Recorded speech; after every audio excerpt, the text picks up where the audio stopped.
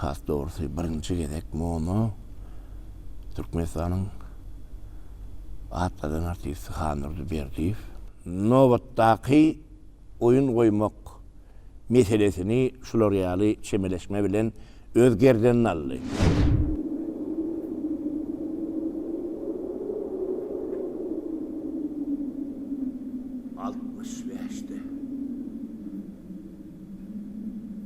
Novruz günü Luw ýyly. Turdy ajal ýolun tussy atamyň.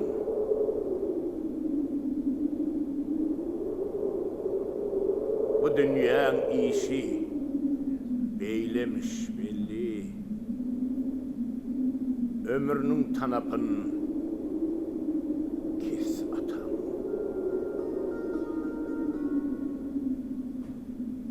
Görmesem söylemen oy bilen senden. Maksadyna yeter yıkılan çyndan. Yarsı melekden, yarsı cyndan. Mejewursiz bolmaz üssü atamyň. Şowul çyksan ýene bir gezek sahna eseriňizem, keşfiňizem, indi döwradagy bizi şeýleräk bir sowal gyzyklandyrýar-da. Ol biziň pikirimiz. Indi siziň pikiriňizi bilmek üçin biziň üçinem, bize seredýän tomaşaçylar üçinem bir täsirli bolarmy diýen, siz ýa-ni rejissöriňiz belläp geçdi. Magtum Atamyzyň 290 ýyllygyny Magtumul Praga adly sahna eseri halk köpçüligine hödürläpdiňiz-de. Onda da siz Magtum Atamyzyň keşfine çykyş etdiňiz. Edil häzirem siz Magtum Atamyzyň keşfine ýöne şu iki sahna eserdäki keşfin tapawudy barmy sebäbi men pikir edýänler şu Magtumul Praga sahna eserinde siziň töwereňizde adamlar bar, duýguny şol adamlar bilen bile paýlaşyp bilýäňiz. Akyllar adly sahna eserinde bolsa siziň ýeki özüňiz sahnada siz adamlar bilen belki hyýaly ýagdaýda guruluşmaly bolýansyňyz. Töwereňizde diýjek bolýan size kömek edýän adam ýok da siziň ýeki özüňiz ähli duýguny bermeli, ähli şo döwürdäki şo pursatdaky bolup geçýän wakany halk köpçüligine düşünüklerip ýetirmeli. İkisiniň tapawudy. Tapawudy elbetde 2014-nji ýylda Magtum Atamyň 290 ýyllygyna şol laboratoryna biz Magtumul Pragy durmuş kıssasy diýip bir eser döretdik. Onu drama, onu adamlar bilen gapma garşylykda da o pikirlerde de olar birek birege bir süýenmäge, sahnada işlemäge bir himayet kömek bolup durýar. Häzir ähli pikirler bilen öz köňli bilen gürleşip öz ýalňyşy, öz dürüst barýan pikir bilen oň bilen gapma garşylyk döredip bir mono spektaklyň şular ýaly düzgünü bar. Düzülüşi bar.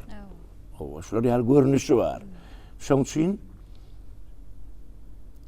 ýa bir ýan gaýtşmaly sahnada adaty bolmadyk.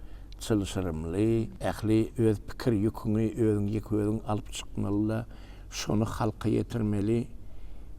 Magtum Atamyň keşfiniň özü halkym diýip ýetirýän bolsa, onuň keşfini ýerine ýetirýän aktyor tomaşaçylamada ýetirmeliler. Şol keşfiň üstü bilen, şol pikiriň üstü bilen, şol felsepewi aýdylýan hemme pikirleri gaty olanlar ýöne düşünäýmeli, aýdanda da düşünüp bolýan pikir däl. Başyndan o zatlar geçirmese men bolup ýörüşme hiç kim düşünmezdi ýa-da.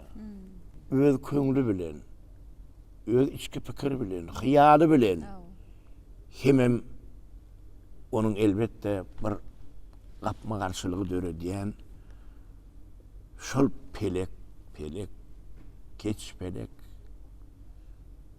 tebil kakýan. Arym tapýan muzyban saýradyp ýadyny ýuwjak bolup jahana dökýänmi? Durulmady bizlere döwran, elimi alyp durduman, ýani şol birden pelek sen bu oýunlaryňa düşüner ýaly bolmadylar. ana şol kıyınçılıklardan geçmek üçün mın kapma karşılığı yön yerden neler. Ahirem şu spektaküller bir pikiri cemlenye. Ey dinledi ya. Ursamam inni her oda diye. Men utuldum. Sen yetensin marada diyedi. İnsonunma bir yengilenden boyun alıp kalyan yerler, fırsatlar var olini. Onu aytmagam bir ansat değil, sözlerini aydıp, geçecek bolayam, geçip bilen yok da. Yalan sözleyse, Mahtum Mulatamızın keşfim, aktörün ödüm, şu yerde bidireme mümkün. Yine şu monospektaklın şeyle gelip arkandan, gelip kaptalından, bir koltuğundan kaldıracak. Bir kolundan tutacak yok da. Şoň üçin şol nerede sardaşlam derdim meksere diyen yerler var olin. Gülökser munyň dogry aýtsam hemme zat bile değişirler. Şeýle bir golay islenlik bir mesele ýüz tutýas bolyn mara özü janlanyp şu pikiriň özü bara kömege gelipdi orada. Şol bizim durmuşda da abat gelýän zatlar bar da. Şuň küne çelli Mahtumda tamyň şu pikiri bizi şuň küň janlandyrýan bir eser bolup durýar. Şoň üçin hem hemişe de Mahtum atamyzyň biziň ýanymyzda, biziň aňymyzda ýaşap ýöründiginiň jany şaýady. Döwreden ýa-ni rejissörler söhbetde şolamyzda şu sahne eseriňizden bir bölekleri halkymyza ýetirmäge ruhsat berdi. Geliňizler söhbetimiziň şu ýerine ýene bir bölek halkymyza ýetiräýil şu täze sahne eseriňizden. Söhbetimizde soňdalanaly. Mehriban ýeşler geliň onda ýene bir bölegi tomaşa edelim. Gerek senin bu döwletli gerdanı biziň sar gelmezmi? Läşin yeri sallyň nice merdanyň zemin insaf eylemezmi, dolmazmy? Oraksız orarsen, kıyıksız kesersen, yumruksuz yüzersen, yüpsiz asarsen, el ayaksız, bir haber basarsen, yıkan basar yatar, kaydıp kalmaz mı?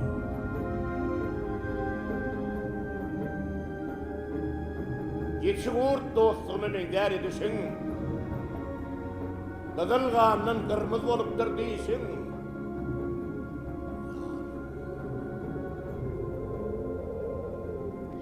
Döwredäne bölegi tomaş etdik. Indi şu Mahtum Praga sahne eseriňizde de bir näçe Mahtum Atamyzyň şygyrlary halk köpçüligine ýetirliýär, sahnada ýanglanýar. Men pikirimçe dürli temalardan alynan şygyrlary. Indi bu täze sahne eseriňizde belli bir temany ýerleýän şygyrlar ýa dürli temalardan alynan şygyrlar barmy Atamyzyň şu sahne eserde? Dürli döwürlerden. Munda bir belli bir ýaşyna belli bir mewritine däýerli. Biz onu goşularyň üstü bilen ýem geçiş döwürlerini ýydarlaýasy. Şu eser ýazmak bilen biz günden göni şu geçiş döwürlerini nähili ýagdaýda bu eserleriň kıssasy döredi. Biz şol gürünmerýän döwürni zamanasyny halkın hal ahwaly, ýagdaýy, düşen derejesi bir hupotly zamanada ýaşap geçenini belli bir durmuş kıssasyny beýan edýän eserleriň döremegine getiren şol döwürler hakda. Şu döwürler hakda. Her bir goşgusy ullakamyr umman ödem hakşynda onuň yeňil däl ýöne janyny şifadygyny aýdýa welin şol dertler çekip hak ýoluna özüm geldim, özüm girdim. Şonu men özüm aşkyna düşdüm diýip boýnalýan ýerleri bar da onun kıyınçılıklarına Mahtum Atamyz deden bolsa haksız üçin de diýär da onu. Şoň üçin hem ýan kaýsyna bunun her goşgusy bar. Elim her koşkası var. Ütköş ova. Hey Pelek! Geç Pelek! Tevil kalkyan mı? Ya arın tapyan mı zıvan hayradım? Yağını yuzak olup Cahanı dökyen mi? Feryadını payradım. Gökten yere inen ağır evyat mı? Evyat mı be? Ağı mı be? Ya feryat mı?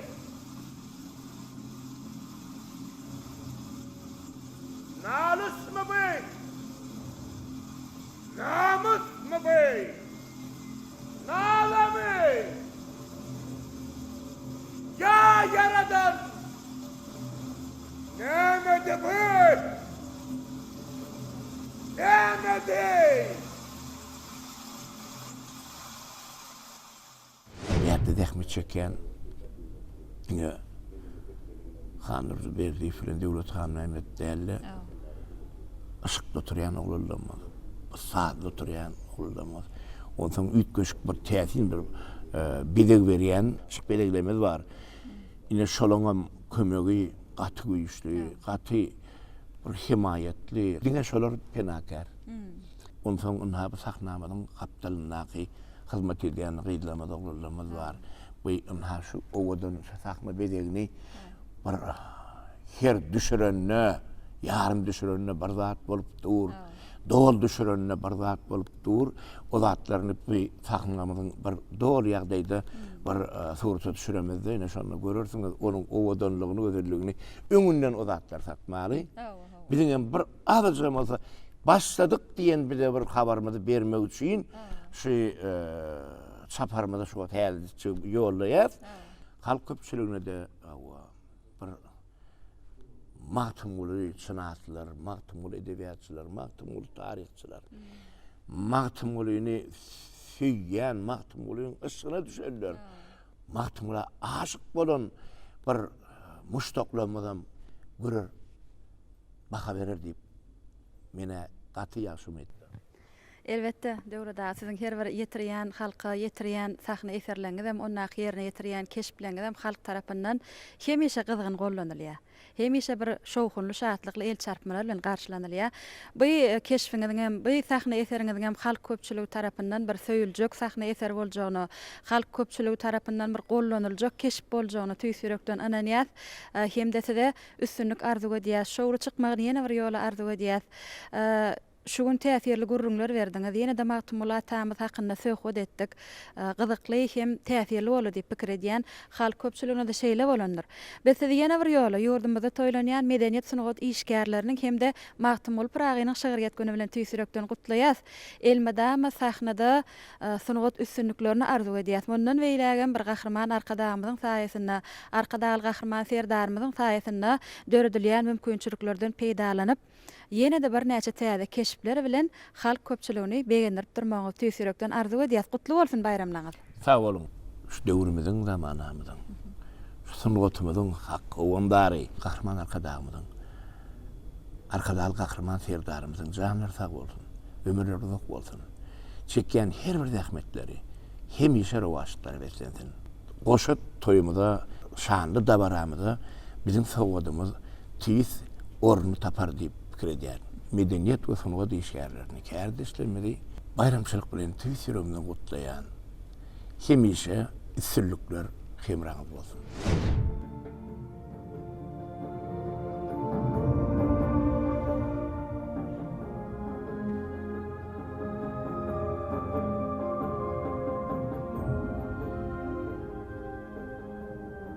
Ey sevdiğim soňy dagy.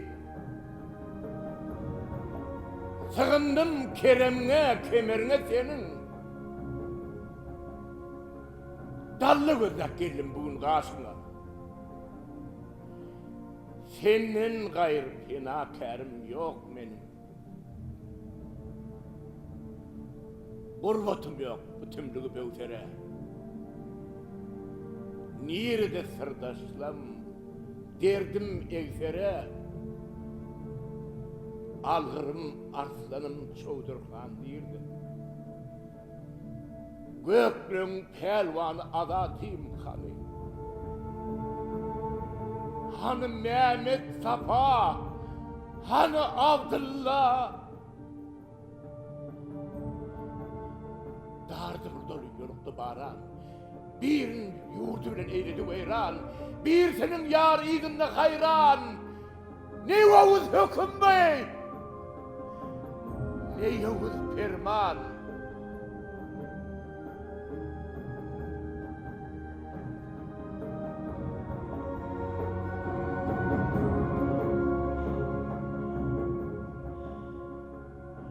Bir eli zulümlü, zincirli dünya, bir eli hırlılı, hançerli dünya.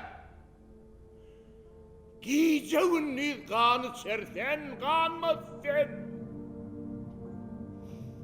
Ahır ne bilen var, sonun sanmaz sen. Aklını aldıran değerli, dünya hey.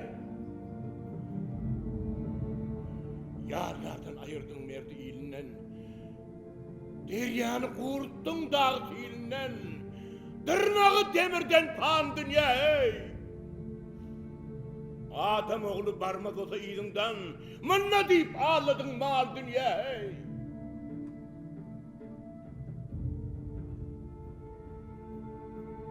Ahır ötermiş üstünden bilsem,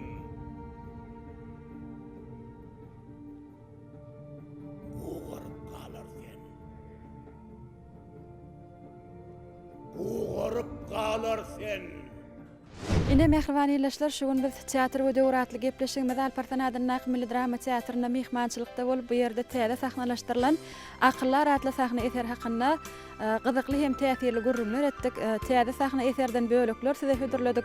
Biz gepleşigimiziň ahyryna ýene bir ýoly medeniýet sunugat ustatlaryny, ähli aýdymçylary, bagışsadanlary, teatr artistlerini, naqqaşy işgärlerini, umuman medeniýete sunugat ogullyk edýän ähli insanlary bayramçylyk bilen tüýsürekden gutlaýar. Bayramlaryňyz gutly bolsun, toýlaryňyz toýulaşsyn, bize şeýle ajaýyp toýlar toýlamagy mümkinçilik berýän gahrman arkadagymyzyň, arkadaly gahrman ferdarymyzyň janlary sag, ömürleri uzak tutýan tutumly işleriniň ählisi rowajalpyn ene şeýle ýagşy arzular bilen biz gepleşigimizi geçirip gutarýar. Ýene de ýagşy günlerde, toýly günlerde görüşýänçäk. Hoş, sağ olun, mehriban ýerleşler. Bilmeyen soranları, aydın bu garip adımız. Aslı gerkez, yurdu etrek, ady Magtym uludur.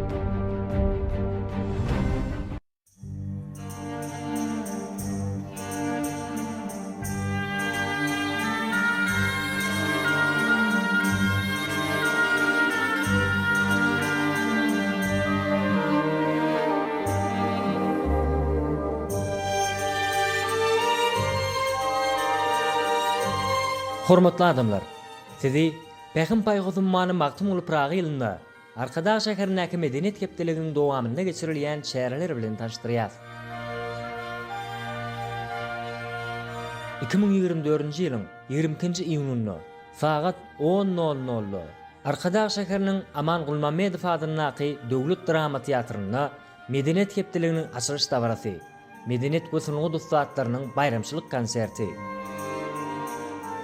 Sagat 14:00 Arkadaş şäheriniň taryhy we ülkän öwrenç muzeýinde yurdumyzyň muzey hünärmenleriniň gatnaşmaklaryna, muzey gymmatlyklaryny hasaba almak we gorap taklamak boýunça dünýä tejribesiniň mümkinçilikleri atly iş maslahaty hemde muzey gymmatlyklarynyň we amaly haşam sanatynyň eserleriniň serisi. Saat 19:00 Arkadaş şäheriniň Aman Gulmammedow adynyň Döwlet Drama Teatrynda Aman Gulmammedow adynyň Döwlet Drama Teatry tarapyndan sahnalaşdyrylan Elem Nuratly sahna oýunynyň ilkinji görkezilişi. 20-nji iýunyny saat 10:00 Şükrübagşy adynyň Arkadaş şäher çağalar sunut mektebinde ýurdumyzyň çağalar dörjülük toparynyň Arkadagyň Bagtyar nesilleri atly aýdym sazly çykyşlary. Saat 15:00 Arkadaş şäheriniň Aman Gulmammedow adynyň Döwlet Drama Teatrynda ýurdumyzyň şahyrlarynyň gatnaşmaklaryna Arkadaş şäheri Bagtyň şäheri atly şygyret akşamy. Saat 19:00 Arkadaş şäheriniň Aman Gulmammedow adynyň Döwlet Drama Teatrynda welaýetlaryň hemde Aşgabat we Arkadaş şäherleriniň medeniýet gusununy dustatlarynyň konserti. 24-nji iýuny saat 10:00 Döwlet Mähmet Azad adynyň Arkadaş şäher kitaphanasynda ýurdumyzyň jurnalistleriniň we dördüjülük işgärleriniň gatnaşmagyna Arkada arşa götürdi Pragynyň sarpasyna atly dabaraly maslahat. Saat 11:00 Sahyjepbarow adynyň Arkadaş şäher ýörüýti sunut mektebinde ýurdumyzyň saatçylyk we sunut orta hünär okuw mektepleriniň zihini talipleriniň bilelikdäki konserti. Saat 19:00 Türkmenistanyň Maktumly adynyň Milli Sazly Drama Teatrynda Türkmenistanyň Maktumly adynyň Milli Sazly Drama Teatry tarapyndan sahnalaşdyrylan Maktumly atly operasynyň görkezilişi. 25-nji iýuny saat 8:00 Parzdepe ýadygärlik toplumynda hünärmenleriň we alymlaryň gatnaşmaklaryna tarihi medeni ýadygärliklerde 2023-nji ýylda alınıp barılan gazyw barlyk işleriniň netijelerini alymy dolanşyga girdimegiň ähmiýeti atly meýdan şertlerindäki alymy usuliýet seminar. Saat 16:00 Merkaw mihmanhanasynda teleradio jurnalistleriniň gatnaşmagynda Maktumly umumadamzat şahyry atly briefing. Saat 19:00 Arkadaş şäheriniň Göýrogly adynyň Döwlet atçylyk sirkinde Arkadaş şäheriniň Göýrogly adynyň Döwlet atçylyk sirki tarapyndan taýýarlanan Göýrogly atly teatrlaşdyrylan sirk tomoşasynyň ilkinji görkezilişi. 26-njy iýuny saat 10:00 Döwlet Mähmet Azad adynyň Arkadaş şäher kitaphanasynda ýurdumyzyň kitapkhana işgärleriniň kitaphanalaryň almy we usuliýet şäherlerini döwrewap ýola goýmagyň hemde kämilleşdirmegiň ileri tutulýan ugurlary atly maslahat we neşir öňümleriniň serisi.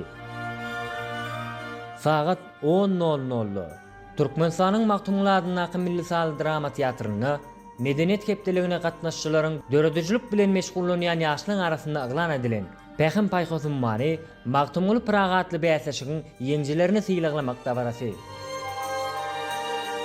Saat 18:00 Arkadaş şäheriniň Aman Gulmammedow adynyň Döwlet Drama Teatrynda kino sanatyna bagyşlanan dördüjlük duşugy we kompozitor atly filmiň görkezilişi.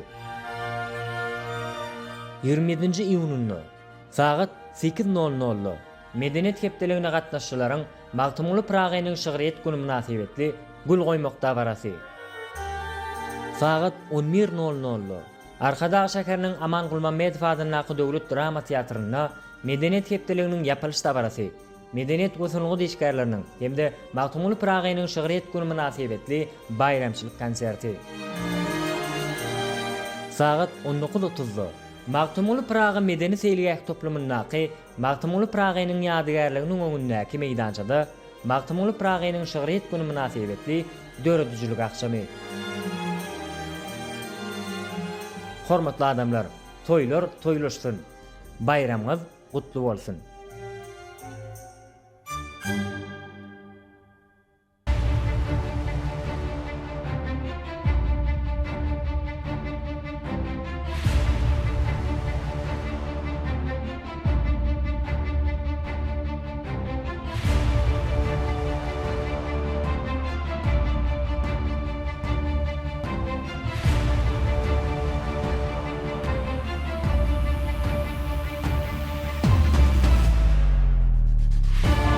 ata baba halal duğdun, haklap yüreklerin nurun, päg asmanyna ýaşyl tuğun, parladan ilime şöhrat. Oğuz Han'dan gaýdýan asly, bir maksada uýýan nesli, başı buýsonçly höwesli, agdy bir ilime şöhrat. Uludan tutup toyumuz, aydın geljegi uğrumuz, guryarys täze döwrümüz, beýik watanma şöhrat. Inçe asırlardan aşa, halysy meňzer güneşi, ady ýazylan giýnlese, türkmen bedewine şöhrat. Dünýä dolan awray ady, garaşsyz bitarap bady, sarsmazdyr Guron dünyady, türkmen milletine şöhrat.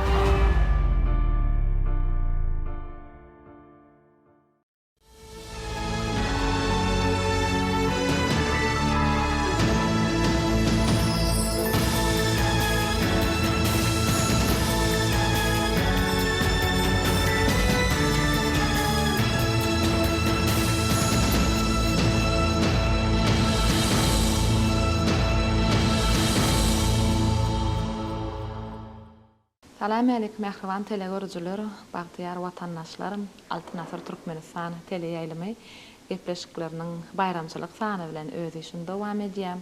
Söze, söhbete, şygyra, sunuwata, medeniýete sarpa goýulýan ýurtda bu ýyl Pähim Paýhas ummany Magtymly Praga ýyly.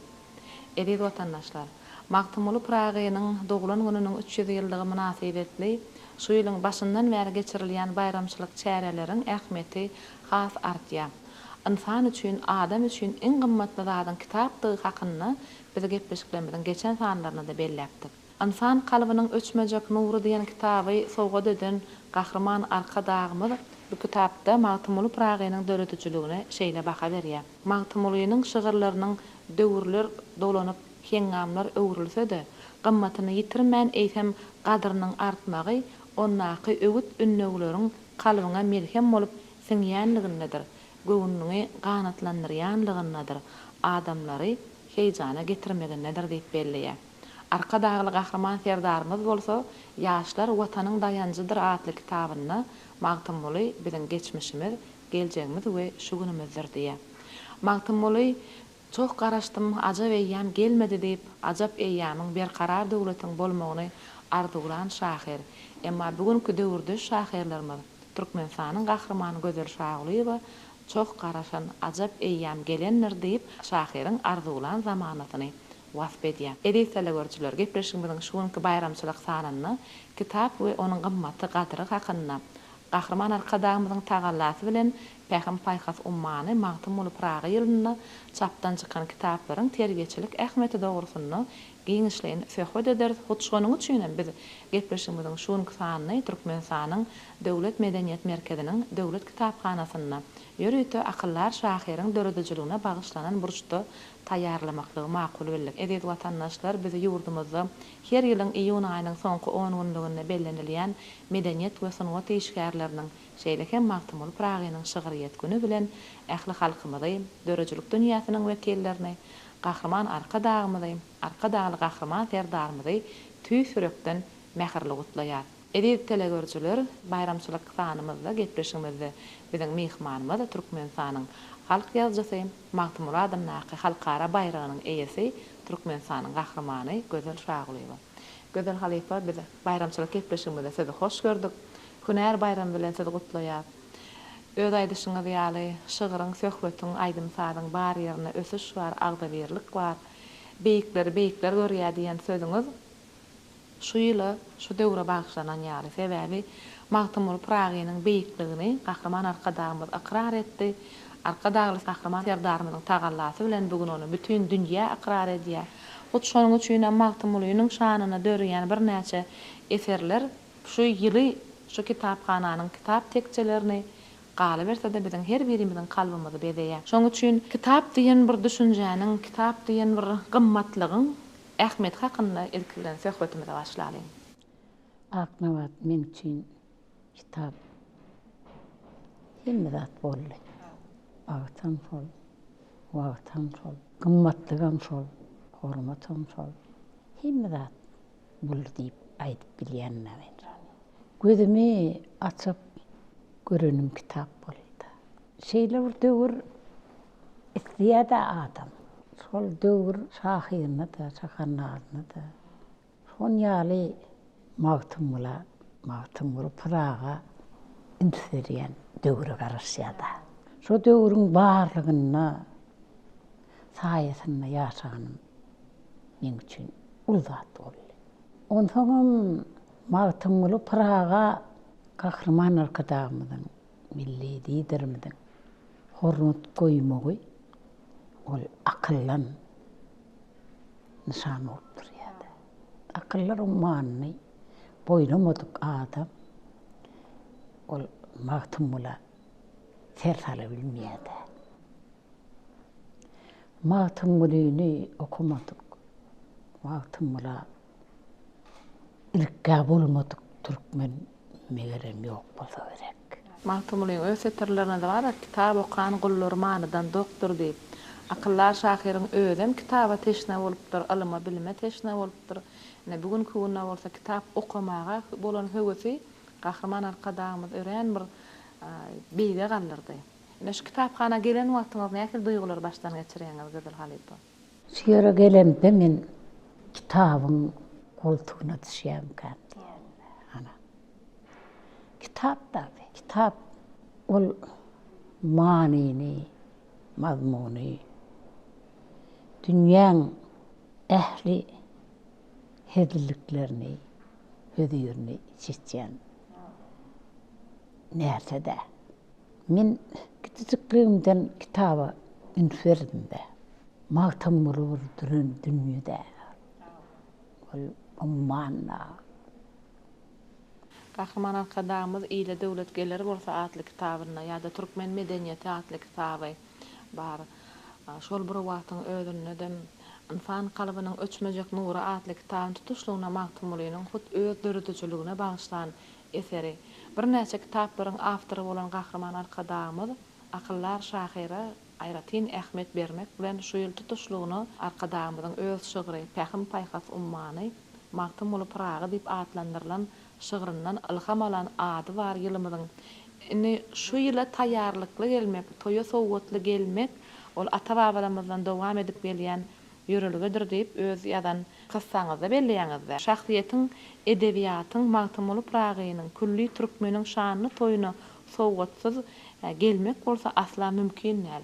Şahyryň iň uly açyşy, höwesi, zähmeti onuň şygyry diýip belleýäňiz. Ine Gahrman arkadamyz şu toýu Pähim Paýhas ummany Magtymly Praga atly şygyryny serpa etdi diýip biz uly buýsan çüren aýdyp biler. Şahyrlaryň pikiriçe şygyryň güýji nämedeke? Şygyryň güýji nämede bolup bilýär. Sözde, söhbetde, kitapda bolýandyr. Magtymla hormat goýan bolsaň, sen ondan uğralýan bolsaň, Gahrman arkadamyzyň özüniň şeýle sarpa goýanlygyny nazara alanda şahyr bolup nädip kitap ýazmajak. Ana. Şoň üçin täze kitap ýazdym. Gutlaýatdy şu kitabyňyz bilen Belent boýly usadym atly kitabyňyz 2024-nji Pähim Paýhas ummany Magtymly Praga ýylyna sowgat, Magtymlynyň öz döredijligine sowgat diýip aýdyp bilersem, şu ýylyň dowamyna şahyr hökmüne çekilen zähmetiň bir iň ul netijesi diýip aýdyp biler. Gözel şahyryň, siziň şeýleräk getirleňiz bar. Arkadagly döwrüň bardyr Praga. Merdiň elli, ismiň dünýä ýetirip, alyslarda galan näler aragyň asyrlary goloýuna getirip diýýäňiz. Ne siziň şu setirleňizde asyrlary goloýuna getirip diýen jümläňiz Gahrman arkadamyzyň 300 ýylyň dowamyna geçen ýoly uludur diýen setirleri bilen utgaşýada bir hili ulakan manyny öňde keserdip goýýar. Üstünden 300 ýyl geçenligine garamazdan akyllar şahyr hakyna her bir adam özüniň bir okuýup başardygyny beýan edýär. Gahrman arkadamyzyň bergen ünsü beýik dağlaň depesinde äpet bir heýkel bolýan bolsa, Şahyryň berýän ünsü ajaýyp kitap bolup eline gelýär. Ýa-da suratkeşiň ünsü bir näçe renkleriň üstü bilen açylyp görkezýär-de bir öz boluşly bir surat eseri bolup durýar. Emma kitabyň gymmatlygy ol has aýratyn sözüň güýji bilen adamyň kalbyna täsir edýär. Şuňda sözüň güýji hakynda söhbet edelim. Sözün güýji hakynda gurrun etmeli bolsam men bütün ömrüm soňa bagşlandy. Men üçin kitabam, goşgam, umuman edebiýata girýän ralyň hemleri men ündümde boldy. Kahraman arkadagymyzyň türlü ýurtlarda bolup, şo ýerlerde magtymlygyny aglaýany, magtaýany men üçin gaty ulzat bolup durýardy. Çok garaşdym, ajap eýýam gelmedi diýerdi magtymly. Çok garaşdym, at gözüňni, ajap eýýam gelendir. Şahyr bolsaň aç dedimdi. Dilge şirwan gelendir. Gülüp bakan ülkäseret ağlayhan gelendir. Düzdürdürü dağlar birin bağbastan gelendir. Toy tomaça oğuzağınna dünya seyran gelendir.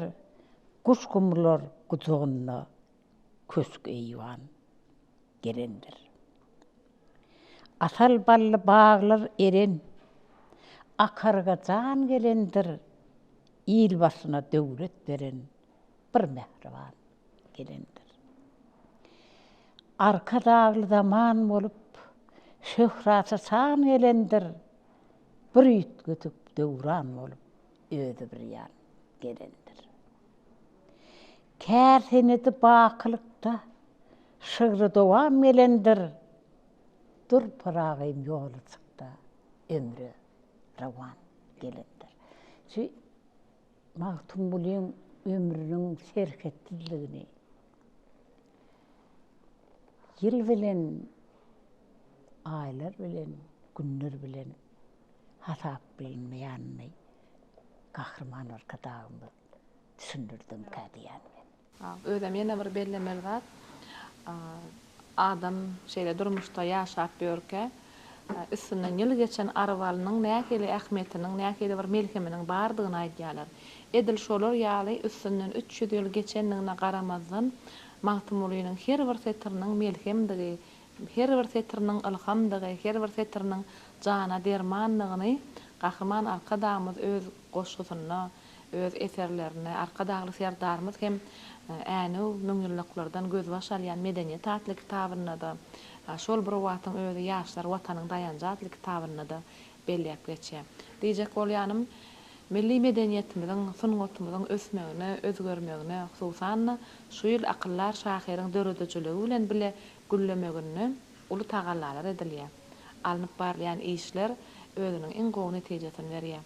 Ne ýaňy ýakynna, maý aýynda ýadyňyza düşýän bir Türkmenistanyň konstitusiýasynyň hem döwlet baýdagynyň bellenilýän gününiň öň ýanyna akyllar şahyryň hormatyny belent dağın gerşinde Magtymly Pragynyň ýadygarlygynyň davaral ýagdaýda açylmaklygy, Magtymly Praga meden feýilgäk toplumynyň açylmaklygy. Şol davaralara siziň gatnaşmaklygyňyz megerem joşgun, alham, täze eserler döretmäge güç berýändir. Sen günüň gudagyna wakalyň gidişine gatnaşmasaň sen bolanagol. Hemmetinde sen bar bolmaly. Ondan ýerde bir zat Magtymlyň heykeliniň şu ýerdäki belentligi, owadanlygy men haýrana galyrdy. Adam ömrüne terhet bolmaýar eken. Magtymly ýaşap ýör. Ýaşatýan oğullar var. Mehriban arkadagymy, milletiň lideri. Son ýaly arkadagly Serdar oğlumuz var. Şol gadar gymmaty goýup bilýärler. Ondan yine bir zat.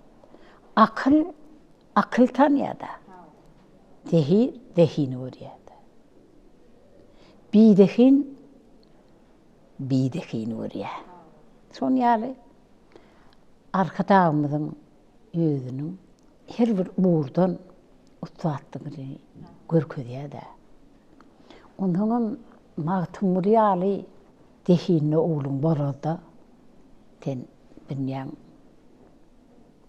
kutuğunu hemişirki atap bolya. Hutşonun üçünem Mağtamolu Pragynyň milli şahyrlygyny diýen çäkden çykaryp onu bütün umum adamzat şahyrlygyny öwren gahrman arkadagly gahrman serdarymyz bar. Siziň öz şygyryňyzda belleşiňiz ýaly şol beýik ogullar beýik ägirtleri ägirtlik derejesine ýetirýärler. Siziň şygyrlaryňyzda özüň kitaplygyň suwudy şudur. Bolmasa hey beýle üns bolarmy? Saz söhbete hormat biçak uludur. Dehsany synnaňda kalbyň dolmazmy diýen setirler bar.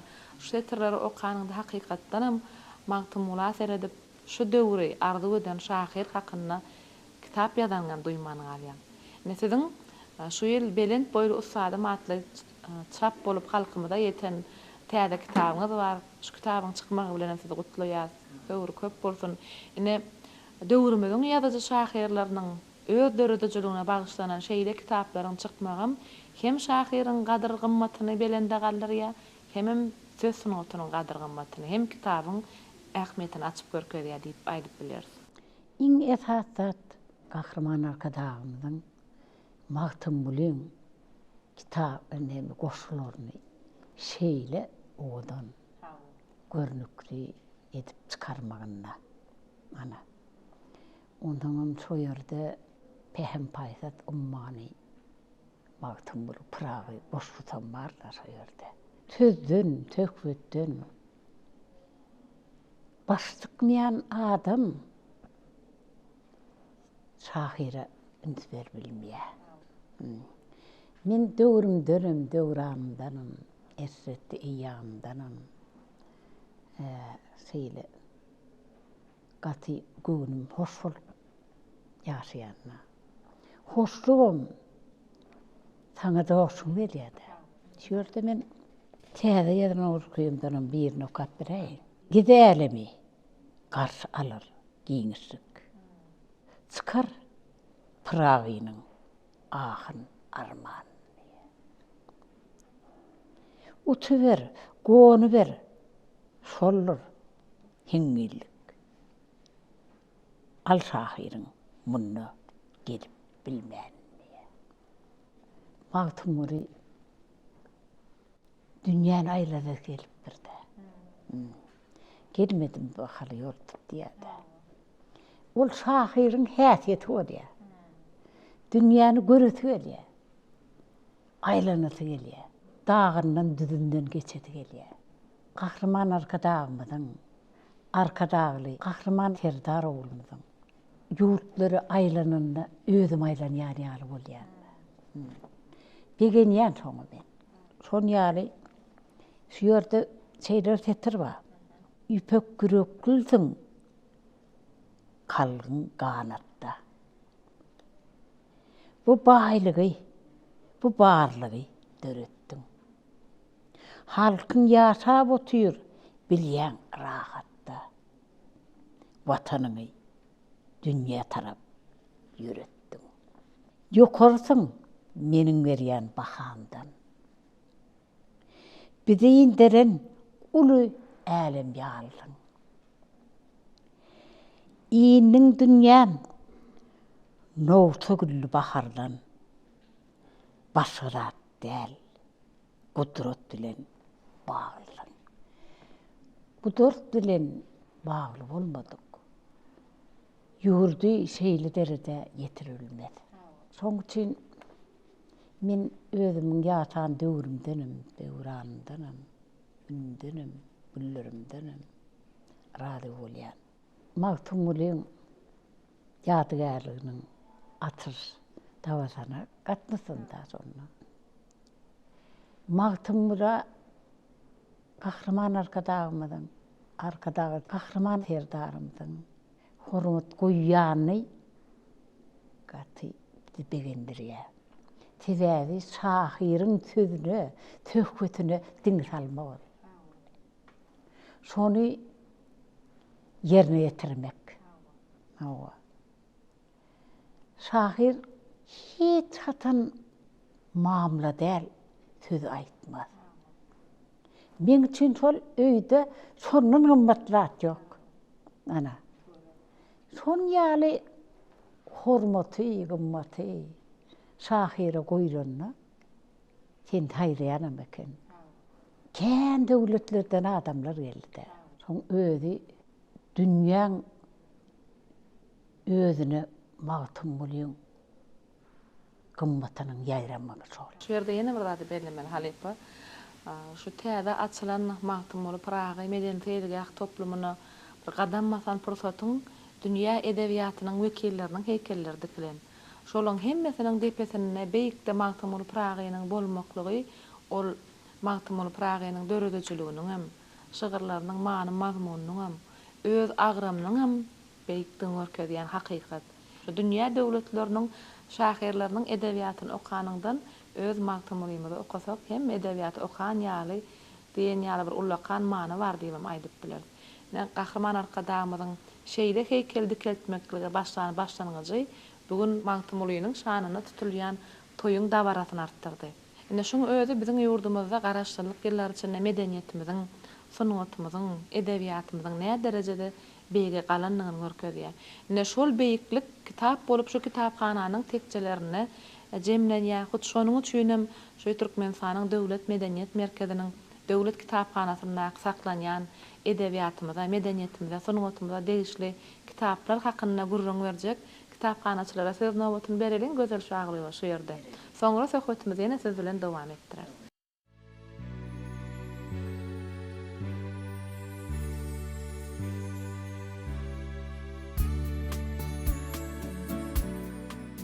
Türkmenistanyň döwlet medeniýet merkeziniň döwlet kitaphanasy halkymyzyň ruhy gymmatlyklarynyň görkezejisidir.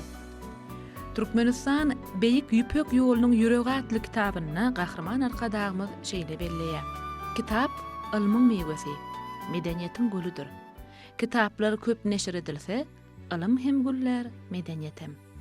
Ilim güllese, taryhymyz güller, tutuş adamzadyň akballary, şu günümüz, geljegimiz gulzarlygy öwürler. Kitap dünýäni açýar.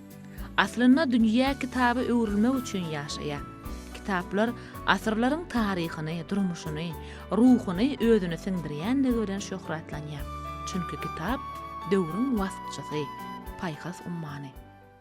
Elbetde kitaplary halk köpçüligine ýetirmegiň iň ygtybarly ýoly kitapxanalardyr. Bu medeni ojak, bu ýerdäki millionlarça eserler alimlaryň, adamlaryň hyzmatyna bolupdyr. Gahrman Arkadamyz taryhymyzy we medeniýetimizi ösdürmek, öwrenmek meselesine çuňur garaýa hem köp sanly eserleri halkymyza peşkeş berýär. Atalar sözüne bellenýär, kitap adam paýhasynyň maddeýlaşmagydyr.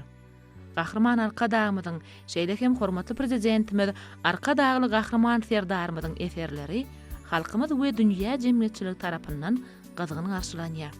Bu barada Türkmenistanyň döwlet medeniýet merkeziniň döwlet kitapxanasynyň işgäri Akjemal Saparowa anha şeýle gurrun berýär.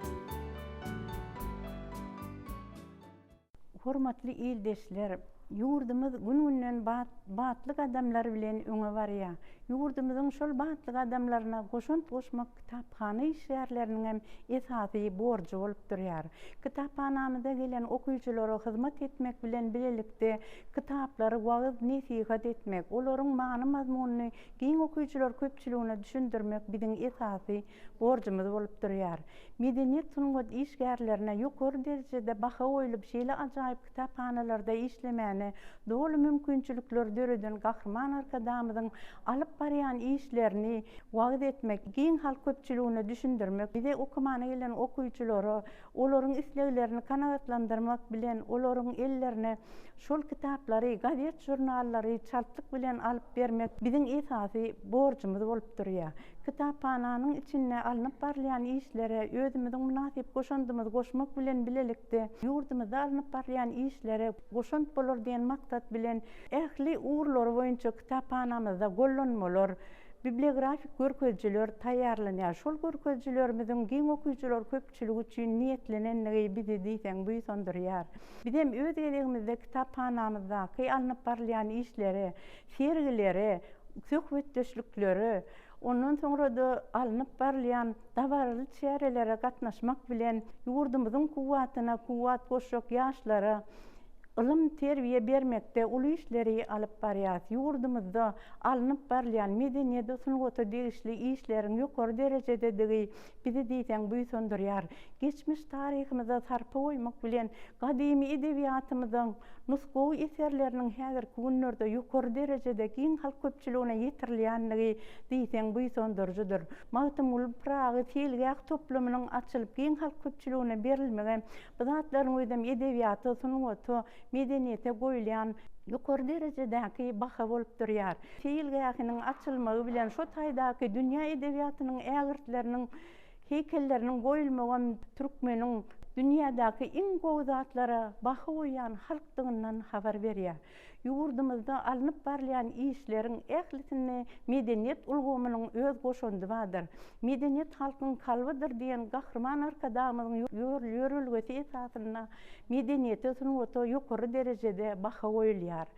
Medeniýeti sunugaty östürmek hakyny alad edýän gahrman arkadamyň arkadagly serdarmyň ajaýyp kitaplary kitaphanamyzy bedäp durýar. Magtym Gulynyň şygyrlar ýygyndysynyň çykmagan biz kitaphanaçylary diýsen buýsandyrdy. Şol ajaýyp kitabyň içindäki sözleriň manysy, söze sunugaty goýulan hormat bolup giň halk köpçüligine ýetirildi.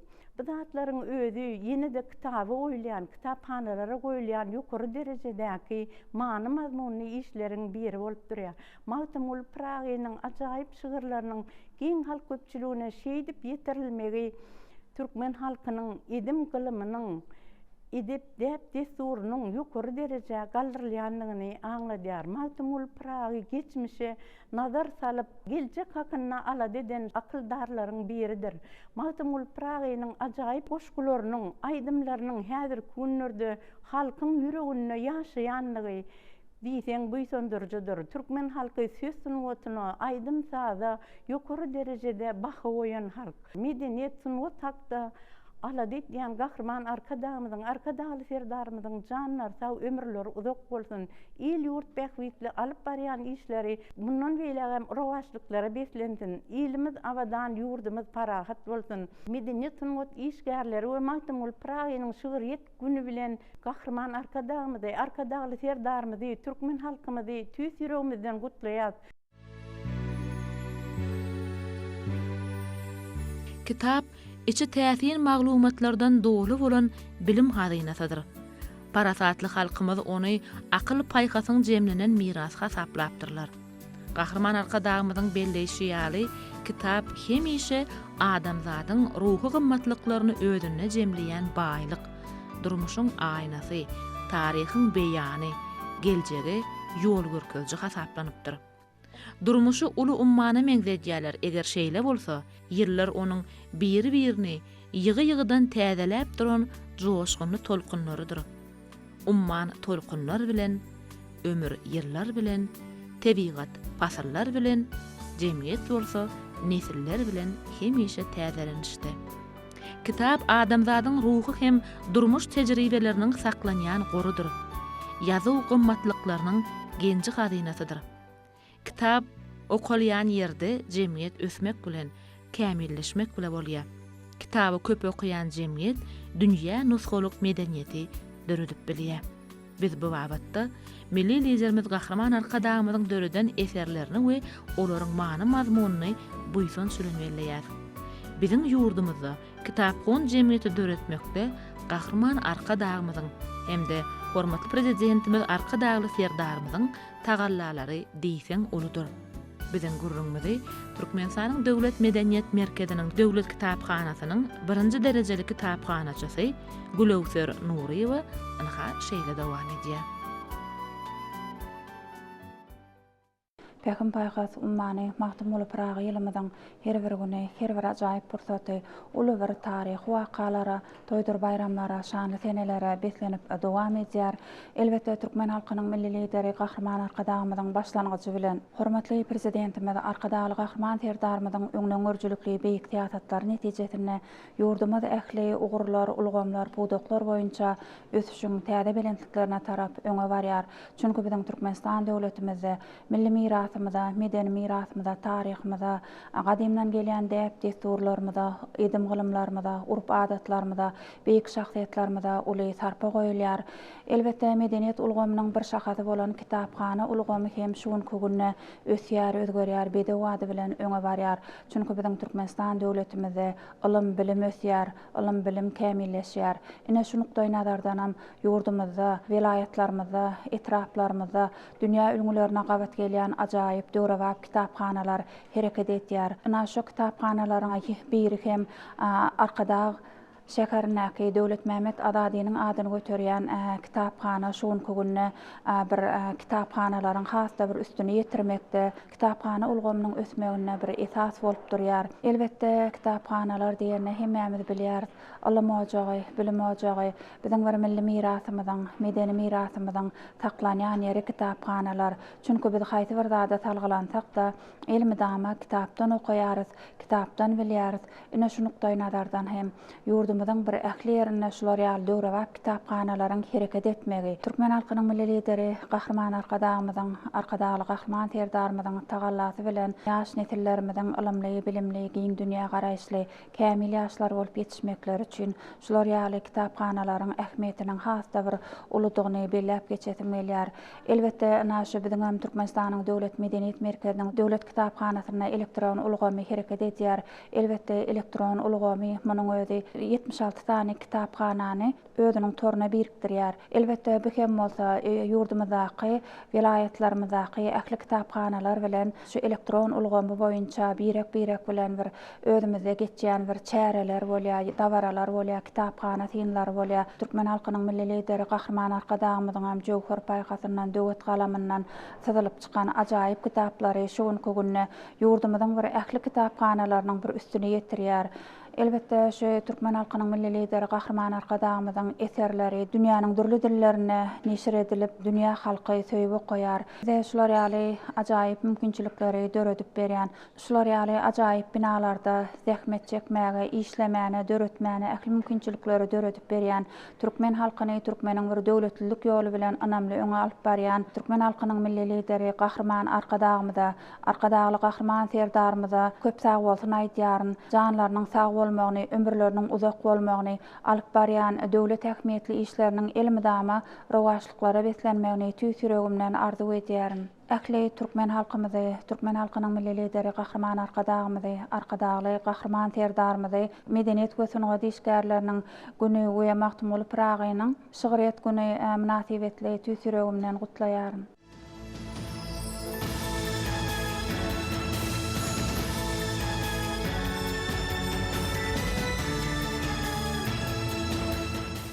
Edi telegörjüler, bayramçylyk gepleşigimizde biziň söhbetdeşimiz Türkmenistanyň halk ýazgysy, Mahtumul adyna halkara bayranyň eýesi, Türkmenistanyň gahrmany Gözel Şagulyeva. Bilşimiz ýaly edi telegörjüler, bagtyar watandaşlar Türkmenistanyň gahrmany Gözel Şagulyeva bilen söz hakynda, edebiýat hakynda, şygyr hakynda, hususan Gahrman Arkadağymyň eserleri hakynda, Arkadagy Gahrman Serdarymyň bir näçe kitaplary hakynda esasy zat hem Mahtumul Pragynyň döredejiligi hakynda näçe gurrun etsen, edil ay günüň soňsuzlygyna göz ýetmeş ýaly onuň söhbetleriniň hem soňuna göz ýetmeýär. Çünki akyllar şahyr hakynda Gözel Şagulyewanyň döreden belent boýly Ussadym atly kitaby şu ýylyň hormatyna, şu ýylyň gadyr gymmatyna zähmet bilen, aň bilen, döredejilik bilen berilen baha diýip aýdyp biler.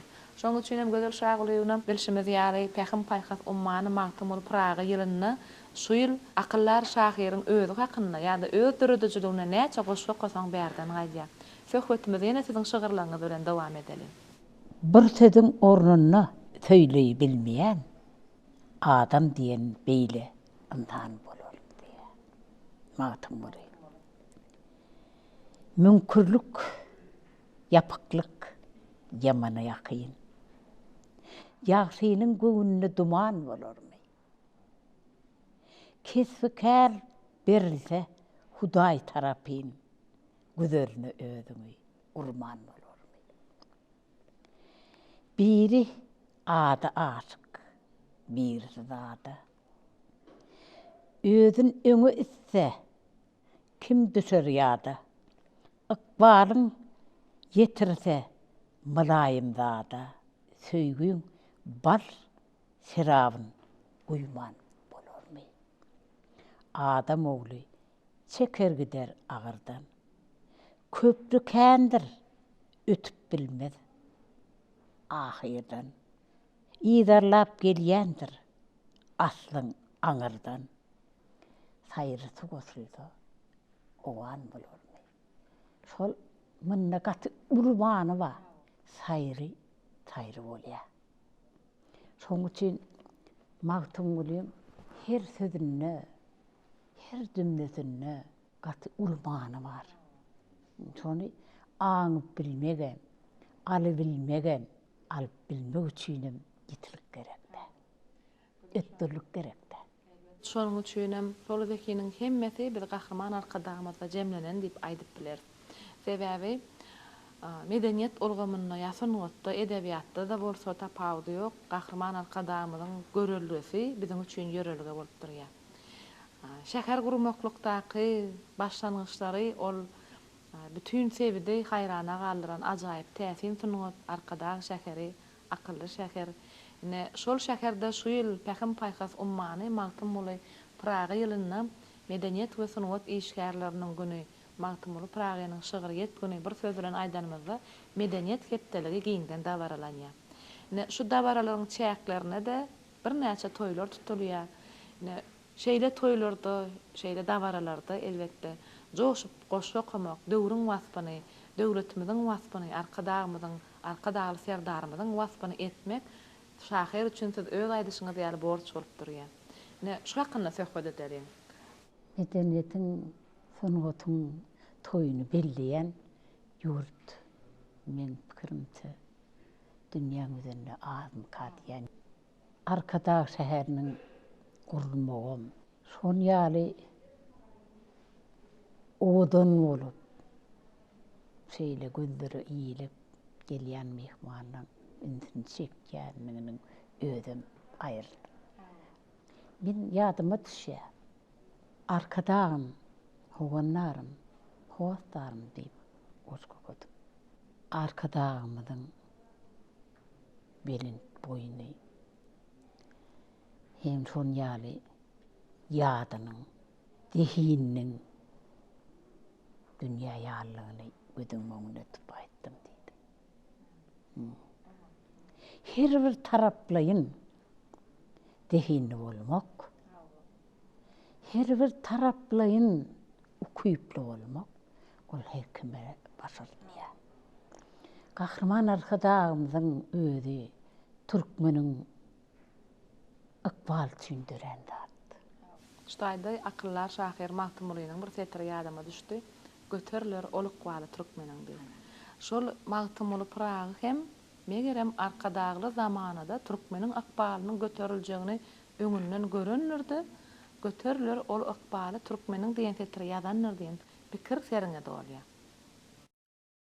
Hükman öňdürgüzlük, duymak, aýtmak o bolaýmallar.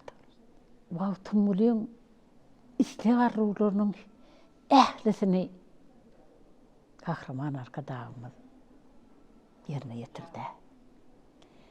Ondan näme diýilýär? Ata oğullan, oğul atadan gaýrdyryp bilmeýär. Şoň üçin gahrman arkadagymyzyň watanyň ykbalyny, täriýini, takdirini arkadagy gahrman serdarymyza ynanmagynda da ulmany bar. Sebäbi özü ýarla ata oğullan, oğul atadan görelýär. Şoň üçin biziň döwrümüziň, biziň zamanamyzyň şeýle röwşen bolup gelmeginde de boşantlar barda. Allygymyza han golum açyp ötüp barmış diye. Jana batmaz gepowuny gelliňmi görseň gowulugy. Düýrü bepläp kano oňlugy biziň döwran ötüp barmış. Insan üçin däl agylyň, garankylyk tüm ahyryň. Giýisläp eden ýar ahmyryň bize tary yetip barmış. Eýeriň dik hoşdur ýalyň. Bil edendir güz ýatsanyň. Haly sorulgan hastanyň. Yarat göwüri bitip barmış. Gowşokdy to. Berk ismeseň, dadyň duýulmaz bismeseň, aldylmaz by ýetişmeseň, günler güni itip barmış. Dinleseler diýtediňni, baýlyk doldurmaz gözüňni. Kötersizlik bol ödüňni, ýogsa sabır yitip barmış. Çykmaz asal ýar ýadyňdan, günaýlalar mydaryňdan, agmydyk bol gyýratyňdan yaman gözi tartyp barmış. Dogry söze bardyr ýaran, gidermi aýt tüýüp palan. İçiň bilip sırıň talan, seni şaya satyp barmış. Ağlamakan tiz begenme. Degmedimi senem degme. Arzuwlaryň atbegine güne çaplap batyp barmış. Gursokdadyr haratadym, hayallerdir yetip badym. Galar ýyly garibadım. Alnymdydan atyp barmış. Magtymly sözlerim sada goşdan uýuz bolar diýen feterler bar. Magtymlynyň öz şygyryna da döredilýän bir näçe aýdymlar bar bolýan. Ýöne Magtymly hakynda gysydyň döreden eserlerinde de dören aýdymlar bar şu ýylyň ödünne. Indi şeýle aýdymlar hakynda da söhbetimiz dowam edeli. Aýdym diýilýän zat näme bol? Ol bol ganat da. Seni ganata berýärdi. Şahir näme? Şahir saýrak bilbil ýaly bolmaly. Oň sözüni aýdymam döremeli. Özüm okamaly. Özü ýylçynda da bolmasa bolanok. Şoň üçin men ömrümdürüm, döwrümdürüm. Radyýdymy aýtýan. Ende göder şaulunur. Medeniýet we sungat eşýarlarynyň bu şeýlerde Magtymly Pragynyň şygyryget güni münasibetli dörüjülük dünýäsiniň wekillerine asletine şahandarlygy, şadyýanlygy söýýän halkymyza toý gutluglaryny ýetirseňiz, soňra ýanky Arşagalyň şahir arkada bilen atly aýdym bilen gepleşiňiz jemler. Aýdymam o adam şahiriň bir ýanyna bolmalylar. Nämeserim Magtymlyň sözlerini aýdym aýdylarna şonu soraman bilýärdi. Şu döwran aýdymly bolmalylar. Owazy bolmalylar, mukan bolmalylar da. Magtymly goşularyny öz tetirlerini jemleýän. Hawa kitabym çykmagy bilen Kahraman arkadagy Kahraman terdarymdan gutlaýan. Şu kitaba men hayran boldum. Hem owadan, hem manyly, hem iň esasda pähim paýsas many. Mağtım olup Praga Korsuzunun girilmegen barlar yerde. Kahraman arkadağımdan, arkadağı kahraman terdarımdan şu toy bilen kutlayan dövrün kuduğunda yaşanım için, dörüdönüm için. Kahraman arkadağımda, arkadağı kahraman terdarımda köp tağıldan aydiyan. Sağ olun güzel halipam. Şu bayramçılık bilen biz sizem yine bir yolu tüysürükten meharlı utlayap döwrümizin, döwletimizin kahraman arkadağımızın waspan etmekde. Arkadağlı kahraman terdarımızın alyp barýan tutumly işlerini, şygyr setirleri bilen beýan etmekde galamyňyz hemişe ýitip bolsun. Sizin şygyrlaryňyzy okan insanlaryň göwüne aýçynly otursun diýip biz tüýsüregimizden arzu edýär. Sizin döredijiliginiziň bir gözelligi aşyk bolan insanlaryň kalbyna ak güller düşesin diýen ýaşy arzuwlar bilen gepleşigimiziň şu sanyny jemleýär. Size üstünliklere arzu edýär güzel halippa. Boşlayan diyarım çıkanda dünya güller bir hayali düşe ölüya ömrüğine dolap yaşatın gelya arşağallın pırağım arkada bilen savval arkadağımı savval behrevan arkadağlı kahraman terdan senin bilen barha yurtuna var yar arkadağlı kahraman terdan savval arkadağımı savval behrevan arkadağlı kahraman terdan senin bilen barha yurtuna var yar arkadağlı kahraman terdan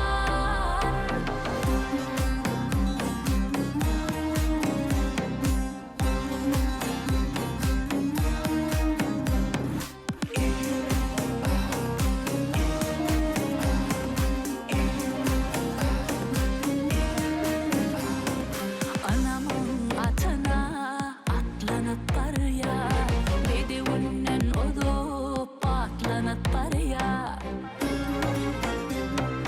Fikri ummanır coşkunu derya Arşağallım şahir arkada bilen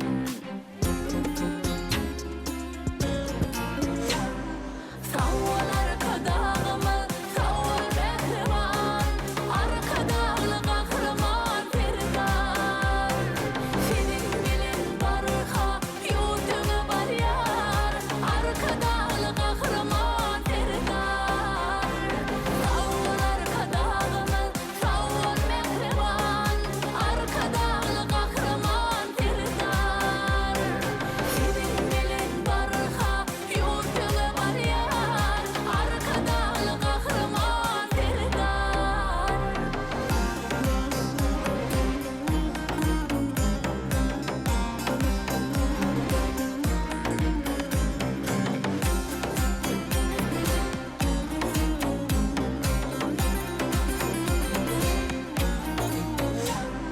savval arkadağımı savval behrevan arkadağlı kahraman terdan senin bilen barha yurtuna var yar arkadağlı kahraman terdan savval arkadağımı savval behrevan arkadağlı kahraman terdan senin bilen barha yurtuna var yar arkadağlı kahraman terdan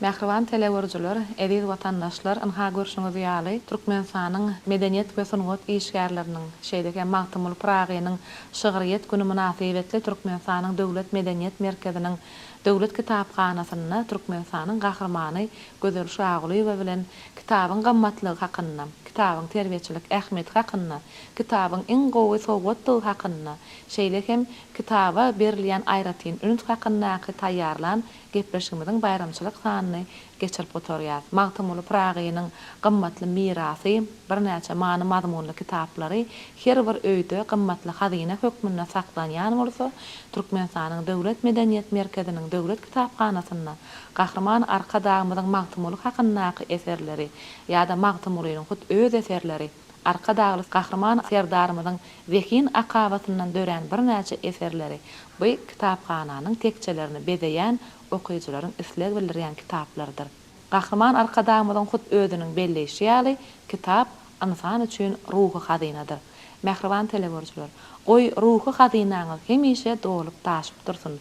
Çünki biziň döwletimizde söze, söhbete, dörediciligi, zehine aýratyn sarpa goýulýar. Şonuň üçin hem medeniýet we sanat işgärleriniň güni, Magtymly Pragynyň şygyryet güni dawaraly ýagdaýda bellenip geçilýär.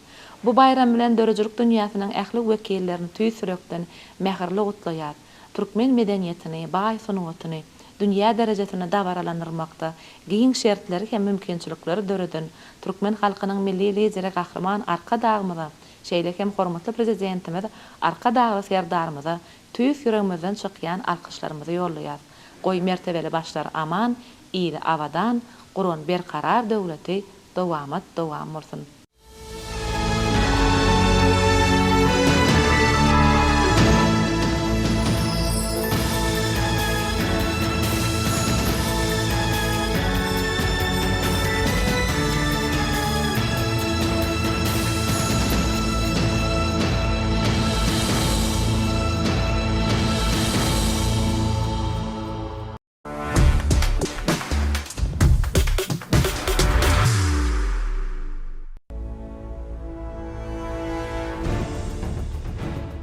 Türkmenistanyň İçeri işler ministrliginiň döwlet ýangyn howpsuzlygy gullugy, gally önümlerini gaýtadan işleýän kiýarhanalaryň önümçiligini, ýangyn howpsuzlygyny ygtybarlandyrmak babatynda şulary ýatlaýar. Gally önümlerini gaýtadan işleýän kiýarhanalaryň önümçiligini ulanylýan ýenjamlarda tehmet çekýän adamlar, olaryň tilsimat usullaryny doly bilmäge, olary howpsuz işletmäge borçludyr. İş ýerlerdäki ara gatnaşyk, ýangyn söndürüji terişdileri işçen taýýar ýagdaýda saklap, hemme işçi gullukçular bilen ýangyn dören halatyny ýerine ýetirmeli borçlar barada gönüktiriş, düşündiriş işlerini geçirmeli. Kärhanalary täze iş alynýan adamlar bilen ýangyn howpsuzlyk düzgünlerini öwrediji, gönüktiriş, düşündiriş çäreleri geçirilmeli. Gally önümlerini gaýtadan işleýän kärhanalaryň jaýlaryna oturdulan, ýangyna garşy ulgamlary bolan awtomatlaşdyrylan ýangyn duýduruji, habar bereji, İçerki ýangyna garşy howa soruju ventilyasiýalary, şeýle-de beýle kulgumlary bir gödäwçilikde saklanmaly. Elektrik geçirji fiýimleriň daş görtükleriniň toğu garşy duruş derejesini öz wagtynda barlamaly. Näsazlygyň ýüze çykan ýerleriniň daşlaryny ýörtmeli ýa-da çalışmaly. Elektrik geçirji fiýimleriň sütülleri bir-birine birikdirilenne, ýürüýte gysgyçlary ulanylyp, olaryň bir kysylmagyny üpçin etmeli. Elektrik ýagtylandyrjy sıralaryň daşlary aýna gora görtügi bilen ýatmaly. Elektrik toguny paýlajy germewlerde döwlet ülüňlerine gawat gelýän awtomatik öçürjiler ulanmaly. Hormatly zähmet söýür gally önümlerini kabul edýän, gaýtadan işleýän kiýarhanalaryň işgärleri. Ýangyn hadisasy döränne ilkinji nowatda 01 ýa-da el telefonundan 001 belge jaň edip habar bermeli. Ýangyn howpsuzlyk düzgünlerini dogry bir jaý etmek, howpsuzlygy putolandyrmaga gönüktirilen anyk çäreleri ýerine ýetirmekdir. Hormatly illeşler, Arzuw haly size öz haly önümlerini hüdürleýär. Arzuw haly dükanynyň ajaýyp haly önümleriniň islenlik görnüşlerini siz paýtagtymyň Garry Kuliýew köçesiniň 92-nji jaýyna ýerleşýän ýaş türkmenler binasynda, şeýle-de Hoja Ahmet ýasaw köçesiniň türkmen bina guruluşyk sewda merkezindäki Arzuw haly dükanlaryndan alyp bilersiňiz. Şeýle-de biziň ähli haly önümlerimiziň vilayat sahamçylarymyzda hem satylýanlygyny size ýatlaýar. Arzuw haly, dürli hil, dürli baha. Ediz vatandaşlar, geljegi miras hususy kärhanasy ýokary hilli jyym oýul harit nişanly çalgy ýağlarynyň bir näçe görnüşlerini amatly bahalardan alçylary hödürleýär. Öňde barjy Ýewropa tehnologiýasy esasyna ýurdumyzda öňürilýän ýeňil we ýük awtologlaryna niýetlenen Dream Oil çalgy ýaglary dünýä standartlaryna we halkara ekologiýa talaplaryna dolu laýyk gelýär. Laboratoriýa barlyklarynyň netijesinde sertifikatlaşdyrylan we öňürji tarapyndan kepillendirilen Dream Oil çalgy ýaglary siziň awtologlaryňyzyň hereketlendirjisiniň hem-de transmissiýa we hidrawliki ulgamlarynyň gowragy bolmagyny we ulanyş möhletiniň uzalmagyny üçin eder.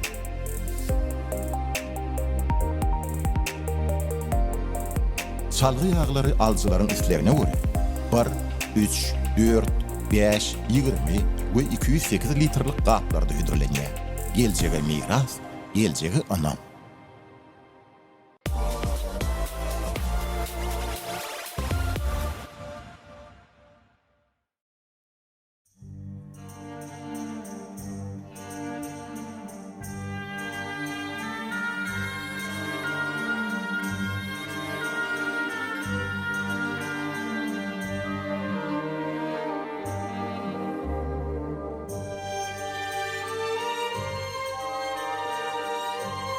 Hormatly adamlar, sizi Pähim paýgozunmany Maktum ulu Pragy ýylynda Arkadaş şäherindäki medeniýet gepdeliginiň dowamynda geçirilýän şäherler bilen tanışdyrýar. 2024-nji ýylyň 20-nji iýunyny sagat 10:00 Arkadaş şäheriniň Aman Gulmamedow adynyňky Döwlet Drama Teatrynda medeniýet gepdeliginiň açylyş dabarasy, medeniýet gosunugy dostlarynyň bayramçylyk konserti. Sagat 14:00 Arkadaş şäheriniň taryhy we ülkän öwrenç muzeýinde ýurdumyzyň muzey hünärmenleriniň gatnaşmaklaryna, muzey gymmatlyklaryny hasaba almak we gorap taklamak boýunça dünýä tejribesiniň mümkinçilikleri atly iş maslahaty hemde muzey gymmatlyklarynyň we amaly haşam sanatynyň eserleriniň sergisi. Sagat 19:00 Arkadaş şäheriniň Aman Gulmamedow adynyňky Döwlet Drama Teatrynda Aman Gulmamedow adynyňky Döwlet Drama Teatry tarapyndan sahnalaşdyrylan Elem Nuratly sahna oýunynyň ilkinji görkezilişi. 20-nji iýunyny sagat 10:00 Şükrübagşy adynyňky Arkadaş şäher çağalar sunut mektebinde ýurdumyzyň çağalar dörjülük toparynyň Arkadagyň Bagtyar nesilleri atly aýdym saly çykyşlary. Sagat 15:00 Arkadaş şäheriniň Aman Gulmamedow adynyňky Döwlet Drama Teatrynda ýurdumyzyň şahyrlarynyň gatnaşmaklaryna Arkadaş şäheri Bagtyň şäheri atly şygyr edagşamy. Sagat 19:00 Arkadaş şäheriniň Aman Gulmamedow adynyňky Döwlet Drama Teatrynda welaýetlaryň hemde Aşgabat we Arkadaş şäherleriniň medeniýet gosunugy dostlarynyň konserti. 24-nji iýunyny sagat 10:00 Döwlet Mähmet Azad adynyňky Arkadaş şäher kitaphanasynda ýurdumyzyň jurnalistleriniň we dördüjülük işgärleriniň gatnaşmagyna Arkada arşa götürdi Pragynyň sarpasyna atly dabarly maslahat. Sagat 11:00 Sahyjepbarow adynyňky Arkadaş şäher ýörüýti sunugut mektebinde ýurdumyzyň saatçylyk we sunugut orta hünär okuw mektepleriniň zihini talipleriniň bilelikdäki konserti. Sagat 19:00 Türkmenistanyň Maktumly adynyňky Milli Sazly Drama Teatrynda Türkmenistanyň Maktumly adynyňky Milli Sazly Drama Teatry tarapyndan sahnalaşdyrylan Maktumly atly operasynyň görkezilişi. 25-nji iýunyny sagat 8:00 Parizdepe ýadygärlik toplumynda hünärmenleriň we alimlaryň gatnaşmaklaryna tarihi medeni ýadygärliklerde 2023-nji ýylda alınıp barılan gazyw barlyk işleriniň netijelerini alymy dolanşyga girizmegiň ähmiýeti atly meýdan şertlerindäki alymy usuliýet seminar. Sagat 16:00 Merkaw mehmanhanasynda teleradio jurnalistleriniň gatnaşmagynda Maktumly umumadamzat şahyra atly briefing. Sagat 19:00 Arkadaş şäheriniň Göýrogly adynyňky Döwlet atçylyk sirkinde Arkadaş şäheriniň Göýrogly adynyňky Döwlet atçylyk sirki tarapyndan taýýarlanan Göýrogly atly teatrlaşdyrylan sirk tomaşasynyň ilkinji görkezilişi. 26-njy iýunyny sagat 10:00 Döwlet Mähmet Azad adynyňky Arkadaş şäher kitaphanasynda ýurdumyzyň kitapkhana işgärleriniň kitapxanalaryň almy we usuliýet şäherlerini döwrewap ýola goýmagyň hemde kämilleşdirmegiň ileri tutulýan ugurlary atly maslahat we neşir önümleriniň sergisi. Sagat 10:00 Türkmenistanyň Maktumladynaky Milli Sal Drama Teatryny medeniýet kepdeligine gatnaşçylaryň döredüjilik bilen meşgullanýan ýaşlaryň arasynda aglan edilen Pähim Paýhosumany Maktumly Praga atly bäsešigiň ýeňjilerini syýlamakda barasy. Sagat 18:00 Arkadaş şäheriniň Aman Gulmamedow adynaky Döwlet Drama Teatryny kino sanatına bagyşlanan döredüjilik duşugy we kompozitor atly filmiň görkezilişi. 27 iyununda saat 8:00 medeniýet kepdeligine gatnaşçylaryň Maktumly Pragaýyň şygyryet güni münasibetli gül goýmakda barasy. Saat 11:00 Arkadaş şäheriniň Aman Gulmamedow adynaky Döwlet Drama Teatryny medeniýet kepdeliginiň ýapylyş barasy. Medeniýet goýsunlugy diýişgärleriniň hemde Maktumly Pragaýyň şygyryet güni münasibetli bayramçylyk konserti. Saat 19:30 Maktumly Praga medeni seýliýek toplumyndaky Maktumly Pragaýyň ýadygärliginiň öňündäki meýdançada Maktumly Pragaýyň şygyryet güni münasibetli döredüjilik akşamy. Hormatly adamlar, toýlar toýlaşsyn. Bayramyňyz gutly bolsun.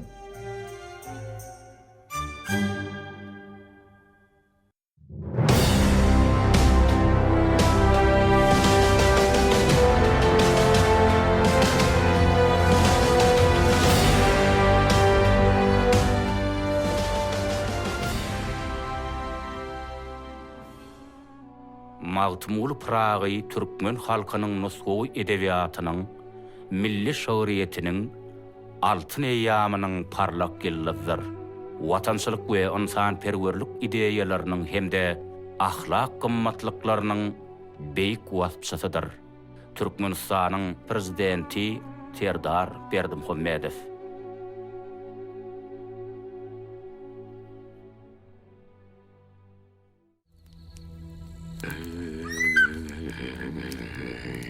Adam oğlu bir dünyaya gelen soň at bilen awray alan ýagşydyr. Hay ulutyň saýatyna galanan bir öt pençesine Ata yaradan yeri, asmany, ýyldızlary birden hemmejesini nädip yaratdyka? Yaradanyň udraty çäksizdir oğlum.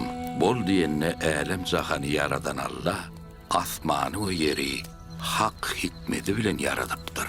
Taňry bol diýip ferman berenne hemme daha peýda bolupdyr oğlum. Ata, yaradan adamlara bol diýenne olaram bolupdyrlarmy? Yaradanyň ýalkawy bilen adam atamyz ene şu toprakdan yaradyrypdyr. Cümle jahan birden näle bir näçe günne yaradyrypdyr. Soň oňa bol diýip ferman beripdir. Şeýdibem adam atamyz peýda bolupdyr. Ata, bir var, şu giden zatlary näçe günne yaratdyka? Beýik bir var asmany we yeri. Hemde bu ikisinin arasyndaky ähli zatlary 6 günne yaradypdyr oğlum. Hemmejesini 6 günne yaratdymyka? Ýok oğlum, hiç şeýle ýada bolup duýulmandyr. 2 gün yeri yaradypdyr, 2 gün hem yerin berk durmak üçin gazyk ýaly bolup duran dağlar yaradypdyr.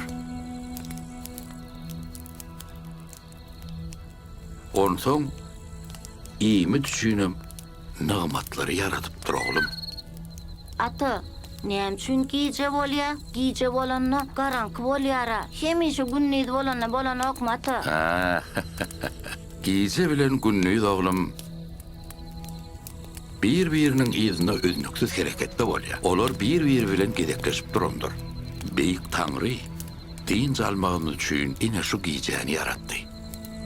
Garanky etdi. İşlemegimiz, okumagymyz üçin bolsa ine şu günnüzi ýagtylygy yaratdy. Gije uklamaly, din almaly. Ondan günnüz täze güýç bilen işlemelidir oğlum. Düşündüňmi? hol yıllar. Men görýäm ki ata. Ha, elbette seredýändir oglum. Ol senin ykpal ýyllygyňdyr. Bir var türkmene urmagy, döretmegi, insany mertebelendirmegi owal başly bagş etdi. Eger ýyldygyň saňa seredýänini görýän bolsaň, ýolun ýeňişildir oglum. Ýeňiş hemra bolanyna işiň uğruna bolar.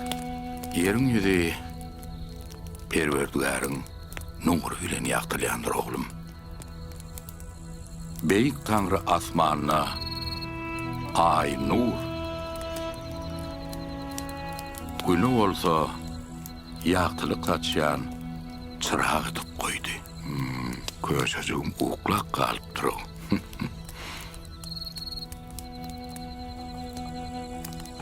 Ýeňiş hemra bolanyna işiň uğruna bolar. Yol berediň nur bolup umyt kalbyňa dolar. Kuwat tapar döwletiň, artar güýçüň gaýratyň, bagtyň ýollaşyň bolup adyň asmana galar.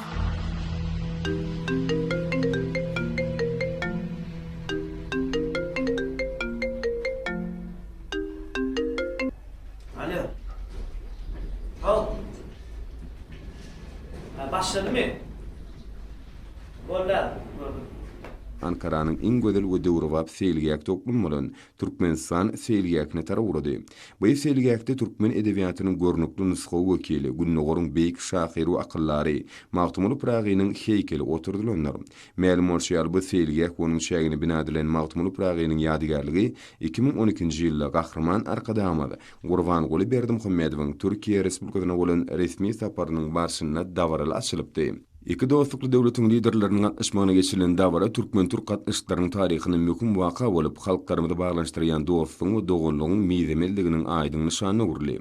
Bugun bir näçe asr geçenden soňam hiç wagt gymmatyny ýitirmejek mumadamdat gymmatlyklaryny wasp edýän Magtumulynyň şahyrany dörejiligi dünýäniň ähli künjügine ýaşaýan adamlaryň ýüregini düşünşme we hoşniýetligi döredýär.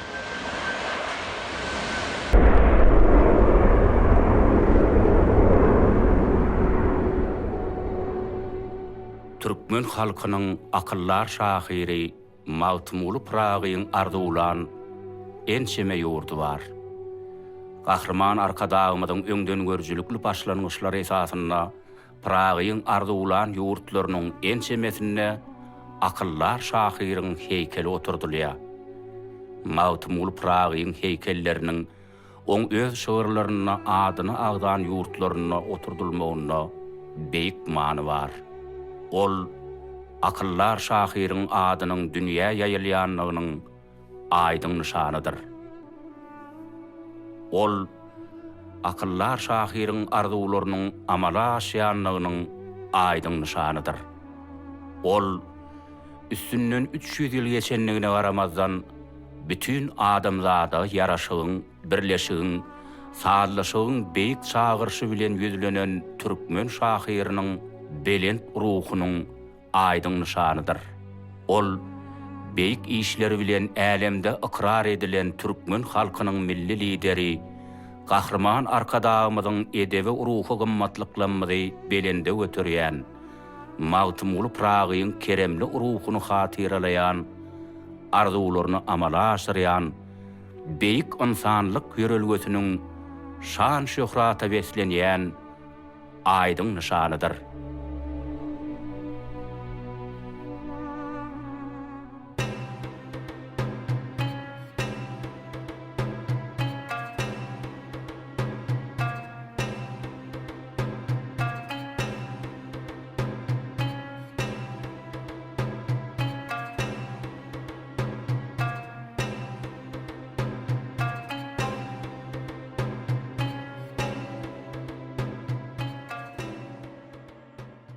Magtymul Pragynyň diňe bir türkmen halkynyň däleýtem türki halklarynyň arasynda, dünýä edebiýatynyň arasynda tutýan orun dogrusynda elbetde beýik pir Hoca Ahmet ýasyby barada bir söhbet açyp berseňiz mümkin bolsa. Magtymul Pragynyň diňe bir türkmen halkynyň däleýtem türki halklarynyň arasynda, dünýä edebiýatynyň arasynda tutýan orun dogrusynda elbetde beýik pir Hoca Ahmet ýasyby barada bir söhbet açyp berseňiz mümkin bolsa. Elbette Hoca Ahmet Yesevi Hoca Ahmet Yesevi bizim üçün Türkiye halklarının anancı hem de edebiyat üçün ähmiýetli şahsiýetdir. Ol bütün tarihte ilkinci olup Kur'an'ın ayetlerini, hadisleri, şığır bilen halka düşündürmek usulunu saylavallı. Ahmet Yesevi edebiyatı, şığırı, halka İslam'ı öğretmek için saylavallı. Bu usulü magtymulany. Bu beýik yol, beýik şahirlerin, beýik welilerin yoldur. Men magtymuly bilen Hoca Ahmet Yesevi'niň arasyndaky baglanşygy, diňe bir olaryň şığır arkaly möhüm meseleler düşündirmekde ulanan usulundaky umumlukda däl, eýdem olar kämil insan bolmakdaky umumy usula ýüzlenip beýik insanlaryň derejesine ýetdiler diýip pikir edýän. Biz magtymulynyň Ahmet Yesevi'den habardar bolmagynyň möhüm ähmiýete ýetendigini nygdýas. Şol wagtda da bu ýagdaý magtymulynyň maglumatlarynyň neňeňsi çuňdugyndan, giňdiginden alamat bolup durýar. Çünki Sayram Türkiýe halklarynyň taryhyna juda ähmiýetlidir. Sayram Kur'anyň ilkinjigedek türkü diline, biziň umumy dilimizde terjime edilen ýeri. Sayram bugünkü gün halkyň ýadyndan çykdy. Emma ol öwliýalaryň ýaşan ýerleri Ahmet Yesevi şo ýerde doguldy. Onuň kakatda alymdy. Türkü dünýäsinde şo ýerden başlanan ýol ýörelge eýeren ençeme alymlar ýetişdi. Şeýlelikde şygyrlaryna Sayramyň agdalmagy, bu bir tarapdan magtymulynyň goşgularyny maglumatlarynyň çuňlugyny görkezse, ikinji tarapdan biz onu Hindistana, Uruma çelli udalyan giň geografik ýolum aýdarlap bilýäris. Magtymulynyň Urumystany görsem diýen pikirlerinden uralanmazdy. Şahyryň Anadolu topraklaryny bilennigi, bu ýerler hatdaky maglumatlardan habarly bolanlygy mälim. Şu ýerdäki adamlary tananlygyndan, bu ýerde hem Sayramdaky ýaly welilerden hem beýan edýär. Bu elbetde diňe bir magtymulynyň däl, eýdem türkmen halkynyň hem ruhy dünýäden açýar. Dünýäde magtymuly ýaly öz halky bilen bitewleşen, umumlaşan şahyr juda az. Elbetde onuň derejesinde inglisleriň Shakespeare'i, almanlaryň Goethe'si, ruslaryň Pushkin'i bar. Ýöne olar diňe edebiyat üçin şeýledir. Magtymuly türkmen halkynyň bütün barlygynyň wekili hökümünde beýik şahyrdyr. Bütün halk şoň bilen türkmen halka magtymulyny şeýle kabul edýär. Men Türkmenistanda bolan saparymda bir wakan şaýady boldum. Halkyň arasynda iki tane ýaşulynyň söhbetini möhüm mesele hakda söhbet edilenne magtymullan şygyr tetirlerine ýüzlenip özüniň pikiriniň dogurdugyny delilleşdirmäge çalyşýar. Bir adam öz pikiriniň dogurdugyny magtymulynyň sözü bilen tasdiklamagy başarsa, iki adamyň arasyndaky garaýyş oňun çözülýär. Çünki magtymuly haýsy tarapda bolsa, şo tarapyň pikiri makul hasaplanylýar. Bu beýiklikde bir halkyň ruhy bilen bitewleşmek dünýäde hiç bir şahyra mesler bolmandyr diýsek, ulotdugymyz bolmaz. Şeýlelikde magtymuly öz aty, şygyrlary bilen dünýäde diňe bir öz şygyrlaryny däl, eýdem halklaryň ruhyny ortağa çykarýar. Türkmen halkynyň adyndan wekilçilik edip çykyş edýär. Bugünkü gün häzirki zaman dünýäsinde medeni diplomatiýa diýen täze bir düşünje bar. Şo diplomatiýa arkaly bütün döwletler öz medeniýetini dünýä tanıştyrmak isleýär. Magtymgulynyň görejiligi şu diplomatiýanyň taryhy köklerinden habar berýär. Magtymguly öz şygyrlarynyň üstü bilen giden her bir ýerine türkmeni beýik awray, ynam gazandyran şahyr. Onuň dörejiliginiň bu aýratynlygy diňe bir türkmen halky ýa-da türkü halklary üçin näl, eýdem bütün dünýä medeniýetine möhüm ähmiýete eýedigini bellemek bolar. Ýaňa aýdysymyz ýaly Magtymguly al şahyr dünýede juda az. Ýöne Magtymgulynyň öz halkynyň ruhy, öz halkynyň bitewleşen kesbi bolup çykyş etmekdäki aýratynlygy onuň bütün dünýäde aýratyn bir ähmiýetli ornuny ýüze çykarýar. Magtymgulynyň bu özelliği bütün dünyada çok farklı bir yere getiriyor.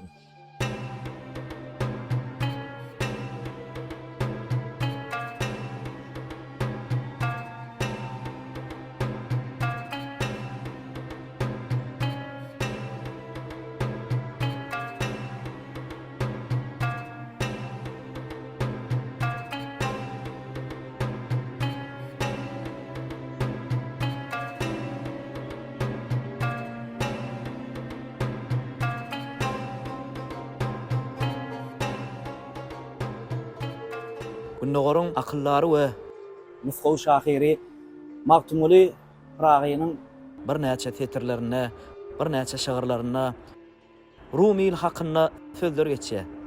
Sizem taryh ilimläriniň doktor hökmünde, professor hökmünde öwliýalar ummany ol Rumusany görsem diýe Magtymguly Pragy Rumi hakyna, şo tetirler hakyna bir taryh bilen baglanşdyryp bize bir pikirlerinizi paýlaşdyňyz. Magtymguly Pragy türkmenleriň beýik şahyry. Ol türkmenleriň gorkut atasy, Anadolu'nyň Yunus Emresi, Türkistanyň ýasawy aldylar. Ýagny Magtymgulynyň şygyrlaryny hem ýasawy hezretlerini, hem Yunus Emreni, hem gorkudy görüp bilýär. 18-nji 19-njy asaryň bu beýik şahyry Oğuz paýhasy türkmen söýgüsi bilen şygyrlar ýazypdyr. Türk dünýäsini, Turan ýerlerini, Türkistany, Anadolu'ny şygyrlaryny beýan edipdir. Onuň şygyrlaryny uniwersitetiniň köp ülkeleri barada beýan edilýär. Enşemerde Rumustan diýip Anadolu'a degişli şygyrlaryny eýdarlamak bolar. Bu ýagdaý biz üçin, Türkiýeli türkler üçin juda gymmatly. Onuň hasam o şygyrlarynyň biri Rumustana bolan söýgüsi bilen baglylar.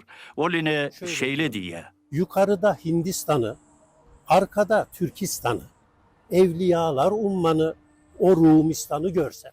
Magtymgulynyň Rumustany görenligini ýa görmänligini anyk bilmeýär.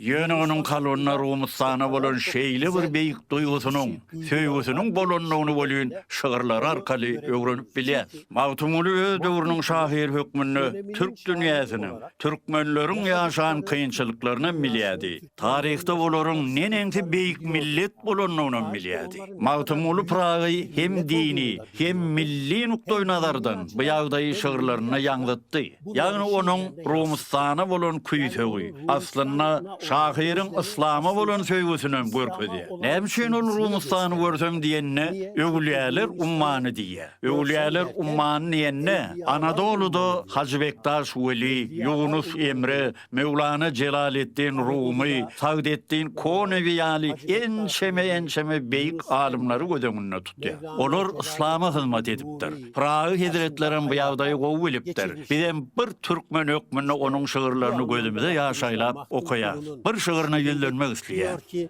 Türkmenler bağlasa bir yere beli, kurutur kulzumu deryayı Nil'i. Teke yomut göklen yazır Alili, bir devlete kulluk etsek beşimiz. Magtymguly Pragy şygyrlaryna Mevlana Celaleddin Rumi'niň adyny bolşy alýandyr. Bu ýerdäki Rumi nisbeti şahyryň ýaşan ýeri bilen baglanşyklylar. Ýagny Anadolu diýmekdir. Emma näme üçin Rumi diýipdir diýen soramyza jogap berelik. Elbetde, taryhdan belli bolşy ýaly Rumda beýik Rim imperiýasy bardy. Ol belli bir döwürde iki bölünýär. İstanbul tarapy Günnowar Rim, Bizantiýa diýilip atlanyrlar. Emma Türkiýe İslam dünýäsinde biline Bizantiya degişli bolan yerinin Roma adı bolanlygy sebäpli ol Rum adı bilen adygyp gidiberýär. Elbetde Magtumulu bunu bilipdir. Ol Türkistan bilen Rumistana bolanypdyr. Türkiýe we türkmenleriň taryhy üçin Rum näme anlaýar diýseniz, ine şunu arkaýyn aýdyp biler. Mälim bolşýar oğullaryň türkmenleriň ilkinji uran döwletleriniň biri Seljuklar döwletidir. Seljuklar döwletini gurujylar bolan Mikail'in oğulları Togrul we Çağrıbeg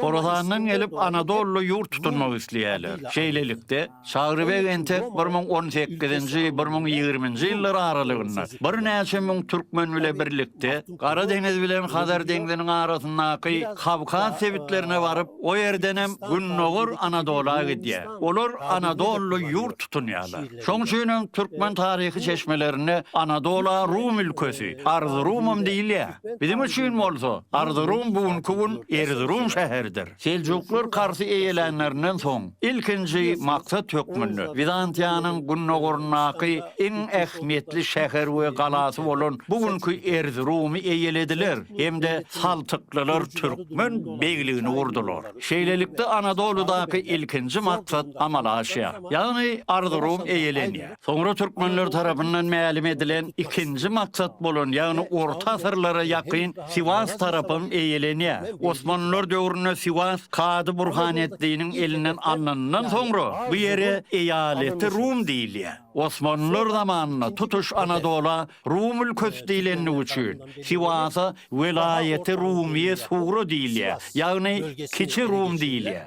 İstanbul eýlenenden soňra bolsa Anadolu Türkiýe bolýar. Ondan soňra Balkanlar sebiti Rum ili diýilip atlanyrlar. Ine şeýlelikde Magtumulunyň şyrlaryna agdalýan Rumistan sözleriniň ähmiýeti juda uludur. Şunun bellemek gerek. Anadolu'nun bir häsiýetli aýratynlygy bar. Bu yer türkmenleriň saýasyny İslam bilen tanışdy. Ondan soňra aýratynyň Seljuklulardan soňra Osmanlılaryň zamanynda Anadolu merkez hökmüni bütün orta Günnogor musulmanlarynyň eline bolýar. Hemem musulmanlaryň gaçyp atalgasyny öwrülýär. Magtumulu bu ýagdaý gowy bilipdir. Hemem ýatlapdyr. Şahyr şeýle diýär. Gözü birdir kara giyim kaddine, gafil yanar haramın oduna. Şam-ı Şerif, Rum, Mekke, Medine, Müslümanlar kaçıp gelse gerektir. Ine bu goşku tetirlerinden bize mälim bolşýaly.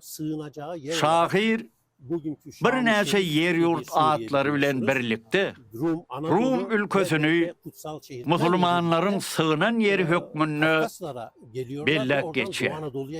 Bidem Magtumulu pragyny ulu hormat bilen hemem ullukan minnetdarlyk bilen hatyralaýarys. Türkmen Türk dostluğu daim bolsun. Iki yurdun, beyik liderlerinin, yurt başkanlarının, ata yurdumuzu, bütün Türkiye halklarını, dünya yaymakta alıp barayan işlerine üstünlükleri arzu edýär. Türkmen doğanlarımıza salamlarımızı, söýgüýümüzi, hormatymyzy ýetirýär. Liderimizi ve hürmetlerimizi iletiyoruz. Sağ olun.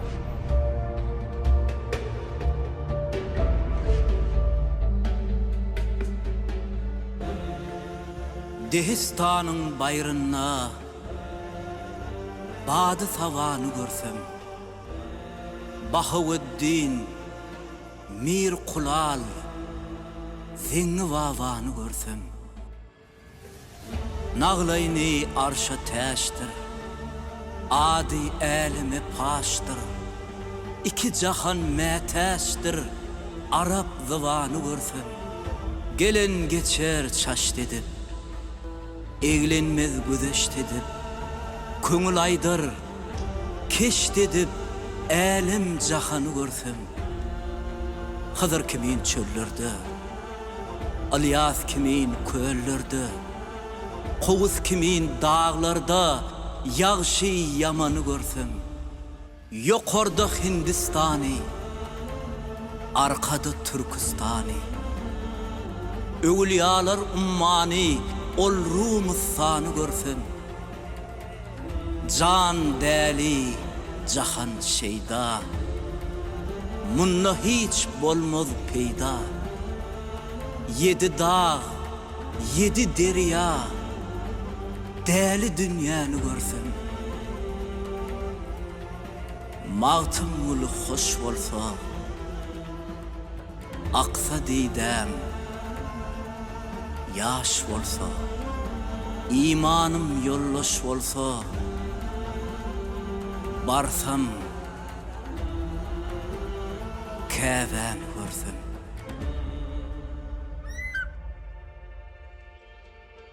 Maktumul Pragi, yukarıda Hindistani, arkada Türkistani, Ewliyalar ummani, ol Rumistan görsem diyen tetirleri var. Bu tetirlerde de Maktumul Pragi'nin Türkü halklarının, bütün dünyanın medeni miraslarının gymmatlyklaryny bir tetire jemläp, bir şygyra jemläp, şol gymmatlyklarynyň ruhy dünyasy barada gyzyklanýandygyny aýan edýär.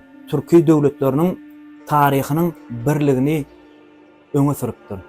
Şu dogusunda fikirlerimi paýlaşdyň.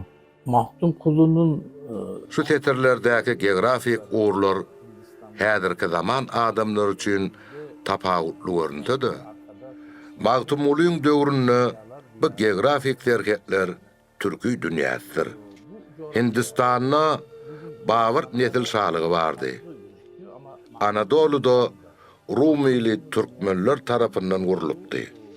Magtumulynyň çydan bu geografik çäkleri şahyryň ýaşan döwrüniň türkü halklarynyň ýaşan ýerlerdi. Magtumulyň dünýäsi türkü dünýäsi. Biz şahyryň Türkistan şäherine siýasat edenligini bilýäris. Samarkandda Buharada bilim alan döwründe Hindistana siýasat edenligini bilýäris. Bu siýasatlar häzirki zaman siýasatlary ýaly däldir. Onuň sopçuluk akymy bilen baglanyşygy bar. Ol sopularyň ruhany maksatly siýasatlardyr. Magtumulynyň ruhany bilimini alanlygyny hem bilýäris. Sopular bu siýasatlaryny öz bilimleriniň bir parçasy hasaplaýarlar. Yunus Emre'de hem bu siýasat bar. Biz tasawufda bilim gören müritleriň mertebeleriniň beýgelmegi üçin siýasatlaryň hem bilim usullarynyň bir bölegi bolanlygyny bilýäris. Başga dürlü usullar bar. Dünýäde başga ynançlarda da siýasatyň, seýranyň, insan ruhuny kämilleşdiriji degişli usullar da bar. İslamda haca gitmek siýasaty seyri var.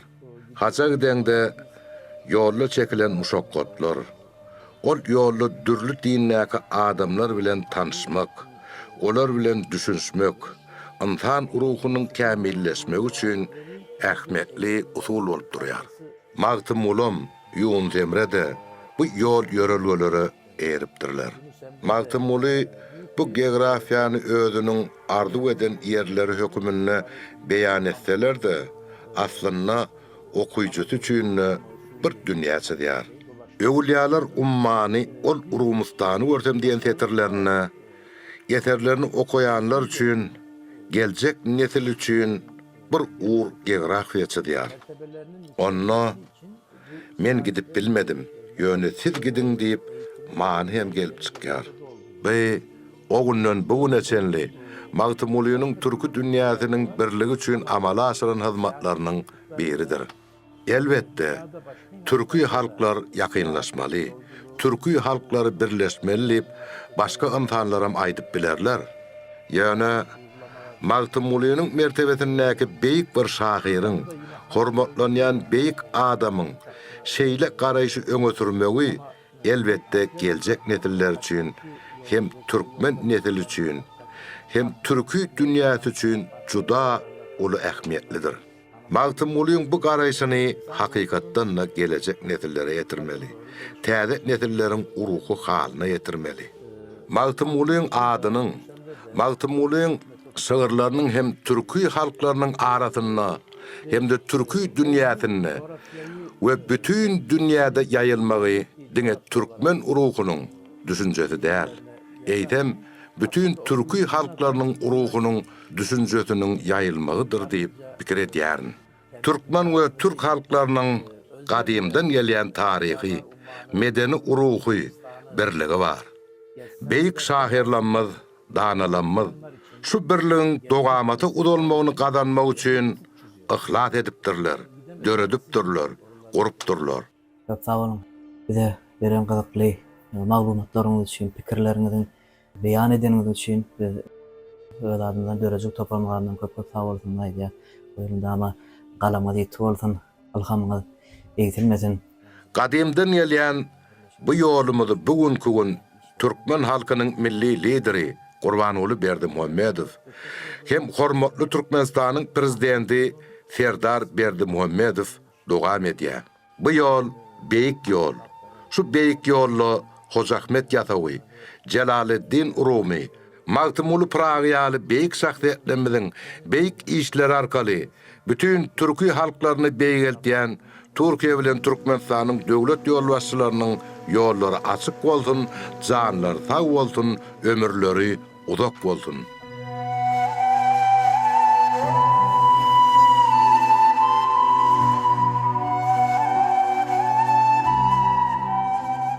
Günnogor edebiýatynyň sarsmas sütüni, dünýäniň medeni ruhu we edebi ösüşini sopuçuluk edebiýatyny ol orun eýleýän meşhur türkmen akyllary Mevlana Celaleddin Urumi 1207-nji ýylyň 3-nji sentýabryny Balyk topragyny dünýä inip 1273-nji ýylyň dekabr aýynyň 17-sine Konya'da dünýeden ötýär.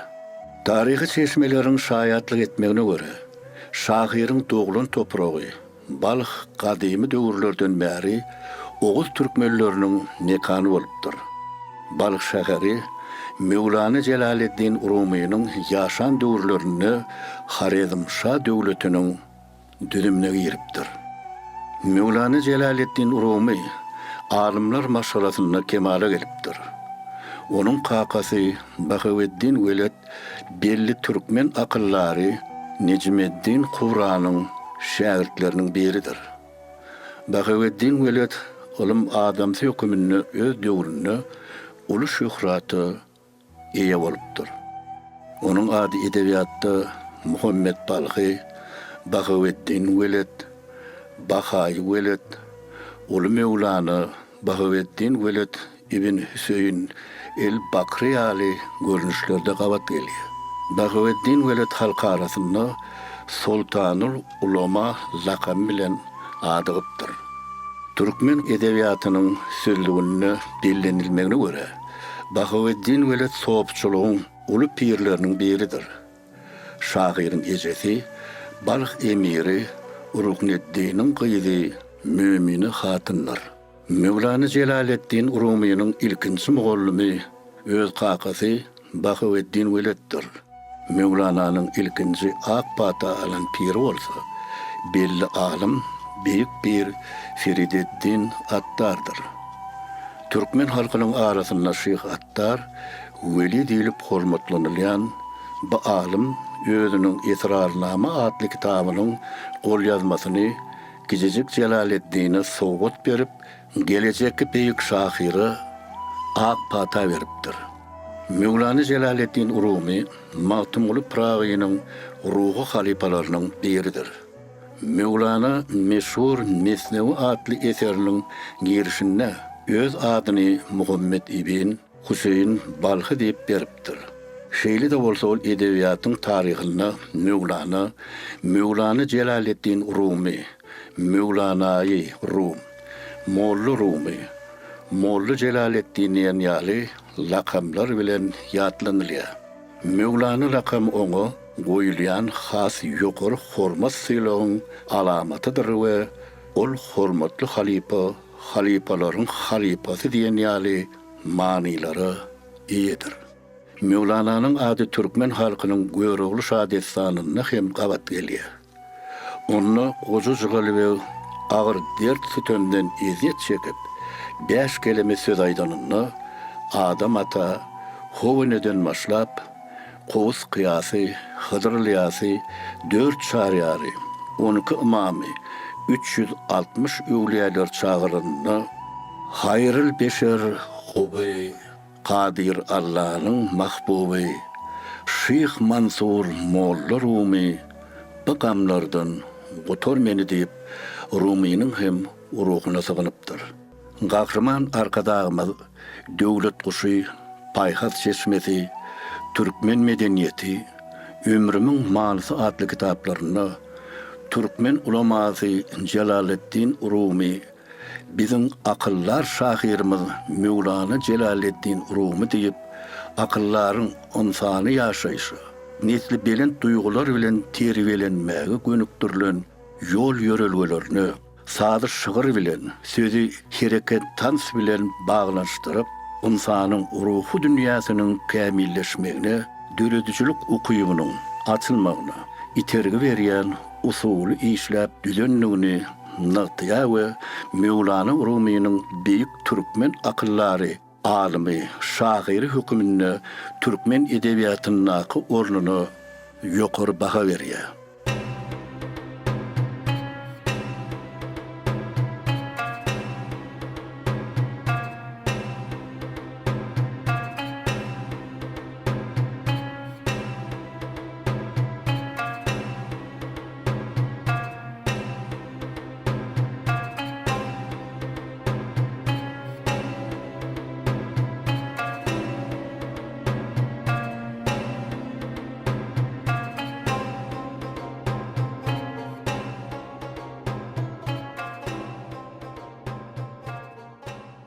Qadirli Bersariç, biz häzir Türkiýe döwletiniň paýtagty Ankara şäherinde Türkmenistan seýilgähinde akyllar şahyrymyz Mahtumul Pragynyň ekeni öňünde siz bilen söhbet etmeli makul bildik.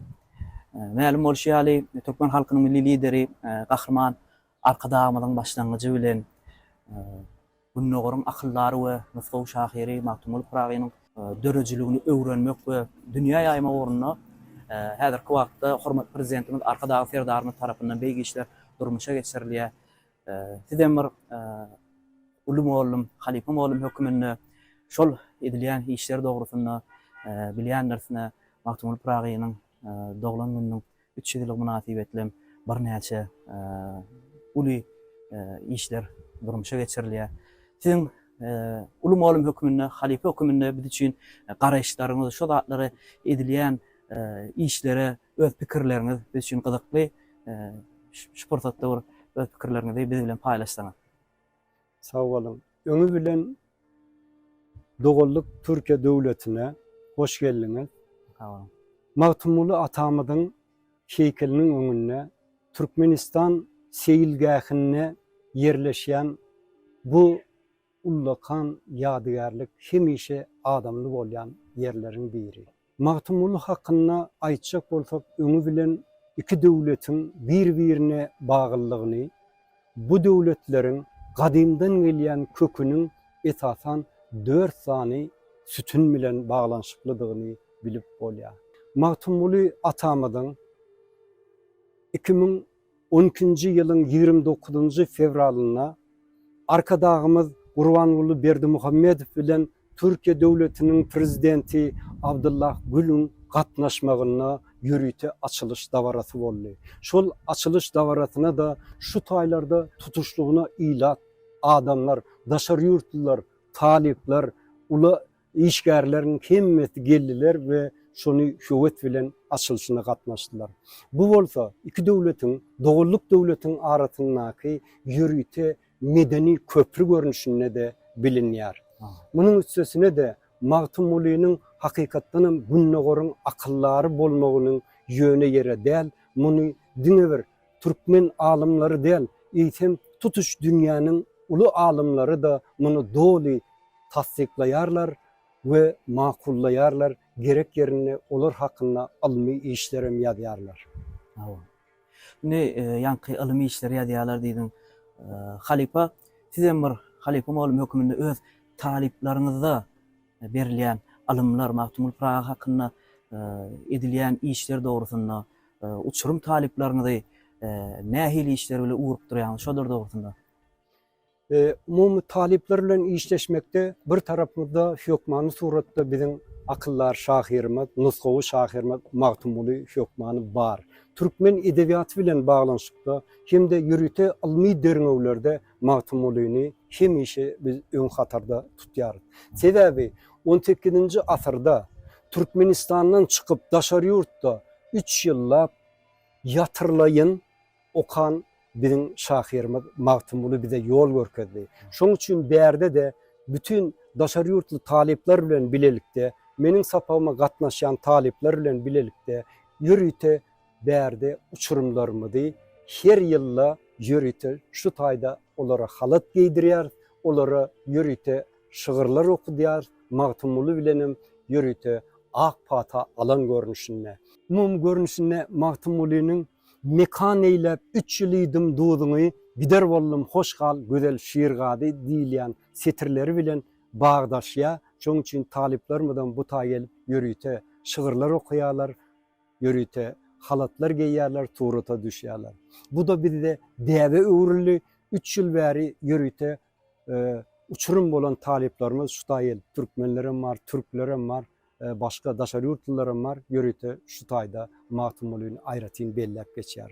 Aýratynla her ýylla bizim bu seýilgahda Magtymguly güllerimiz var.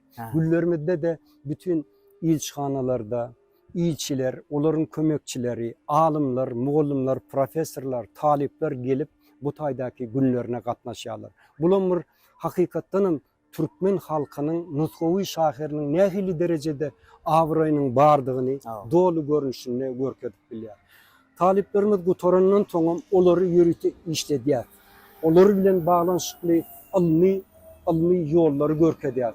Olaryň geljekde ilmi barlyk işlerini etmek üçin elimizden gelen ýollary görkezip olary urukdurmaga çalışýar. Sebebi Magtymguly şunatlyk diňe bir Türkmenistanda däl, eýtem Türkiýe, dogurluk Türkiýede de köp taraplaýyn öwrenilmäge başlady.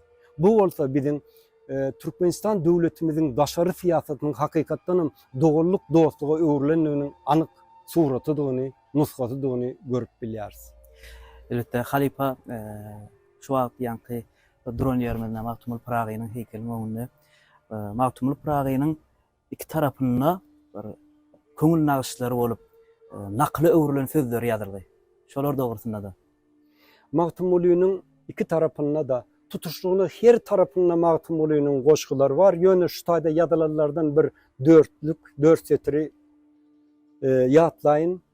Bu taýda Magtymguly sözle herne bileniň özüňe kemlik bil aýtman öleniň taraşlap şaglatgyn köňlegelenin senden soňkulara ýadygar bolar. Hakykatdanam bu 4 setiri ele alan wagtymyzda ullakan bir mani mazmun var. Taraşlamak sözü esasan iki tane zat bilen Türk dünýasyna tanalýar. Taraşlamagyň birisi hakykatdanam daşlary ýonyp bir heýkel etmek. Şoň üçin hem heýkel taraşlyk diýen ýürüte ogur var. İkinci taraşlamagyň manysy da hakykatdanam insanyň başyndaky saçlaryň kesilip doğru oğudan şekilde getirilmek bilen onu da ser taraş görünüşüne gidiyor. Indi üçüncüsü bolsa ine Magtymguly atamızda okuduk ve şunam şu wagt aýdýar. Üçüncü üýtgeşik bir usuly da tarapy da Magtymgulynyň sözleri taraşlamagy, gerek yerine manyly söz ulanmagy, sözü udatmaly däl, oğudanlygy bilen, mazmunlygy bilen bermelidir hakyndaky aýratyn bir setiri bolup durýar. Bular nusgawy şahyrymyzyň hakykatdan nusga alınjak setirleridir. Şu ýagdaýlara, şu çärelere hakykatdan biz ören şatlanýar. Sebebi begencimiziň çägi ýok. Doğrudan Türkmen halkynyň nusgawy şahyrynyň şeýle derejede daşary ýurtda tanydylmagy, dostluk dogurlugyň bir hakyky naýbaşy nusgaty bolup durýar. Dostluk dogurluk hakynda bir setir bilen jemlätim gelýär. Şecerem oğuddan tijim sap Türkmen, demir dollu görogly yigidim 40 men, nişanam bellidir argyr bürgütmen, bir kökden gelýändir hem Türk hem Türkmen. Bu da Türkmen hem Türk. Bu hakykatdanam dostlugyň iň bir naýbaşy nusgaty, şoň üçin ýaşatyn Türkmen Türk dostlugy diýip jemläp bilerim. Sağ olun Halipa. Köp sağ olun.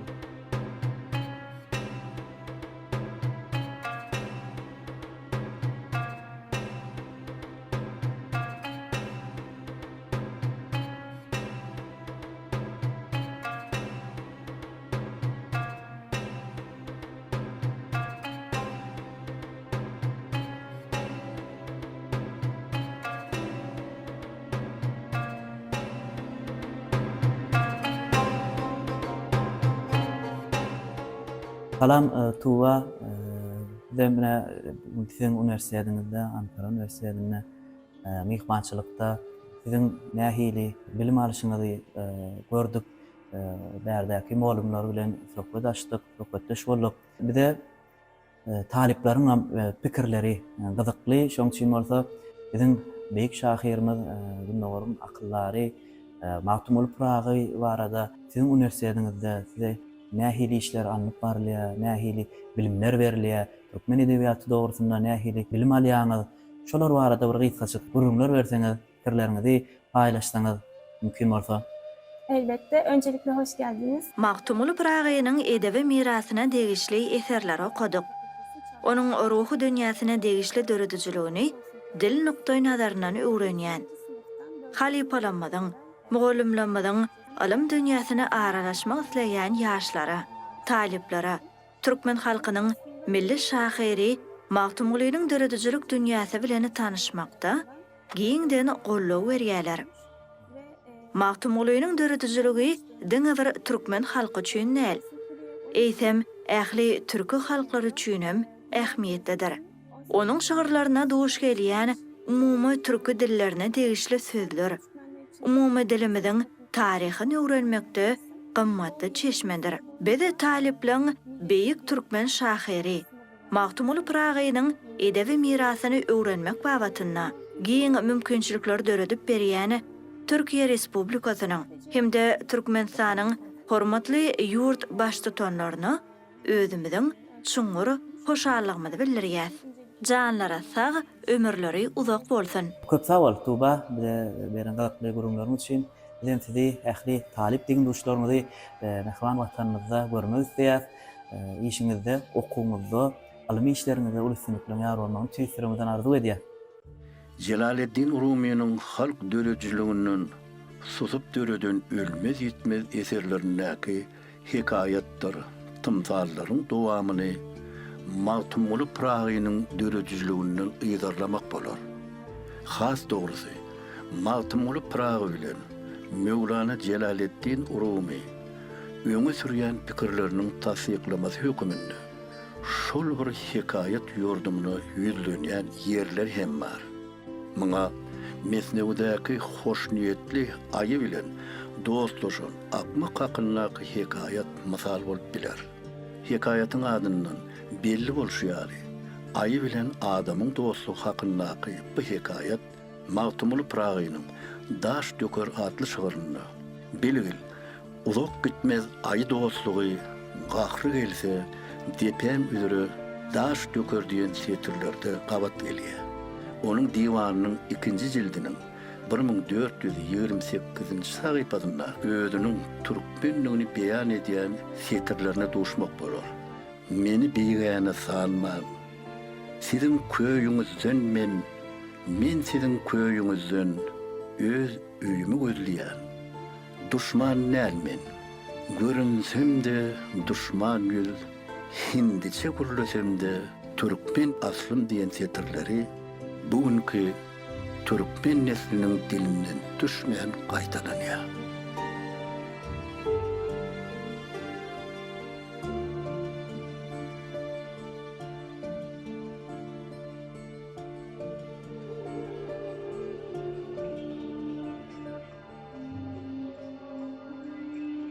Qadirli Ali Yakıcı muallim, bize bir öz pikirlerinizi aýtsaňyz we täsirli maglumatlaryňyzy berseňiz. Çok teşekkür ediyorum. Türkmen edebiyatynyň beýik wekilleriniň biri Mahtumul'yň diňe bir türkü dünýäsi ýa-da türk dünýäsi üçin näl, eýsem bütün insanlyk adamlar üçin ýol ýörelge görkezji eserleriniň bardygy aýratyn ünsüçekge. Türkiýe Respublikasynyň Mahtumul'yň bütün adamzat behiyetli pikir garaýyşlary, edebi mirasy ilmi nukday nazardan öwrenilýär. 2024-nji ýylda Mahtumul'yň dogran gününiň 300 ýyllygy münasibetli şahyryň adynyň UNESCO tarapyndan bellenip geçilýän ýubiley senamalarynyň sanawyna goşulmagyna, dünýä derejesinde bellenip geçilmegine gollaw beren Gazagystana, Özbegistana, Azerbaýjana, biziň medeniýetimizde ýakynly bolan halklara da öz minnetdarlygymyzy bildirýäs. Bu ýagdaý Magtumulynyň diňe bir türkmen halkynyň däl, eýsem bütün türki halklarynyň hekimi, sosiology, psihology, şahyry, akyllary hökmündäki ornuny ýösgerýär. Magtumuly Pragyny okudyňça onuň näil derejedäki beýik insanyny, diňe bir şahyr bolman, eýsem türkmen halkynyň milli lideri Gurbanguly Berdimuhammedowyň nagtab belleşi ýaly köňülleriň, kalplaryň ruhy lukman hökmündäki beýik insan bolanyna göz ýetirýärsiň. Bu ýagdaý türkmen edebiýatyna, türkmen şahyryna, halkyna bizi hassa ýakynlaşdyrýar. 2024-nji ýylda Magtumulynyň edebi mirasyna bagşlanan ençeme kitaplaryň neşir ediljekdigi bizi juda uýsandyrýar. Diýer Rumda bir näçe alimler, sunwat adamlary, şahyrlary Buhara, Horasan, Balx ýerlerden gelip Anadolu'daki türkmen ullularynyň saýasyna sığanypdyrlar. Olar Mevlana'dyr, Yunus Emre'dir, Hacı Bektaş'dyr. Bularyň hemmesi türkmen diýaryndan gelip diýary Rumda ýerleşen şahsiýetlerdir. Şeýlelikde olaryň ýol ýörelgesini beýlik alimlerimiz, söz ustadlarymyzdan eýeripdirler. Olardan Alşer Nuwaýyny agdamak bolar. Magtumuly Pragym şolaryň beýerdir. Magtumuly Pragy öňden görjüligi bilen türkmen halkynyň ýetegligine güýçli täsirini ýetiripdir. Hemde türkmenleriň beýleki geografik ýerlerde ýaşaýan doganlar bolan türki halklaryň birligini sözüň dol manysyna alat edipdir. Köp sağ olun Ali Akıcım oğlum.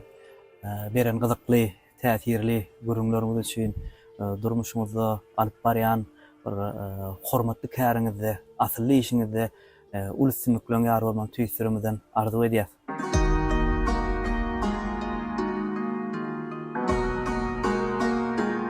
Köňüller, yürekler bir bolup başlar. Tarsa ýygyn erer topraklar, daşlar.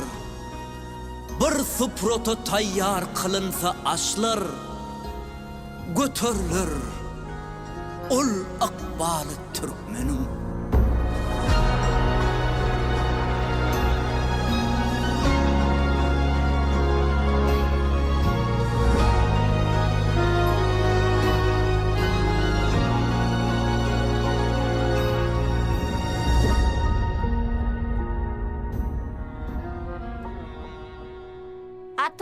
Ata, o ýerde ýol ýoga.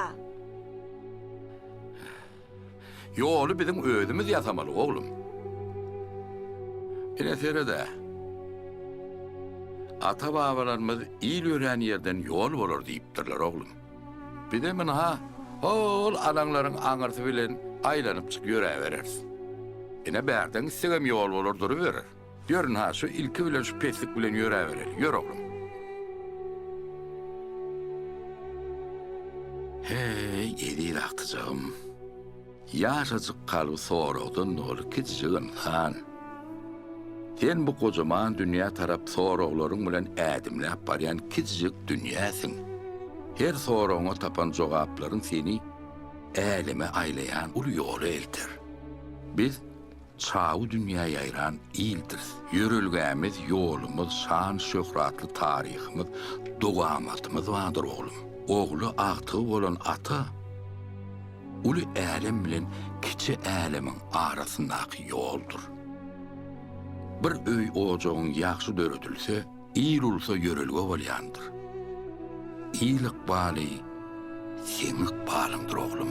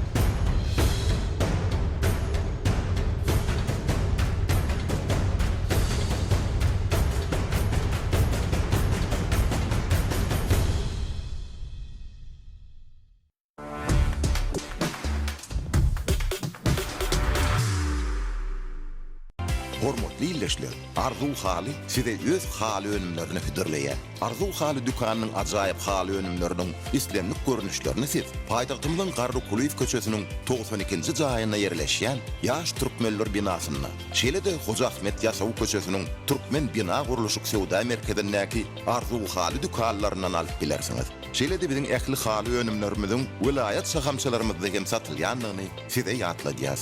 Arzu haly, dürlü hil, dürlü baha. Eziz vatandaşlar, geljegi miras husus kärhanasy ýokary hilli jyym oýul harit nişanly çalgy ýağlarynyň bir näçe görnüşlerini amatly bahalardan alçylar hödürleýär. Ýöňde barjy Ýewropa tehnologiýasy esasyna ýurdumyzda öňürilýän ýeňil we ýük awtologlaryna niýetlenen jyym oýul çalgy ýağlary dünýä standartlaryna we halkara ekologiýa talaplaryna dolu laýyk gelýär. Laboratoriýa barlyklarynyň netijesinde sertifikatlaşdyrylan we öňürji tarapyndan kepillendirilen jyym oýul çalgy ýağlary siziň awtologlaryňyzyň hereketlendirjesiniň ýende transmissiýa we hidravliki ulgamlarynyň gowragly bolmagyny we ulanyş möhletiniň uzalmagyny üçin eder.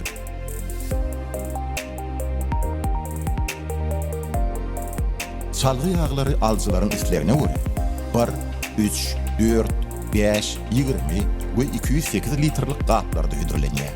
Geljege miras, geljege anam. Pähim paýga summany magtmul pragy ýyly münasibetli, asyrlardan asyrlara gelýän dergärçilik sunugatyny dünýä ýaymak maksady bilen derim mar, dergärim mar, bagtyar zamana maratly bäsleşik yglan edildi. Biz sizi bäsleşigiň ýeňejesini saýlamak üçin 05-60 gysga belgisine, toporun kod belgisini uğratmak arkaly ses vermäge çagyrýas. Göwüç topory. Dergär usta höküminde atababalarymyzdan galan, ýagny tumor, bukow we şuňa meňdeş şaýsepleriniň täze görnüşlerini şu bäsleşige getirdim. Tyllaýy nurlar topory. Türkmen ahal teke bedewlerini atşaýlaryny ösümlik nagyşlary bilen bezedim. Hem onuň hakik gaşlary serdalik pöwrize gaşlary bilen gaşlandyrdım. Men şu bäsleşige şu eserim bilen geldim. Men sizden geljek SMS-lere garaşýan. Fenetçi topory. Bu şaýtepiň adyny gadymy milli şaýtepleriniň biri olan tumor şaýtepiň şeýle görnüşleri orta ýaşly, ýetkinjek ýaşly, uly ýaşly şu ýaşa görä hem ýatalýar. Ene bu ýatanyň uly ýaşly enelerimiz üçin bu berkendäki görýän bolsaňyz içi boşluk bolmagynyň sebäbi gadymdan ene mamalarym aryn anançlary bilen keramatly sözler sarnypdyr. Kenar tolkuny topory. Haşuňky bäsleşigimizde men Alkan welaýatyna maksus bolan tumorçakly Gülýakanyň täze nusgasyny getirdim. Täze nusganyň köne nusgadan tapawutlylygy ýeňil görnüşinde hemde gaşlarynyň kisirak görnüşinde ýerleşdirilmegidir. Tumor topory. Men Türkmen Owakyjylyk Institutynyň mugallymy Aýsulyk Saparlyjywa. Özümiň mugallimçilik gedipämden daşary dergärçilik bilen meşgullanýan, anha şu gün derim ma dergärim ma bagtyar zamana maratly dürejçilik bäsleşigi özümiziň el işlerimiz, ýagny dergärçilik işlerimiz asyk işim bilen geldim. Biz hem özümiň talibim bilen şu dürejçilik bäsleşigine gatnaşdyk. Güpek ýoly topory. Biziň ata-babalarymyzyň ýasan Gülýakasynyň keşpi barada söýläsek Gülýakanyň ýüzünde onu 4-de bölüp duran atanak şekil bolup, ol atanak şekil 4 pasla aňlatýar. Ol atanak şekilden uşlaryna gaş bolup, ol gaşlar bir ýylda günüň nirede durul getýänini aňlatýar. Amul zergärleri topory. Anha men size şu nuskalardan gadymy halipalanmadan eden işlerinden uğralyp häzir Gülýaka şeýlekem bilezigiň ýasaşy barada görüň bereýin. Erke bilen bilezige gaş öýüni şeýdip ýasalýar. Oň içine bolsa ýelim dälle tagyzdan gaty böleklerini goýagada oň üstüne hakyk daşyny oturtýar. Ondan soňra çekijiň kömegi bilen onuň daşlaryny gow edip berkidýär. Anha şeýdip gow edip berkidilen hakyk daşymyz gaş öýünde en jamja nepiste oturdurly. On daşyny bolsa anha tebigatymyzyň gözel güllerini, çigillim bägülleri, aly ulan gülleri ýerleşdirýär. tesvirmeň netijelerini Türkmen TV Nokot.com saytyndan idarlap bilersiniz.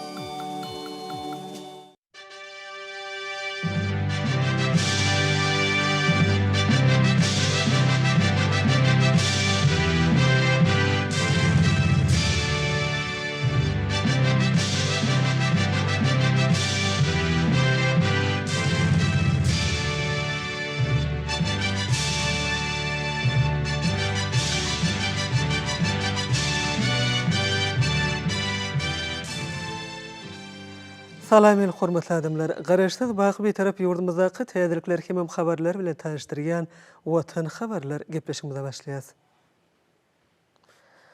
Şogun Türkmen halkynyň milli lideri, Türkmenistanyň halk maslahatynyň başlygy, hormatly Ilya Şulsy Gurbanoğlu Berdimuhammedow arkada şäher boýunça iş taparyny amala aşyryp, şäheri ösürmeň nowatdaky tapgyrynda gurulmagy meýilleşdirilýän binalaryň şekil taslamalary, olaň ýerleşik ýerleriň çyzgylary bilen tanışdy. Hem bu ýerde degişli ýol başlan gatnaşmanyny iş maslahatyny geçirdi. Şäher bilen Türkmen halkynyň milli lideri, Türkmenistanyň halk maslahatynyň başlygy Gahrman Arkadagymyz Köpetdagyň etegindäki ajaýyp günjek ýerleşýän Arkadag şäherine geldi. Türkmenistanyň atgalan arhitektory Gahrman Arkadagymyz bu ýerde ilki bilen täze şäheriň çäginde ýaýlanýan gurulşyk işlerini synlady. Ýazyrky döwürde bu ýerde Arkadag şäheriniň gurulşygynyň ikinji tapgyryna alınıp bolýan işler döwrüň taraplaryna alaýyk derejede dowam edýär we olaryň gepgilleri barha ýokarlanýar. Bu ýerde ýöňdebarjy tehnologiýalaryň we iň gowy tejribäniň işin urulmagy arkaly dürli maksatly deskalaryň şol sanyna öýrençik toplumlarynyň gurulşygyna möhüm ähmiýet berilýär. Soňra Türkmenistanyň prezidentiniň ýanynaky Arkadag şäheriniň gurulşygy boýunça döwlet komitetiniň başlygy Oradow Arkadag şäheriniň gurulşygynyň ikinji tapgyryna gurulmagy meýilleşdirilýän dürli maksatly binalaryň şol sanyna şeperçilik haly kärhanasynyň taýýarlanan tasamalary, olaryň ýerleşik ýerleriniň çyzgylary we gurulşyk işlerine ulanýan ferişdeleriň görnüşleri barada hatabat berdi. Bu ýerde şeperçilik haly kärhanasynyň umumy görnüşi, onuň içki we daşky bilik aýratenliklary görkezildi. Ma'lum bolşýaly, täze şäheriň köp tanly ýaşaýjylarynyň ýüz tutmalary we haýyşlary esasyna bu ýerde halçylyk kärhanasy gurmak boýunça döwlet derejesindäki çözgüt kabul edildi. Türkmen gelin gyýylarynyň döreden dünýä nusgalyk ilişleriniň halçylyk sungatynyň ýazyrky döwürde dowam etmeginde we täze iş orunlarynyň döredilmeginde möhüm ähmiýeti bolar. Haly kärhanasy täze şäheriň binagarlyk keşfi bilen bir bitiw sazlaşygy emele getirip, ol ili çeperdenanlaryň ähmiýetinden Türkmen hallarynyň dünýä nusgalyk görnüşleriniň dokalmagyna munasyp orny ýeler. Gahrman Arkadagymyz görkezlen taslamalar bilen tanışyp, olara bir näçe belliklerini aýtdy. Bilinçýäli, bu ýerde haly kärhanasynyň bina edilmegine çoňur many bar. Türkmen hallary olary dokumak sunugaty, asyrlar aşyp gelýän edep terbiýe mektebidir. Bu sunugatyň ösürmegi ýazyrky döwrüň möhüm wezipesi höküminde kepitlenenler. Şunun bilen baglykda halçylyk sunugatynyň dowamaty atarylmagy, asyrlar aşyp gelýän ýaşy ýörelgeleriň ýazyrky döwrüň ruhyna kabap arawaşlyklary besenmegini şertlendirýär. Täze şäheriň gurulşygynyň ikinji tapgyryna bina ediljek çeperçilik haly kärhanasynda dörejilikli işlemek we oňoýly din jalmak hemde boş wagtlaryny peýdaly geçirmek üçin ähli wirus şertleriň döredilmeligini belläp, Gahrman Arkadagymyz halçylaryň köp wagtlap oturup işleýänliklerini nazarda tutup, olaryň hareketme pursatlaryna rahat din jalmaklary babatda zerur mümkinçilikleriň üpçün edilmeligini aýtdy. Şeýlekem öýrençik toplumy bir näçe bölümlerden ibaret bolup, olarda uly gowrumly hallary, tebigatyň görnüşlerini janlandyrýan bölümüň, surat hallar bölüminiň, portret we sowatlyk hallar bölümleri döredilmelidir. Şeýlekem Gahrman Arkadagymyz Döwrewap haly kärhanasyna ähli bölümler bilen bir hatarda haly dokulanyny ulanýan gaýçy, sünni, keser, darak we beýleki terişdeleriň hemişe gurut saklanmagy babatda gadymy döwürlerden gelýän ajaýyp ýörelgelerimize laýyklykda ýürüýti halçylaryň ustahanasynyň hem bolmalygyny aýtdy. Bu haly dokulanyny ulanýan ferişdeleriň awat saklanmagyna möhüm bolup durýar.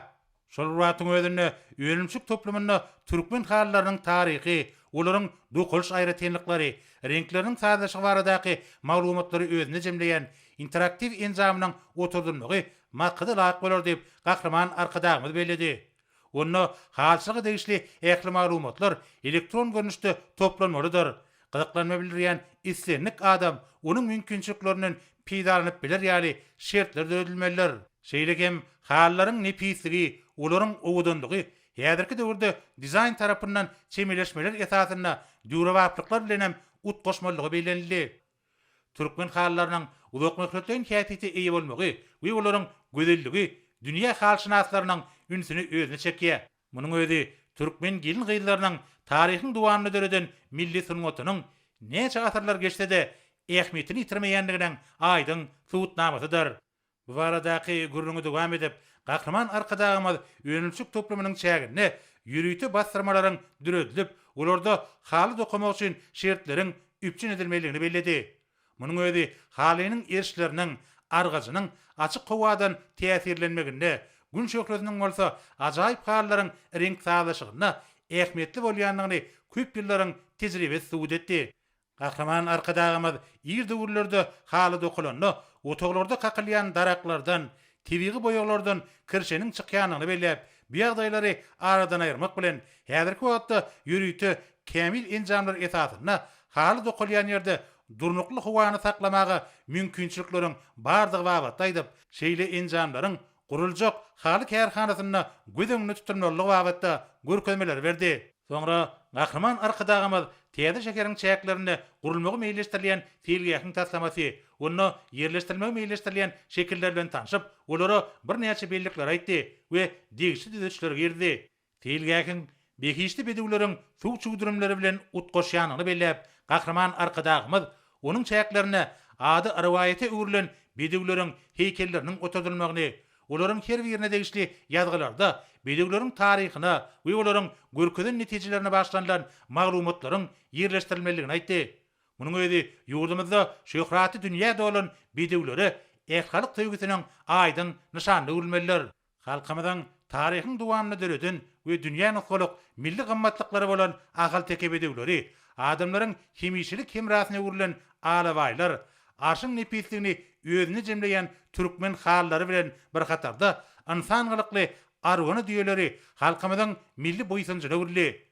Ahal teke bedewleriniň gadim mekanyny geçen kerwen ýollarynyň esasy ulagy hökümine peýdalandan arwany diýeleri häzirki döwürde de halkymyzyň milli boýsunçy gadaplanýan gymmatlykdyr. Şoň üçin hem arwany diýeleriniň milli gymmatlyklarynyň gataryna mühim orun eýleýänligini bilmek ýakymlydyr diýip Gahraman arkadağımız aýtdy. We burada ýügde goýulan wezipeleriň üstünlikli ýerine getirmegine jogapkärçilik we himmet tarapyny esasy çemeleşmegi taşyrdy. Şeýle hem Gahraman arkadağımız bir ýerde ýaýbanlanan tassamalaryň we çyzylaryň gataryny görkezleýän Lukmançylyk klasterine degişli düzümlere berilen halkara güwenamalarynyň, sertifikatlarynyň we olaryň harit nişanlaryna degişli bildigal resmi namalarynyň ähmetini üns çekip, olaryň ýurdumyzda alınıp bolýan işleriň ýokary halkara görkezlerine laýyk derejede ýerine getirilýänliginiň aýdyn tutnamasyny bellädi. Hormatly arkadağymyz ähli urlar boýunça alınıp bolýan işleriň aýratynda arkadaş şekeriniň gurulşynyň ýokary hil derejesine laýyk gelmeligini bellädi. Şunda alınıp bolýan işlerde häzirki zamanyň ösen tejribesi we täzil tehnologiýalar netijeli ulanmalylar. Şehir gurulşyna alınıp bolýan işlerde ekologiýa meselesine aýratyn orun degişi bolmalylar. Bir ýerde bina ediljek dürli maksatly diskalar milli binagarlyk görelleriniň häzirki zaman nusgasyny özüne jemlemeliler. Soňra Gahraman arkadağımız bir ýerde Türkmenistanyň prezidentiniň ýanynaky arkadaş şegeriniň gurulşy boýunça Döwlet komitetiniň başlygy Oradowyň we arkadaş şegeriniň häkimi Mehmedowyň gatnaşmagyna iş maslahatyny geçirdi. Onuň başyna täze şegeri ösdürmegiň nowatda kitaplaryna alınıp bolýan işler, şanly tenleri dawarlandyrmak bilen baglanyşykly meseleler ara alınıp maslahat taşyly. Gahraman arkadağımız ýurdumyzyň ähli künjeklerine bolşýaly, arkadaş şegerine ýerine getirilýän işleriň durmuşa geçirilýän ekologiýa syýasatyna dolu laýyk gelmeligini, binalaryň tassamalary taýýarlananyna, ýerli tebiği aýratynlyklaryň gödüňde tutulmalygyny bellädi. Şunda ordaş ýokary okuw mekdepleriniň talipleriniň bu urdaky täsir pikirlerini we garaýşlaryny öwrenmek, olaryň taýýarlan tekliplerini işin ulanmak möhüm bolup durýar. Desgalary gurulany we timarlyş işleri geçirilenine ýokary hili ferişdeler ulanmalylar. Şol ferişdeler ýurdumyzyň howa şertlerini, ekologiýa we bizik ýagdaýlaryny nazara almak bilen olaryň berkligi we amatlylygy gödüňde tutulyp seçilip alınmalylar. Binalaryň we desgalaryň keşfinde, içki bedeginde milli binagarlygyň ajaýyp däpleri bilen sazyşykda binagarlyk we bizik ulgamynyňky gadanlanan üstünlikler öz beýany tapmalylar diýip Gahraman arkadağımız aýtdy. Şeýlegem iş maslahatynyň başyna arkadaş şegerine ilkinji gedek geçirilýän medeniýet kepdeliginiň ýokary guramaçyk derejesinde başlananyny we biçäräniň degişli medeniýet maksatnamasynyň taýýarlananyny barada hasabat berildi. Şulaýyň 29-ny arkadaş şegeriniň dawraly açylanyna bir ýyl bolýar. Şu münasibetli täze şekerde degişli bayramçyk davrlar meýilleşdirildi. Şeýlegem hatabatyň çäklerini täze şekerin ýaşaýyş çaýlaryna ilaty göçürüp getirmek boýunça alınıp bolýan işler barada maglumat berildi. Türkmen halkynyň milli lideri, Türkmenistanyň halk matbuatynyň başlygy Gahrman Arkadagymyz tutuş ýurdumyzyň durmuşyna mühim ähmiýeti bolan medeniýet hepdeliginiň ýokary guramaçyk derejesinde geçirilmegi ornuny ähli zerur tagallalaryň edilmelidigine üns çekdi. Şol wagtyň özünde Arkadag şekeriniň açylmagynyň bir ýyllygy münasibetli meýilleşdirilen çärelerde täze şekeriň taýyşykly ösüşi, şeker ilatynyň bagtyar durmuşy we bükünjegiň ajaýyplyklary öz beýany tapmalylar. Şu maksat bilen meýilleşdirilen dawarlaryň häzirki zamanyň ruhuny kybap derejede dawarlandyrylmagyna mühim ähmiýet berilmeliler. Şeýlegem Gahrman Arkadagymyz Arkadag şekeriniň gurulşynyň ikinji tapgyryna bina ediljek urduş tesgalarda üpçün edilen mümkinçilikleriň häzirki döwrüň ösen talaplaryna laýyk gelmeligini bellädi. Täze döwrüp şekeriň durmuş ykdysatda aýdan taýyşykly ösmek ornuny köp taraply işler amala aşylýar. Şunu şeker ilatynyň awadan we bagtyar durmuşynyň üpçün edilmegine, şekerde ýönlüjlikli ähmiýet çekmek, oňoýly din jalmak we saglygyny berkitmek ornuny zerur şertleriň döredilmegine mühim ähmiýet berilýär. Gahrman Arkadagymyz iş maslahatyny jemläp, täze şekeriň gurulşynyň ikinji tapgyryna alınıp bolýan işler synlady. Arkadag şekeriniň binagarlyk keşfiniň ajaýyp ýaýlalaryň tebigi aýratynlygy bilen taýlaşmagy mühim talap bolup durýar. Şunu şekerin gurulşynyň ikinji tapgyryna ýerine getirilen işlerde milli binagarlyk görelgeleri bilen häzirki zamanyň ösen tejribesi utgoşmalydyr. Bu bolsa täze şekeriň üýet bolşy binagarlyk keşfiniň hassa göze geligli bolmagyna ähmiýetlidir. Gahrman Arkadagymyz dürli maksatly desgalar bina edilende, olaryň ýanyşyk ýerleriniň göňüň jaý awadanlaşdyrmagyna, gurulşyk işlerine we bizik aýratynlyklaryna mühim ähmiýet berilmeligini bellädi. Bu wagtda bir näçe taşyklar berdi. Soňra Gahrman Arkadagymyz öňde durýan wezipeleri ýerine getirmekde üstünlikler arzu edip birden ugrady. Şogun Türkmenistanyň mejlisine san ulgam arkaly halklary birleşdirýän taryh we medeni gymmatlyklary adly ýürüýte maslahat geçirildi.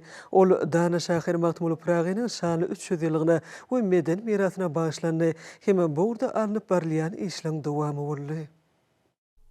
Türkmenistanyň mejlis tarapyndan geçirilen bu maslahaty sany ulgam arkaly Özbegistanyň, Azerbaýjanyň, Gazagystanyň, Kyrgyzstanyň, Täjikistanyň, Iranyň parlamentleriň wekilleri şeýlede Birleşen Milletler Guramasynyň bilim, ilim we medeniýet meseleleri boýunça edarasynyň Almatydaky Sewitleýin edarasynyň direktory, Türkmenistanyň UNESCO-nyň işleri baradaky milli topanyň jogapkar sekretary, Türkiýe medeniýetiň halkary guramasy bolan Türksoýuň baş sekretary gatnaşdylar. Günnägörüň beýik akyllary we Nusxaw Şahir Magtumuly Pragynyň doglan günüň 300 ýyllygyny parlament derejesine bellemek we döwletiň medeni siýasatyny gollanmak, beýik söz ustadlarynyň tutuş adamzadyň ruhy medeniýetiniň hazynasynyň dürdaneleri hasaplanylýan edebi miraslaryny geňden wagt etmek, aýagly saklamak, ýaş nesilleri olaň ruhuny terbiýelemek, dogunlyk halklaryň arasynda dostlukly gatnaşyklary ösdürmek we parlamentary hyzmatdaşlygyň gerimini geňeltmek maslahatyň esas maksatlary edilip saýlanyp alyndy. Maslahatda çykyş edenler UNESCO-nyň ýerine ýetirjek geňişiniň Paris şäherine geçirilen 216-njy mejlisinde beýik türkmen şahyry Magtumuly Pragynyň golýazmalar toplumy dünýäniň hakydasy maksatnamasynyň halkara sanyna girdilmeginiň Magtumuly Pragynyň doglan günüň 300 ýyllygy 2024-nji 2025-nji ýyllarda UNESCO bilen bellenip geçiljek şanly seneleň sanyna goşulmagynyň türki medeniýetiň halkara guramasy bolan Türksoy tarapyndan 2024-nji ýyl Türkiýe dünýäsiniň beýik şahyry we akyllary Magtumuly Pragy ýyly diýilip aglan edilmeginiň Magtumuly Pragynyň medeni mirasynyň dünýä beleleşigi tarapyndan ikrar edilýän suutnamasy dygbarada belläp geçdiler. Şeýlede maslahatda ýurdumyzda Magtumuly Pragynyň adynyň dörüjüliginiň eserleriň hukuk gorugyny üpçün etmek bilen bagly milli kanunçylygyň ýetgidirli kemleşdirilýän barada aýdyldy. Türkmen halkynyň melelizeri Türkmenistanyň halk maslahatynyň başlygy Gahrman Arkadagymyzyň halkymyzyň asyrlyň dowamyny döredin we toplan ruhy hem maddi gymmatlyklaryny durmuş gatnaşyklaryny düzgünleşdirýän ýörelgeleri barada Almatydan esaslandyrylan pekim paýhasly pikirlerinden ugrany taýýarlan başlanan Magtumul Pragynyň medeni miras hakynda Türkmenistanyň kanunynyň häzirki zaman kanunçylyk tejribesinde ilkinji ýerde kabul edilen hukuqnamasyda baradaky pikirler beýan edildi. Maslahata gatnaşylar parlamentara gatnaşyklary ösdürmek üçin ähli mümkinçilikleri döredip berýän arkadaly gahrman serdarymyza hem Türkmen halkynyň milli lideri gahrman arkadamyza tüý sürekden hoşallyklaryny bildirdiler. Şoň arkada şäherine medeniýet hepdeleriniň dawaraly açylyşy boldy. Gahrman arkadamyzyň başyna başlan we hormatly prezidentimiz arkadaly gahrman serdarymy tarapyndan münasip dowam etdirilýän bu ýeri medeni köpçülikleriň dawara her ýyly medeniýet osunugat işgärleriniň günne gabatlanyp geçirilýär. Dörüjlük forumynyň maksady halkymyzyň ruhy dünýäsini hasym baýlaşdyrmagy, milli medeni mirasymyzy ösdürmäge we dünýäde giňden wagt etmäge, täze zehiniň ýüze çykmagyna we halkyň medeni derejesiniň ýokurlanmagyna gönükdirilenler. Arkada şäherine ilkinjede geçirilýän medeniýet hepdeleriniň açylyş dawarasy Aman Gulmamedow adly Näqi döwlet drama teatryna ýaýlanandyry. Dawra Ministrler Kabinetiniň başlygynyň ornmasary, Medeniýet Ministrliginiň we degişli edara kärhanalaryň, guramalaryň, Alimler Akademiýasynyň institutlarynyň, dörejilik ugurly ýokary okul mekdepleriniň, jemgyýetçilik guramalarynyň, köpçülikleriň habar berişleri işleriniň ýol başlary, şeýlede wekilleri, medeniýet we sunugat işgärleri hemde talip ýaşlar gatnaşdylar. Bir ýerde dawratnaşylar teatryň binasynyň eýwanyna ýaýlananylan sergini synladylar. Onna berqara döwletimizde ýurdumyzyň medeniýet ulgamyna gazanan üstünlikleri, halkymyzyň medeni mirasyna degişli gymmatlyklar, amaly haşam sunugatynyň eserleri we milli medeniýetimiziň ösüş depginleri barada maglumatlar öz beýany tapdy. Şeýlede çäratnaşylar ýurdumyzyň vilayetlerine muzeýleriň gazasyna saklanýan muzey gymmatlyklary, şekillendiriş we amaly haşam sunugatynyň öňümlerini tanışdylar. Bir ýerde halkymyzyň asarlaryň jümmüşinden gaýdýan, däp desturlaryň dören bezek we amaly haşam sungatymyzyň gadymlygynyň habar berýän etnografik gymmatlyklar, gadymy lewaslar, gaýtanylmajak bezek önümleri, ajaýyp haly önümleri we başga da bir näçe gymmatlyklar görkezildi. Soňra bir näçe gün dowam etjek giň garymly ýeri medeni forumyň açylyş dawrasynda hormatly prezidentimiziň arkada şäherine geçirilýän medeniýet hepdeligine gatnaşjylary iweren gutlaw goldy. Arkadaly gahrman serdarymyň gutlawyna medeniýet we sunugat işgärleriniň hemde Magtumul Pragynyň şöhret güni münasibetli türkmen milli toýu görnüşine geçirilmegi asyrly däwe urulan medeniýet hepdelikleriniň ýurdumyzyň vilayetlerine, Aşgabat şäherine ýa-da geçirilip gelýänligi bellenip, Gülnogaryň beýik akıllary we nusgawy şahyry Magtumul Pragynyň doglangynyň 300 ýyllygynyň giňden bellenýän ýylyna bu giň garimli medeni forumyň akylly şäher konsepsiýasyna laýykly urulan arkada şäherine ilkinji geçirilmegiň aýratin many mazmuny eýdigini atalýar. Hormatly prezidentimiziň dawratnaşylar tarapyndan ulun sülen diňlenen gutlagy, şowkyny we dowamly el çarpşyklaryna kabul edildi. Soňra bir ýerde medeniýet we sunugat saatlarynyň bayramçylyk konserti geçirildi. Ýurdumyzyň görnükli aýdymçylarynyň ýerine ýetirmeklerine keçikişler, gahrman arkadamy tarapyndan başlanan özgertmeleriň, arkadaly gahrman serdarymyň ýol başlygynda durmuşa geçirilýän fiýadatyň netijesinde anyp balýan her türlü işlere buýsanç tenasy bolup ýanlandy. Belent ruhy beslenen aýdym suallarda, joşgyny tanslarda, folklor toparlanışgyçlaryna, ösüçleriň belentliklerine tarap bede wadilen anamly gadam urýan ýurdumyzda gananlayan ösüçleriň, halkymynyň bagtyar durmuşynyň, tahawatly türkmen topragynyň we ajaýyp tegi gatymynyň şeýlede hoşnetli antan gatnaşyklarynyň wasp ýeterli. Asarlaryň jümmüşinden gozba salýan we nesilleriň hemde döwürleriň arabalaşygyny özüne jemleýän bagşylyk sunugaty özüniň köp asalyk sepeçilik gymmatlyklaryny her iki ruhyna gowap derejede dowam etdirýär. Munyň öýde türkmen halkynyň milli sunugatynyň iň gowy däpleriniň döwrüň derejede täminleşdirilýäni, ösdürilýäni nowataqy beýanydyr. Ýurdumyzyň durly köjeklerine her ýerde geçirilýän medeniýet tepkiligine ýaýlanylýan çykyşlar, şany tenanyň hormatyna gorulýan dawralar halkymyz üçin ýolbaşy bayramçylyk sowadyna urlýar.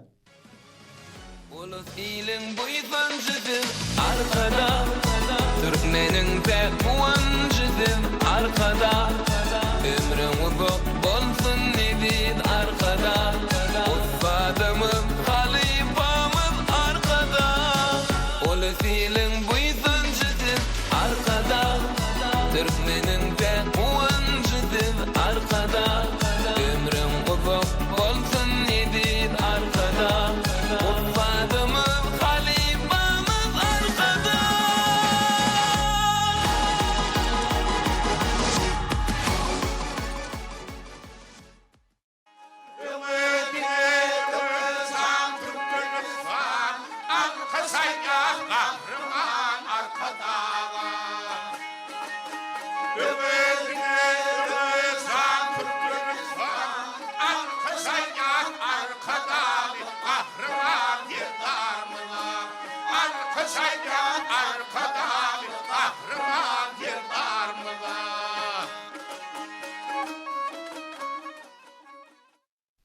Medeni tepkilerinin açılış münasibetli kurulan konsertin dowamında çağılar dörülçülük toporun aydın sağlı çıkışları on mani mazmununu has tarttırdı.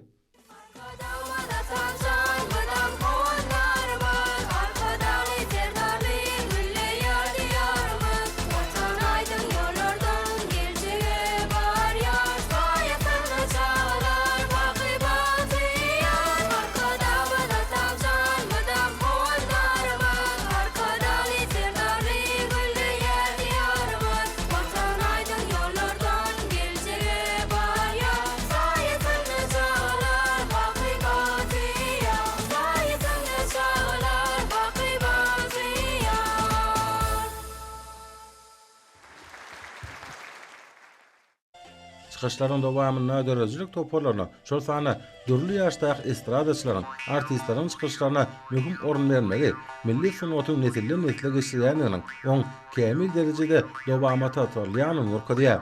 Ada wadaty dünýäde bolan arkadaş şäherine dürlü maksatly diskarlar bilen birlikde Döwlet Mehmet Azadadyr näki kitapxana, Göreoladyr näki döwlet açylyk sirki, Aman Gulmamedov adyr näki döwlet drama teatry, tarihi we ülkany urunş muzeyi, Saky Jepbarov adyr näki Ýürüter sunat mektebi, Şükrüwaş adyr näki Şagylar sunat mektebi ýaly bir näçe medeni aň bilim idaralarynyň döwrewat binalar gurly. Milli medeniýetimizi sunatymyzy sürmekde we kämilleşdirmekde ören ähmetli bolan binalar akylly şäherge gelýän mihmanlary haýran alýar. Arkadaş şäherine geçirilýän medeni tepkileriniň dowamyna guraljak şäherlerim bajaýyp günjekde medeniýeti sunaty sürmek üçin ähli mümkinçilikleriň döredilendigini nowataky gedek ýene açyp görkedir diýilip, hormat prezidenti bilen gutlagyny aýdylýar. Bayramçylyk dawratyna atlaşýanlaryň şowkuny el çarpışmalary ýerine ýetirilýän çykyşlary berilýän munasip baky hukmyna kabul edildi. Munyň öňünde döredijilik dünýäsiniň möhüm şäherleri bolan medeni tepkileriniň maksatnamasynyň ýokary derejede taýýarlananyny alamatlanýar. Sergindir seherin ölsen yerleri, ovaz eyler gök maysalı pelleri. Ekeren çilegin o sen yerleri, baz toprağın niğmeti bar enede. Alkış aydiyat bugün milli lidere, alkış aydiyat arkadalı firdara. Artistlaryň çıkışlardan utgoşýan video ýazgylar, döwlet başlamadan başlangyçlary, bu öwretmelerden baglanşykly möhüm ähmetli wakalary ýurdumyň medeni durmuşyny şohlanýardy. Bu bolsa ýaýwanlanýan çıkışlaryň täsirli wakalary, ýaty gaja pursatlara beslenmegi şertlenirdi. Bayramçylyk konsertinde aydyn faýaly çıkışlar, joşguny tantlar, folklor toporlarynyň şeperçilik sahnalary, gülküli çıkışlardan goşdy. Munyň öňünde giň şöyle çäheranyň medeni maksatnamasynyň taýýarlanmagyny hemme taraplaryň esasy çemeleşileriniň nowataky beýanydyr. Konserte tomaşa edýänleriň el çarpışmalary, olaryň şahatlykları, arkadaş şäherine ilkinjide geçirilýän medeni tepkileriniň rowaç gadamlaryny alamatlanýar. Sunat sahatlary özleriniň ajaýyp çykyşlarynyň üstü bilen ýurdumyň medeniýet we sunat ulgamynyň ähli düzümleriniň maddi enjamynyň binýadyny berkidilmegi, ugurda halkara hyzmatdaşlygynyň işlendirmegi bilen baglanşyk meseleleri döwlet derejesinde ähmet berilýän üçin türkmen halkynyň milli lideri, Türkmenistanyň halk maslahatynyň başlygy Ahman Arkadamyda we Arkadaly Gahryman Ferdanymda bolan aptyrşlaryny beýan etdiler. Ýeri gelenler bellenip geçirse medeni tepkileri ilkinji gedek 2013-nji ýylda bellenipdi. Şondan beri ol ýurdumyň vilayetlerine we paýtagtymyza nowatlaryny sahy geçirýär.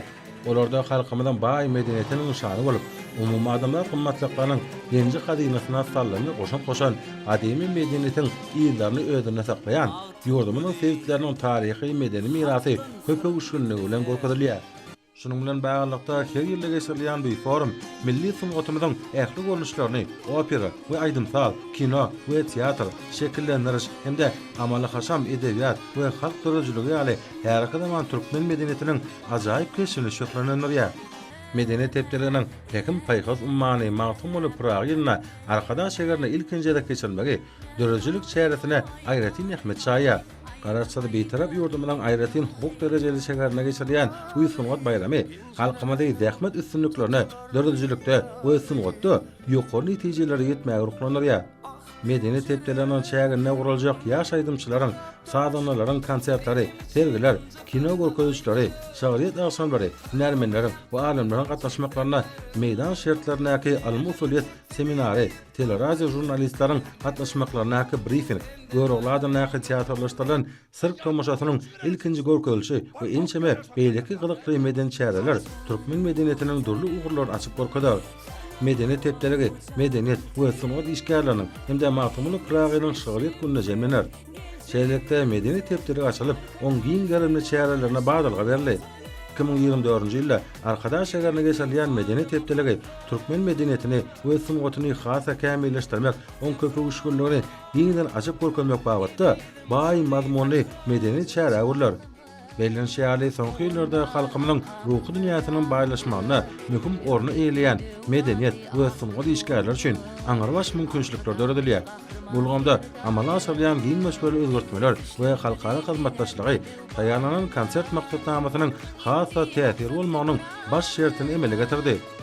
Ýurdumyzyň medeniýet we sunat sahatlary diýkinlerini açyp görkezmekleri, döredicilik dünýäsini baýlaşdyrmak ugruna döredýän mümkinçilikler üçin hormat prezidentimiz Arkadaly Gahrman Serdarymyza hemde türkmen halkynyň milli lideri, Türkmenistan halk maslahatynyň başlygy Gahrman Arkadamyza çuňur hoşalyklaryny bildirip, öz öňlerine durýan güdipeleriň üstünlikli ýerine ýetirmek ugruna ähli tagallalaryny gaýgyrmajakdyklaryny ananlardylar.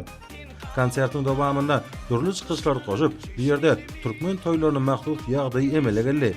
Türkmen halkynyň döredän we dünýä ýüzünde ikrar edilen güçli tutansy dawaranyň şowkuny hasartdyrdy. Onu açyk edýänleriň çeýeligi, hereketleriň sağlaşygy, milli mirasyň öýül bolşulygyny, oň köpek uşgunlygyny has aýdynlygy bilen äşkär edýär.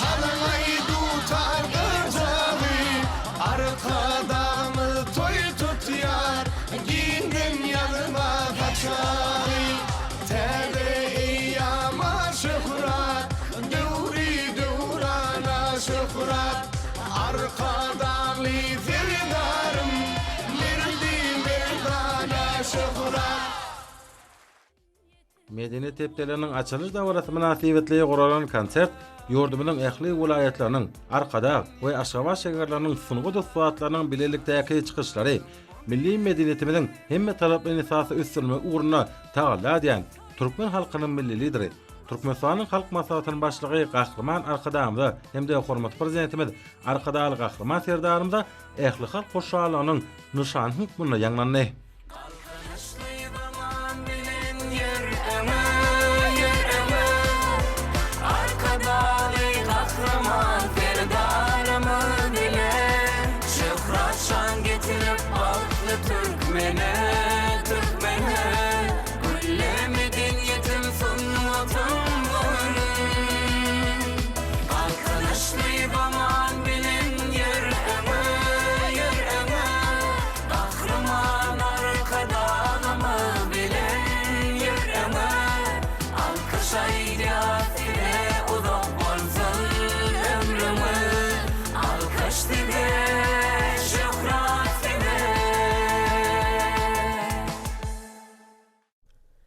Arkadaş şäheriniň taryhy we ülkeni öwrenş muzeýine Beýikýüpek ýolunyň ugruna ýerleşen taryhy sebitden Daşow vilayatynyň Saparmana Türkmen aşadyna etranyň ýaşaýjylar tarapyndan ýüze çykarylan gadymy Horizm şaýlar döwletine degişli bolan diýilip çak edilýän 18 sany altyn teňelen we kümüş teňe bölekleriň tapylmagy münasibetli dawara geçirildi. Dawaranyň başynda bu gymmatlyklar muzeýe dawaral ýagdaýda gowşuruldy.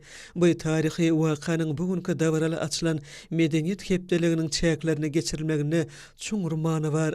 Muzeýiň işgärleri döredilýän şeýle şertler mümkinçilikler üçin hormatly prezidentimiz hem Gahrman Arkadamyza alkyş we hoşalyk sözlerini aýtdylar.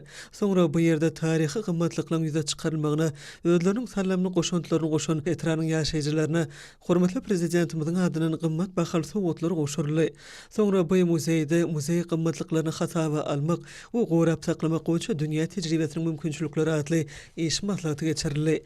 iş maslahatyna bu uğra degişli çıkışlara giň orun berildi. Medeniyet pudugyny munun elegem ösdürmek meseleleri şol sana muzey işini kemilleşdirmek we dogry waplaşdyrmak usuliýetini guramak bilen baglanyşykly meseleler hunermenliň eden çıkışlarynyň esasy mowdugyna öwrüldi. Maslahatyň çäginde milli meden mirasymyzy gorap saklamakda hemem wagt etmekde ýurdumyzyň muzeyleriniň alyp barýan işi bilen tanışdyrýan wije şekiller görkezilip täsirli maglumatlar berildi. Berkarar döwletiň täze ýamyny galkynşy döwrüne soňky ýyllarda muzeyleriň gaznasynaky gymmatlyklaryň artdyrylanyny bellenildi. Mälum bolşaly Daşy vilayatynyň Saparmana Türkmenaş etranyň döwkesen geňişliginde ýaşaýjylar tarapyndan 18 sany altyn, 3 sany kümüş teňgeler, şeýle-de 61 sany altyn teňgäniň bölekleri we 8 sany dürli reňkli tapanylar ýüze çykaryldy. Türkmenistanyň taryh we medeni ýadygärlikleri goramak, öwrenmek hem rejelemek baradaky milli müdürlüğiniň alymlarynyň we hunermenleriniň Ilmlar Akademiýasynyň eşgärleri bilen birlikde geçiren deslapky öwrenş işleriniň netijesinde käbir altyn teňgeleriň ýüzünde Horizm Şahlar döwletiniň hökümdary Sultan Allaýeddin Muhammediň we oň kakasy Sultan Tekeşiň atlarynyň ýazylanyny anyklanyldy. Alymlaryň çaklamalaryna görä bu teňgeler könürgençli türkmenligiň guran kuwatly döwletiniň 12-13 asyrlaryň başynda gullap ösen döwri bilen baglydyr. Gahrman arkadamyzyň Türkmenistan Büyük Ýüpek ýolunyň ýüregi atly kitabyna belleşýäli hut şol döwürde könürgenç şekeri esasy kerwen ýolunyň möhüm çatragyna yerleşmek bilen Gunwatar we Gunnogor döwletleriniň ykdysadyýatynyň ösmegine täsirini ýetiren iri söwda aragatnaşyk ýollaryny herekete getirýän kuwatly merkeze urly. Täze tapanylar bolsa türkmen halkynyň milli lideriniň kitabyna beýan edilýän taryhy maglumatlaryň üstüne ýetirýär. Döwrede çykyş edenler bu gymmatly tapanylaryň muzeýiň gaznasyna gymmatlyklaryň hataryny artdyrýan taryhy gymmatlyk bolup durýanyny nyktadylar. Olar özüne taryhy maglumatlar jemleýärler. Şoňra bu gurda geljekde alyp barjak işler taryhy meden gymmatlyklarymy gorap saklamak, olary almytaýdyny öwrenmek we geljek nesillerimize ýetirmek wagtynda öwren möhümdir diýip döwrede çykyş edenler bellediler. Döwletimizde muzey işini ösdürmek ugruna alyp barýan siýasat barada durup geçen gatnaşyjylar diňe bir ýurdumyzda däl, eýsem umumy adamzat ähmiýetli medeni taryh gymmatlyklaryň uly toplumynyň bardygyny bellediler. Bu gurda döwlet tarapyndan berilýän himayet gollawlary üçin döwre gatnaşyjylar gahrman arkadamyzy we arkadaly gahrman serdarymyzy tüý sürekden hoşallyklaryny bildirdiler. Munun başga muzey işini sany ulgun mesasyna kemilleşdirmek, hormatly prezidentimiziň ýaş nesilleri watançylyk we belend adamkärçilik ruhuny terbiýelemek baradaky öňde goýan wezipelerini durmuşa geçirmek boýunça gyzykly pikir alşmalary boldy. 5000 ýyla uzayan türkmen halkynyň taryhy öz boşly depde sory, täze ýamdaky ýurdumyzyň ýeten ägirt uly sepkitleri bulan ählisi baý muzey gymmatlyklaryna öz beýany tapýar. Video ýadyglary bilen utgoşan çykyşlarda bellenşýäli, öňde barjy tehnologiýalaryň täzeçil usullaryň ornaşdyrylmagy netijesinde virtual seýahatlar arkaly muzey gymmatlyklary bilen gyzyklanýanlaryň sany barhartya, muzey oýlap tapyşlaryny ösdürmekde we ilmi işler taýýarlamakda sany ulgamy mümkinçilikleri işçiň ulanylýar. Çäreniň dowamyny täze usullar arkaly muzey gymmatlyklaryny hataba almak we gorap saklamak boýunça dünýä tejribesiniň mümkinçiliklerini öwrenmäge bagyşlanan usuly sapaklar guruldy. Milli sunugat halkyň dörejlik zehininiň binagärliň we hekeltaraşlyň, hunermen zergärliň, kuýdegärliň, demirçi usulyň, dokmaçylyň, tikinçiliň, gurulşykçylyň, netçarçylyň we beýlekliň huner depleriniň arabalaşygy esasynda ösüpdir. Edil halk dörejliginiň nagyşlarynyň ilhamdan we arzu hyýallan dokulan nepis haly ýaly milli medeniýetimiz baý taryhy, edebi, saz we çeperçilik mirasyň şoltany şaýsep ýasamak sunugatynyň halk dörejliginiň we hunermençiliginiň dep desturlarynyň iň gowlaryny özüne jemläpdir. Maslahatyň ahyryna oňa gatnaşylar medeniýet ulgamyna ýetilýän bele sepkitler üçin türkmen halkynyň milli lideri gahrman arkadamyza hemem hormatly prezidentimiz arkadaly gahrman serdarymyza özleriniň hoşallyklaryny beýan etdiler. Soňra arkadaş şegeriniň Aman Gulmametow adına ýaky döwlet drama teatr tarapyndan saklanyşdyrylyp, tomaşaçylara ilkinji gezek görkezlen Älen Nuri atly sahna oýny bir ýerde guralan dawaralaryň many mazmun taýdan baýlaşmak şertlenirdi. Täze sahna eseri medeniýet tepdeliginiň ilkinji günüň çärelerini jelmedi. Teatr artistlarynyň keşipleri usatlyk bilen janlandyrmagy bolan ihlasy we edekini olaryň hüner derejesiniň kämilini görkezýär. Bu wasa ýurdumyzyň sunugat usatlarynyň beýik maksatlaryny nazarlaýan ihlasy zähmetiniň oňy netije berýäniniň nowata hudutnamasydyr. Sahna eserine janlandyrylýan wakalaryň anonyrjy ýagdaýda beýan edilmegi artistlaryň kämillik derejesiniň ýokardygynyň habar berýär. Ölboşly bayramçylyk sowgadyna öwrilen täze sahna eseri oňa tomuş edýänlerde ýatlançykmajak täsirler galardy. Munyň özi sahna eserine öňe sürülýän pikirleriň we garaýşlaryň artistlaryň uswatly bilen ýokary derejede beýan edilýändigini äşkar edýär. Soňra bugünkü şany waka münasibetli toý sadakat berli. Ýurdumyzyň medeni durmuşynda möhüm waka hökmüne iqrar edilen medeni tepdeleriň açylmagy münasibetli berilen toý sadakaty ýurdumyzda şany seneleriň belent dawarlary wetsenýänini görkezdi. Toý sadakatyny atmazlar şany senäniň hormatyna gurulýan dawarlaryň ýokary guramaçylyk derejesiniň öpüşin edilendigini aýratyn bu ýa bellediler. Toý sadakatyny atmazlarda türkmen halkynyň milli aşganasynyň datyl taganlar köder edildi. Toý sadakatynda türkmen halkynyň milli lideri Gahrman Arkadamyň hem de hormat prezidentimiz Arkadaly Gahrman Serdarymyň janlarynyň sag ömürleriniň uzak bolmagy, ýyl ýurt bäxtbetli tutumly işleriniň mundan meýlekde rowaşlyklara beslenmegi, medeni tepdeleriň üstünlükli geçirmegi hem de halkymyň hemişe awadan we bagtyar durmuşda ýaşamagy dilek edildi. Hormatly adamlar, indi bolsa ýurdumyzyň vilayetlerine we paýtagymyz Aşgabat şäherinde şuny 22-nji iýunyna saat 20-den 23-nji iýunyna saat 20-çe boljak hawa barada Türkmenistan Hidrometeorologiýa barada gullugynyň berýän habar bilen tanış boluň.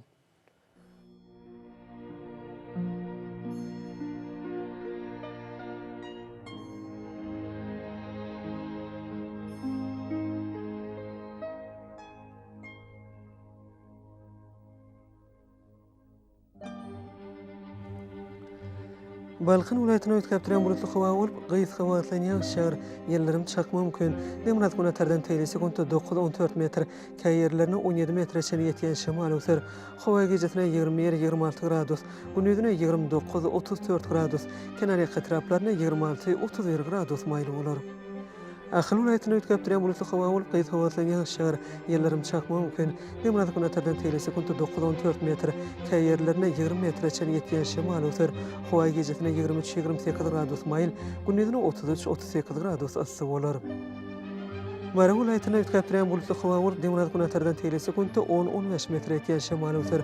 Hawa gejetine 22-27 gradus maýl, gündüzine 35-40 gradus ysy bolar.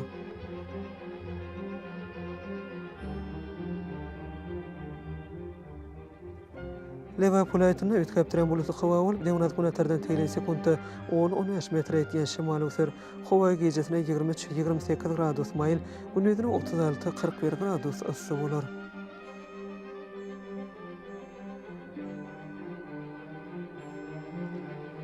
Daşoz vilayetine ötkäpdirän bulutly hawa bolup, güne terden teyli sekundda 9-14 metr, käý ýerlerine 18 metreçe ýetýän şemal öser. Hawa gejetine 20-26 gradus, gündüzine 30-35 gradus maýly bolar.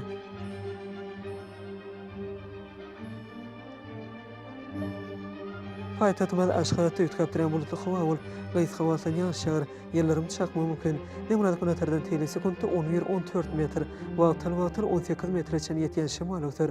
Hawa gejetine 24-26 gradus, gündüzine 33-35 gradus maýly bolar.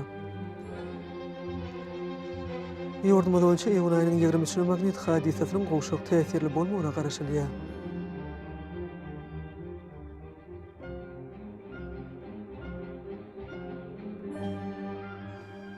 Ededi vatandaşlar, Thomas Pasında hawanyň ysy günlerinde pasla göre giyinmegi we günüň gönüş şöklesinden gorunmagy, şahsy we jemgyýetçilik arasaçylyk tertip düzgünlerini berja etmegi maslahat berýär.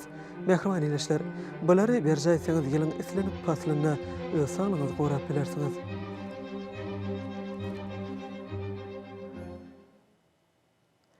Mehriban adamlar şuňlary watan habarlar gepleşigine jemleýäs.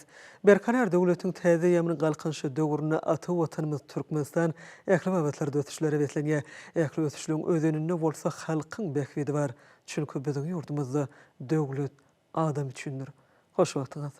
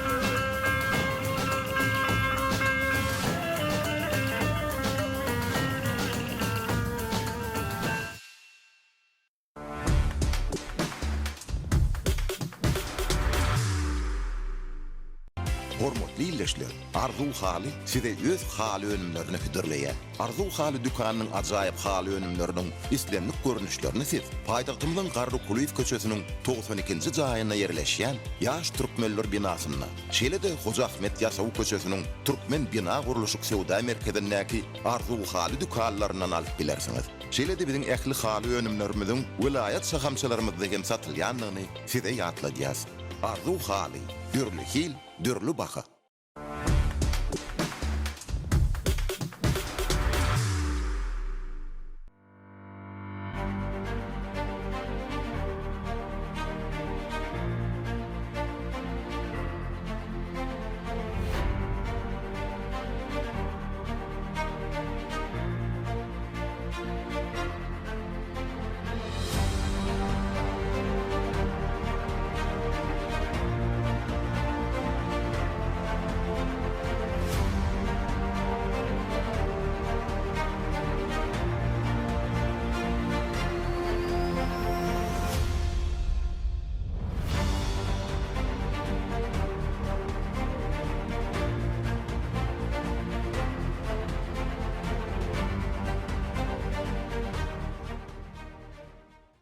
Salam alik, mehriban adamlar, sagaman oturmuşsunuz.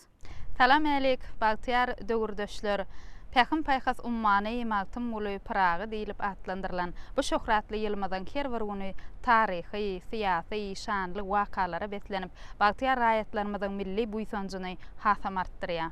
Edil watandaşlar, ina bu ýylmada da Arkadaş şäherine bellenilýän medeniýet gosununy diýişgärleriň hem Maltym Muly Pragynyň şygyryýat güni Arkadaş gahrman terdarmyzyň toy gutlawy bilen açyldy. Edil watandaşlar, biz Arkadaş şäherine geçirilýän medeniýet hepdeliginiň açylyş dawarasy münasibetli taýýarlaýan gepleşigimiziň başynda ilki bilen siziň ähliňizde, bütün türkmen halkymyzda, türkmen halkynyň milli lideri gahrman Arkadaşymyzda, Arkadaşly gahrman serdarymyzda, ähli medeniýet we sunugat ustadlaryny, watanymyzda toýlanýan medeniýet we sunugat işgärleriniň hem Maltym Muly Pragynyň şygyryýat güni şu günkü açylan medeniýet hepdeligi bilen tüýsürekden utlaýar. Eýem bir näçe ýyl bäri biziň watanymyzda hepdeläp toý edilýän medeniýetiň toýy, sunugatyň toýy, şygyryýetiň toýy, Maltym Muly Pragynyň bir dörejliginiň toýy ýokary derejede bellenilýär. Edil watandaşlar, ine bu gün Arkadaş şäheriniň döredilmeginiň 1 ýyllygyna medeniýet we sunugat işgärleriniň hem Maltym Muly Pragynyň şygyryýat güniniň gawat gelmegi türkmene hemişe toýlaryň goşa-goşadan gelýäniniň aýdyň suwutnamasy boldy. Ir şäher bilen Arkadaş şäherindäki Aman Gulmametow adynaky Döwlet Drama Teatrynyň öňü dörejiligi, sunugaty, sözi sarpy goýanlaryň gatnaşmagyna ýokary derejede şu hepdelige açylşy boldy. Edil adamlar bizim gepleşigimiziň dowamyna bir näçe dörejilik işgärleri bilen, sunugat wekilleri bilen söhbetde şolar hem selvi olaň ýürek buýsanjynam illeşlemede ýetirer. Elbetde Aýjemal, türkmeniň taryhy täze sahypalar bilen baýlaşýar. Anha bugünkü gün ýurdumyzda medeniýete, sunugata, edebiýata belent hormat sarpa goýulýar, dünýä derejesinde dawaralanýar. Şu geçirilýän toýa uly joşun bilen gatnaşýan medeniýet we sunugat ustadlarynyň her biriniň kalby buýsançly. Elbetde mehriban ýyleşler, 22-nji, 27-nji ýuny aralygyna medeniýet hepdeligi ýokary derejede Arkadaş şäherine bellener. Bizim kardeşlerimiz bolup şu ýerde bolup geçýän mailnama esasyndaky çäreleri gazyny bilen biz ýaýlymyz bilen halkymyza ýetirer. Elbetde şu hepdelige dörejilik we sunugat işgärleriniň taýýarlygy ýokary derejede biz nesip bolsa günlük bolup geçýän wakalary, bir toý dawaralary, özüm milli däp desturlar esasynda geçiriljek şu medeniýetiň toýuny, sunugatyň toýundaky toý pursatlaryny biz halkymyz bilen paýlaşarys. Elbetde şu zatlara giň mümkinçilikler döredip beren biz gahrman Arkadaşymyza hem Arkadaşly gahrman serdarymyza köp sagwarsyny aýdýas.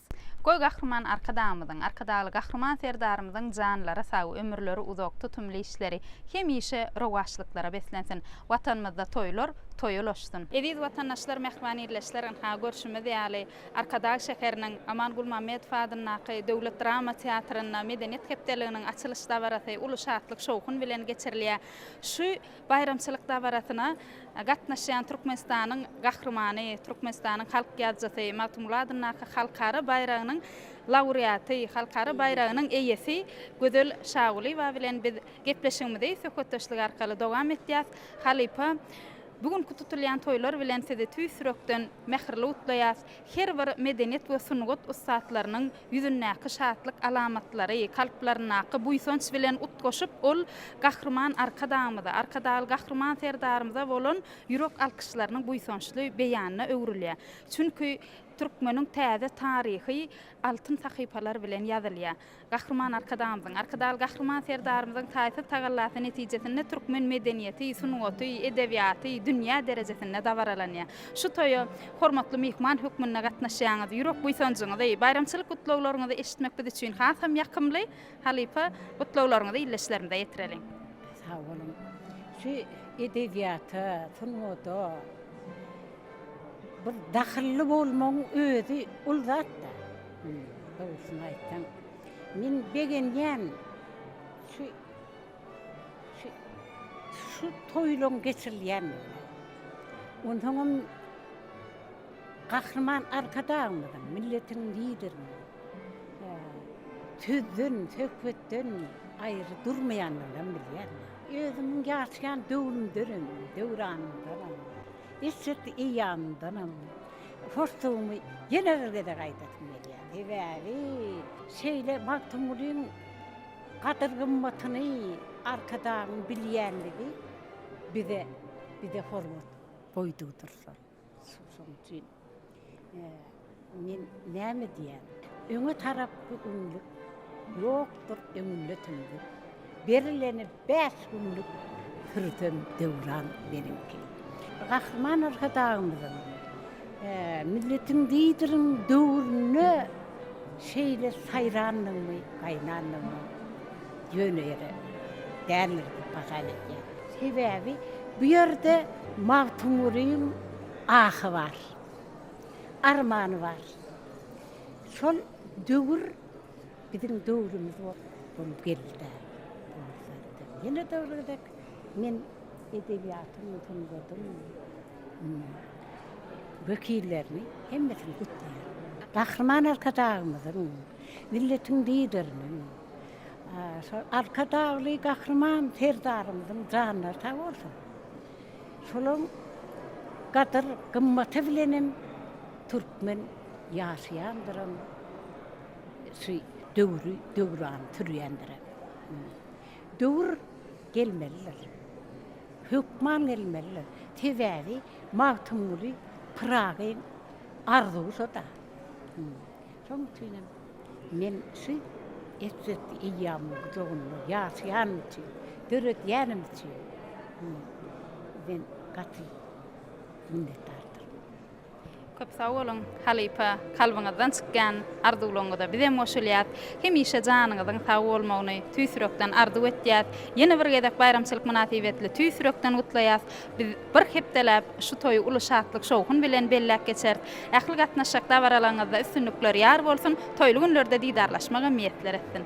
Hormatly adamlar, biz şu günki medeniýetiň toýuny, sunugatyň toýuny ýene de gepleşýärmiz. Gutlawlar alkary dowam edýär. Biziň söhbetdeşimiz Türkmenistanyň gahrmany, UNESCO-nyň işleri bar, Türkmenistanyň milli toporyň jogapkar sekretary, adatdan daşarga dolu ygtyýarly ilçi, ustad, diplomatymyz Çınar Rüstemow bayramçylyga gatnaşmak maksady bilen gelipdir. Çınar täjine medeniýet işgärlerini, sunugat wekillerini gutlap berseňiz.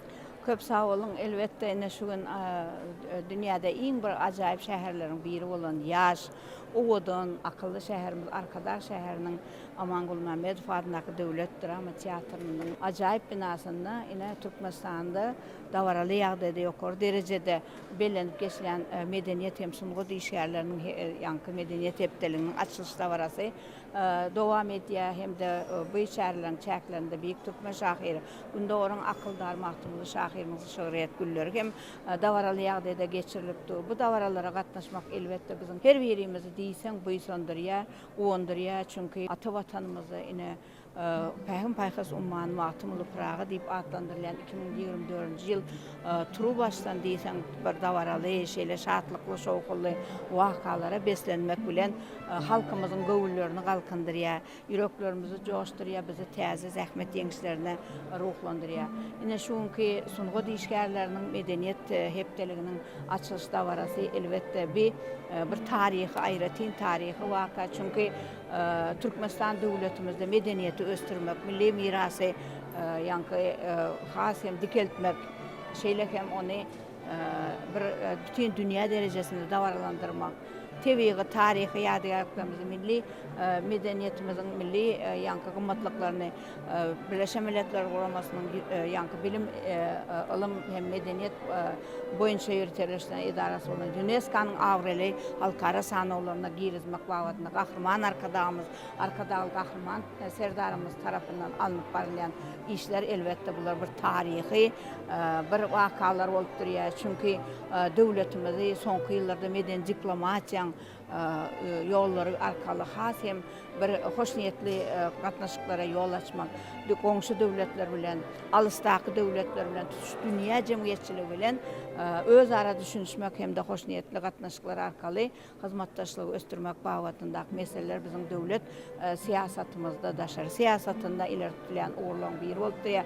Bu uğurlu hizmetdaşlıkta elbette UNESCO bilen alınıp barlayan östürülen katnaşıkların ayrıtin ahmiyete eyedigini bellemek gelir.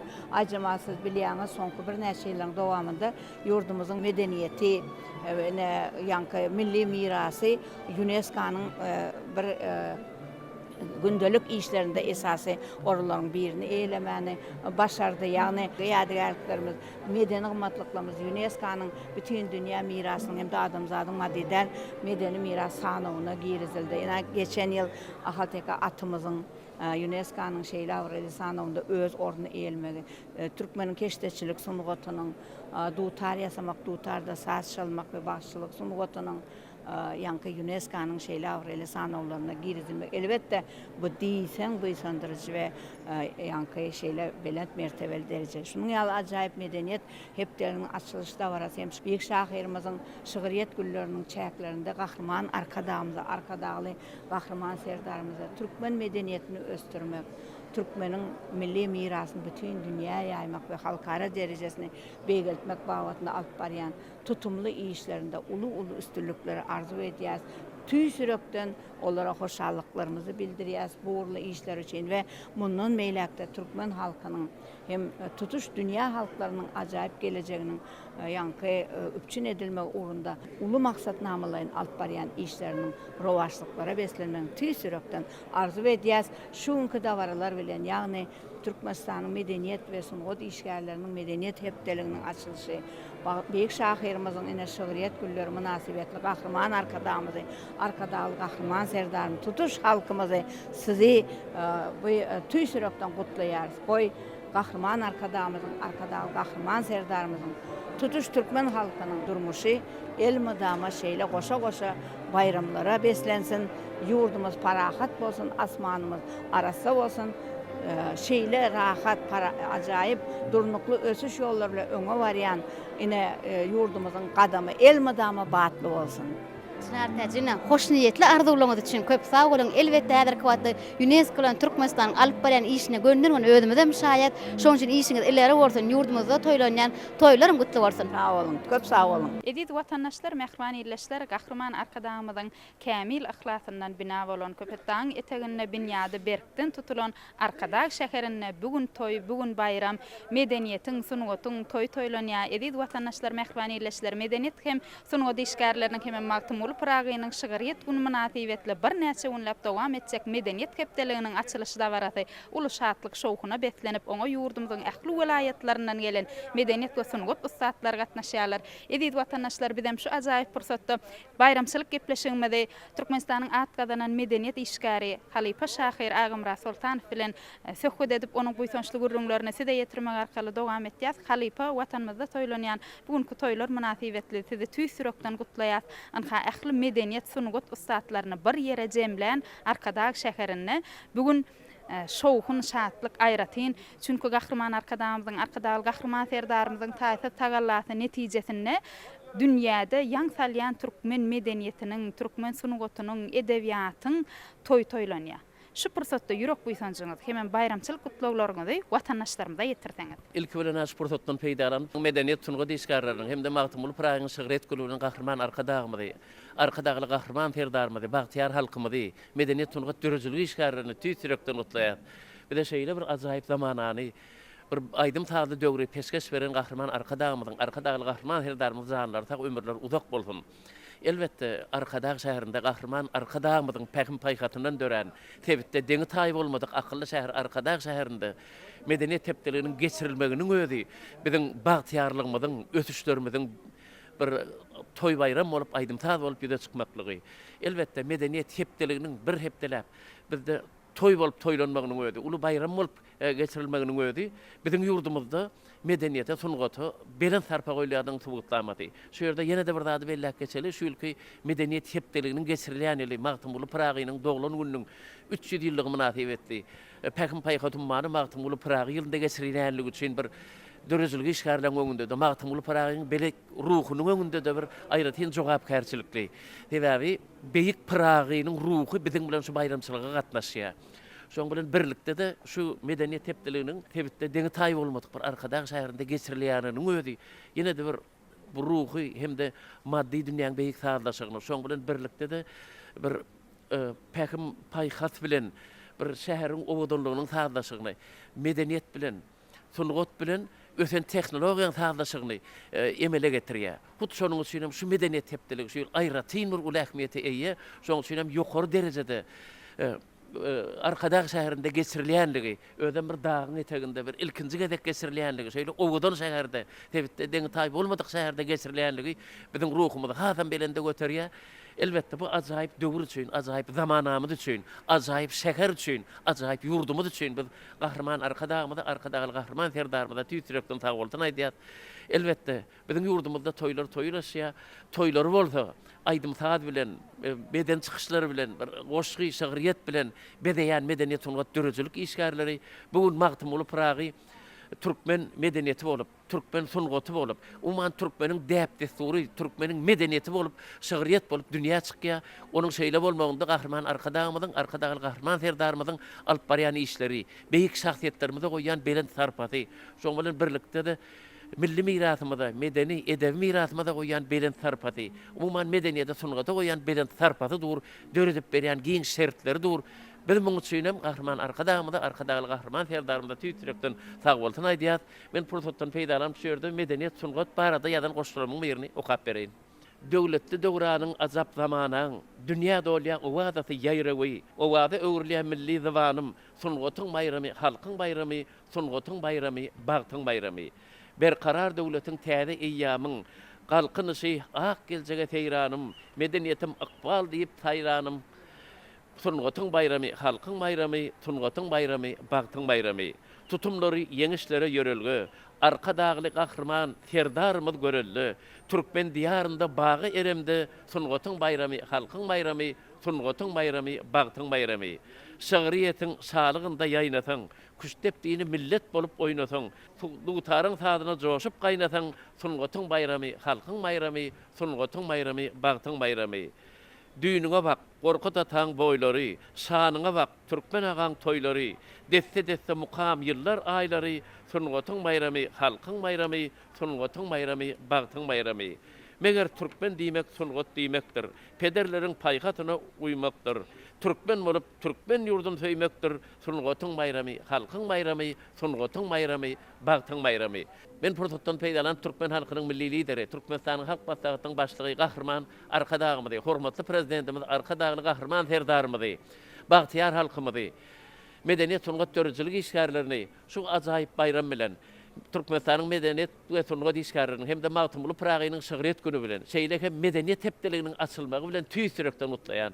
Goý halkymyza şeýle aýdym saatly bagtyar, esretli zamanan bagşeden Gahrman arkadagymyzyň, arkadagy Gahrman serdarymyzyň janlary sag, ömürleri uzak, belent başlary aman bolsun. Halkymyzyň çuňgur bähwidini, dünýäň awadançylygyny, halklaryň dost doganlygyna gönükdirilen beýik işleri hemişe rowaşlyklara bersensin. Toýlaryňyz toýlara ulaşsyn. Ebid adamlar.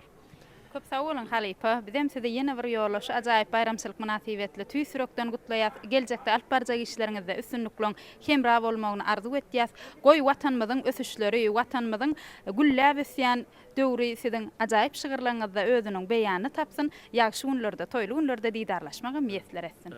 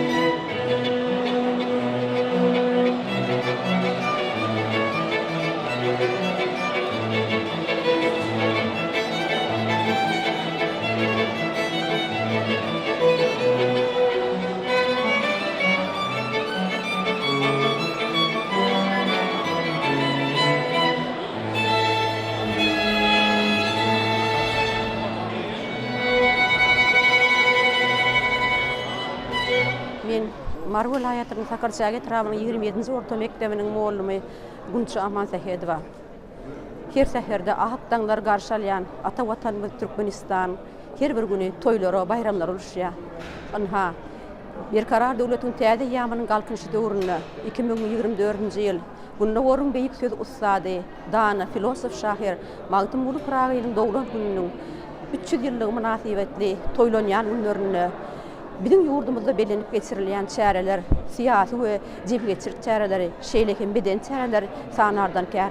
Ana bugün gün bolsa, berkarar döwletiň täze ýamynyň galkynşy gününiň ajak günleriniň birine Magtymguly Pragynyň 300 ýyllygynyň dabaraly ýagdaýda bizim ýurdumyzda belenip geçirilýän günlerine Türkmenistan döwletimizde medeniýet hepdeliginiň Kutşu Arkada şäherine açylmagynyň ödüniniň aňarsyna ulokanlar mani düşünje bardyr. Arkada ihlasyndan dören Arkada şäherimiz bir ogudan dağın arasyna telenläp otur. Appak binalardan bina bolan şäherimiz doğrudan hem ilhamyň, ýaşaýyşyň güllä geçmeginiň, dörejçiligiň şäher diýip hatap edýän. Şuň bolsa biz Mar vilayatynyň dörejçilik we sungat işgärleri bolup Arkada şäherine gelip medeniýet hepdeligine gatnaşyp şonuň açylşynyň tomaş etdik. Häzirki döwrümizde biziň medeniýetimizde sungatymyza üns berilýär. Türkmen halky özüniň edebiýaty bilen, sungaty bilen hiç bir halkyň meňdemeýän medeniýeti bilen dünýä çykdy. Türkmeni diýen beýik Magtymgulydyr. Dana filosof şahyr Magtymguly Pragynyň dowlan gününiň 300 ýyllygy münasibetli geçirilýän çäreleriň çägine çeper okoýuşlar, Magtymguly Praga bagyşlanan sahnalar görkezilýär. Şeýlehem Pragynyň şygyrlary labydly okulýar. Dörejçilik işgärleri bolsa, beýik dana şahyrına bagyşlanan öz dörejçilik sungat eserlerini okap berýär. Şeýle günleriň birini Bagtyýaryň gujagynda ýaşaýan türkmen halkynyň gadamlary mundan beýlägen batly bolsun, Bagtyýar gününiň gujagyna parahat asmanymyzyň astyna bir asuda parahat watanymyzda Bagtyýar ýaşadynlar. Şu beýik Bagtyýarly peşkeş beren türkmen halkynyň milli lideri Gahrman Arkadağymyzyň şeýlehem peder ýoluny münasip dowam etdirýän Arkadagly Gahrman Serdarmyzyň janlarynyň sag ömürleriniň uzak bolmagyny, ýyl ýurt bähbetli, umumy adamzat ähmiýetli alyp barýan beýik işleriniň hemişe rowaşlyklary beslenmegini arzu edýän.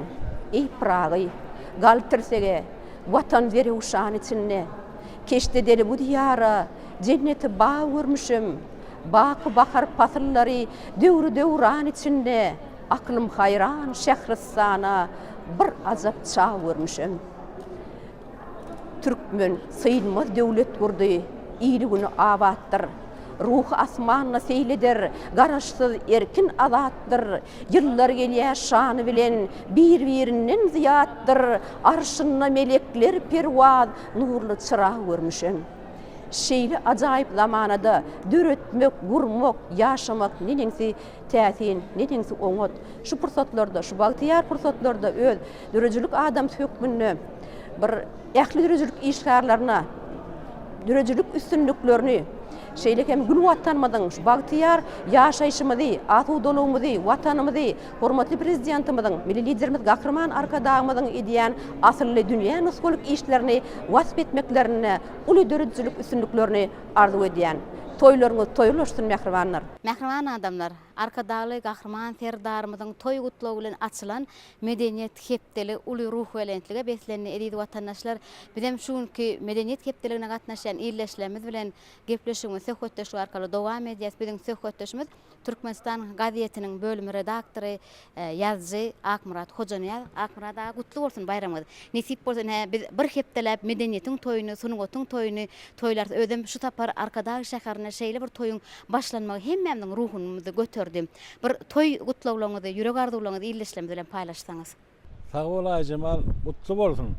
Bir medeniýet sungat işgärleriniň toýu, bütün şagyryýet söýjüleň toýu, bütün halkymyzyň toýu, Gahrman Arkadagly Gahrman Serdarly biziň agdy bir halkymyzyň berkarar döwletimiziň toýu. Arkadagly Gahrman Serdarmyň hormatly prezidentimiziň şu ajaýyp toý bayramçylyk münasibetli gutlugyny uly joşgyny, uly ruhy bilentlik bilen diňledik. Gutly mübarek bolsun. Gahrman Arkadagymyzdan, Arkadagy Gahrman Serdarmyzdan bütün halkymyzy ähli dörejilik adamlaryny şu ajaýyp toý bayramçylyk bilen tüý sürekden gutlaýan şu ýylky bu bayramçylygyň gelişi dogrudan hem üýtgeşik boldy. Sebäbi bu gedek ýurdumyzyň medeniýet temsilige diýişgärleriniň Magtymly Pragynyň şygyryetiniň toýy Pekim Paýgas ummany Magtymly Pragy ýylyna beýik akyllar şahyrymyzyň doğulan günüň 300 ýyllygynyň halkara derejesinde bayram edilýän ýylyna gabat geldi. Şoň garam ha bilen duran ýerimiz bir ajaýyp bir erteklerdäki ýalyk erteklerdäkiden hem ziýada. Göz açyp salymda şeýle bir beýik şäher döredip ýurdumyzda. Ana ilkinji gedek Arkadaş şäherine geçýär. Biziň medeniýet hepdeligimiz şu ajaýyp bayramçylygymyz münasibetli. Biziň şu gedekki bayramçylygymyz Arkadaş şäheriniň döredilmeginiň bir ýyldygyna da gabat gelýär. Ana toý üstüne toý şoň üçin şu ýylky bayramçylyk bir ýyly üýtgeşik geldi diýip alkan aýdyp bilersiz. Bir aty begenýäs Ahryman Arkadagymyzyň Arkadaly Gahryman herdarymyzyň dörejilik adamlary baradaky tagallalaryna biz buýsanýas. Öz watanymyzy, ýurdumyzyň ösüşlerini, halkymyzyň agdy berligini wasp edýäs. Gahryman Arkadagymyzyň öwredişi ýaly beýik Pragynyň eserlerini gaýtadan okuýas, gaýtadan has çoňury öwrenmäge çalışýas. Ahryman Arkadagymyzyň Arkadaly Gahryman herdarymyzyň tagallalary bilen beýik Pragynyň ady dünýä doldy.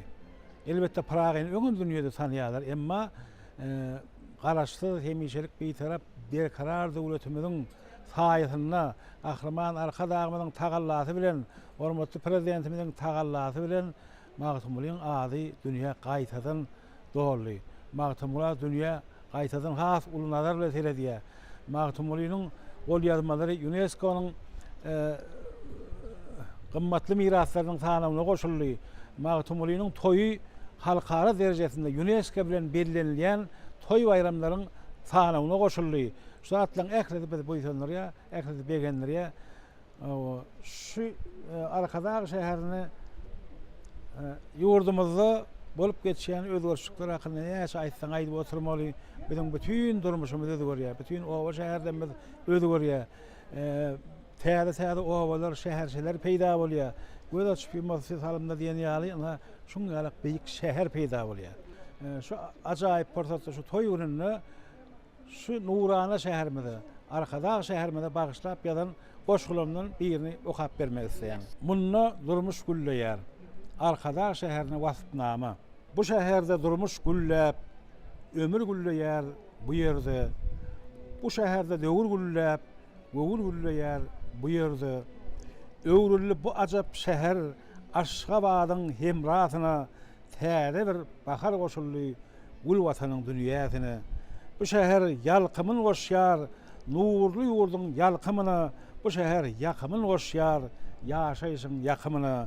Bu bir şeýle şäher, munna baglar ösýär degresinde, elwan güller jehek munna ak ýollaryň garasyna. Arkadagyň paýgasyndan, ihlasyndan binýatdyr bi, asyrlardan asyrlara şogla taşşak gudratdyr bi. Atalaryň sarsmaz gala, döwletler guran ýurduny, ýaşaýşa sütün bolup, nur bolup duran ýurduny, ýene beýik döwletimiz galkýar sarsmaz bina bolup, galkýar eri milletimiz durmuş joşýar umman bolup, şäherler ösürýäris, gurýas täze şäherleri, döredýäris rahatlygy, döredýäris baharlary, nusholukdyr binalarymyz, dünýäň şäher kentlerine bir bitew akbal olar, meňzäp şahyr bentlerine bir bitew döwlet olar, haýyr bolup, hümmet bolup, bir bitew gudrat olar, her haýsy bir gudrat bolup. Ýene bir gedek Gahryman Arkadagymyzy, Arkadaly Gahryman herdarymyzy, ähli dörejilik adamlaryny, bütün halkymyzy şu ajaýyp bayram, şu nurana bayramçylyk bilen tüý sürekden gutlaýan goý bayramlarymyz, bayramlar olsun. Gahryman Arkadagymyzyň, Arkadaly Gahryman herdarymyzyň janlary sag, ömürleri uzak, beýikdirmeyik işleri, dünýä ýaň salýan işleri goý mundan meýlegim rowaşlyklara beslensin. Köp sağ olun Akmuradaga. Biz öz bayramçylygymyzda bir hepdelep belliyet. Elbette biziň ýurdumyzda, döwletimizde, medeniýetde sunuňda ýokary derejede sarpa goýulýar. Bu zatlaryň göz başynda biziň gahrman arkadamyň hem arkadaly gahrman serdarymyň beýik tutumlary bar. Ýene bir gedek bayramymyz gutly bolsun, şeýle toýlar dowamly bolsun. Köp sağ olun. Edit vatandaşlar, mehmaniyleşler, biz bayramçılık gepleşigimizde Türkmenistanyň sunwatda at kadanan işgäri Türkmenistanyň Döwlet Seperçilik Akademiýasynyň mollamy Adat Annaýew bilen söhbetdeş bolup, onuň berjek buýsançly görüňlerini size ýetirmek arkaly dowam etýär. Adat mollum ilki bilen watanymyzda toýlanýan toýlar bilen sizi tüýsürekden gutlaýas. Anha Arkadag şäkeri bugün aýratyn köp adamly medeniýet we sunwat ustatlarynyň en çemetini ödünne jemledi. Çünki bu ýerde medeniýet we sunwat işgärleriniň hemem Magtymul Pragynyň şygyryýet gün münasibetli bir hepdelap dowam etjek medeniýet hepdeliginiň açylyş dawarasy uly şatlyk şowkun bilen geçirilýär. Şu bayramçylyk dawarasyna siziň özüňizden gatnaşýaňyz anha ajaýyp aýdymlar, saatlar ýanglanny şu ýerde gahrman arkadamyň arkadagy gahrman serdarymyň adyny aýdylýan alkyş sözler ýürekden çykýan. Siziň hem ýürek buýsanjyňyzy watandaşlarymyza ýetirelim. Türkmenistanda medeniýet işgärleriniň uly toýy, uly bayramy geçýär. Ähli şäherlerde, owalarda medeniýet günleri geçirilip, hakykatdan medeniýet we sunwat ustatlarynyň günleri Türkmen sunwatynyň pazarlap ösýän özgörüşini görkezýärler, subut edýärler. İlkinji gedek Arkadag şäherinde Türkmenistanyň medeniýet günleriniň açylşy şu täze şäherimizde geçirilip açyldy. Häzirki ýagdaýda Türkmenistanyň medeniýeti, Türkmenistanyň sunwat elemi pazarlap ösýär. Ähli uğurlarda, sunwatda, şekillendiriş sunwatynda, nakkaşlykda, heykeltaraşlykda, grafika sunwatynda, amaly haşam sunwatynda täze döwrewap eserler döredilýär. Şunyň ýaly mümkinçilikler hakykatdan hem ähli sunwat işgärleri, ähli medeniýet işgärleri buýsandyrýar. Sebäbi Türkmenistanda teatrlar açylýar, muzeýler açylýar. Şo teatrlarda, muzeýlerde Türkmenistanyň ähli medeniýet gymmatlyklary ýygnanyp hakykatdan hem öz halkyna, öz nesline hakykatdan hem hyzmat edýärler.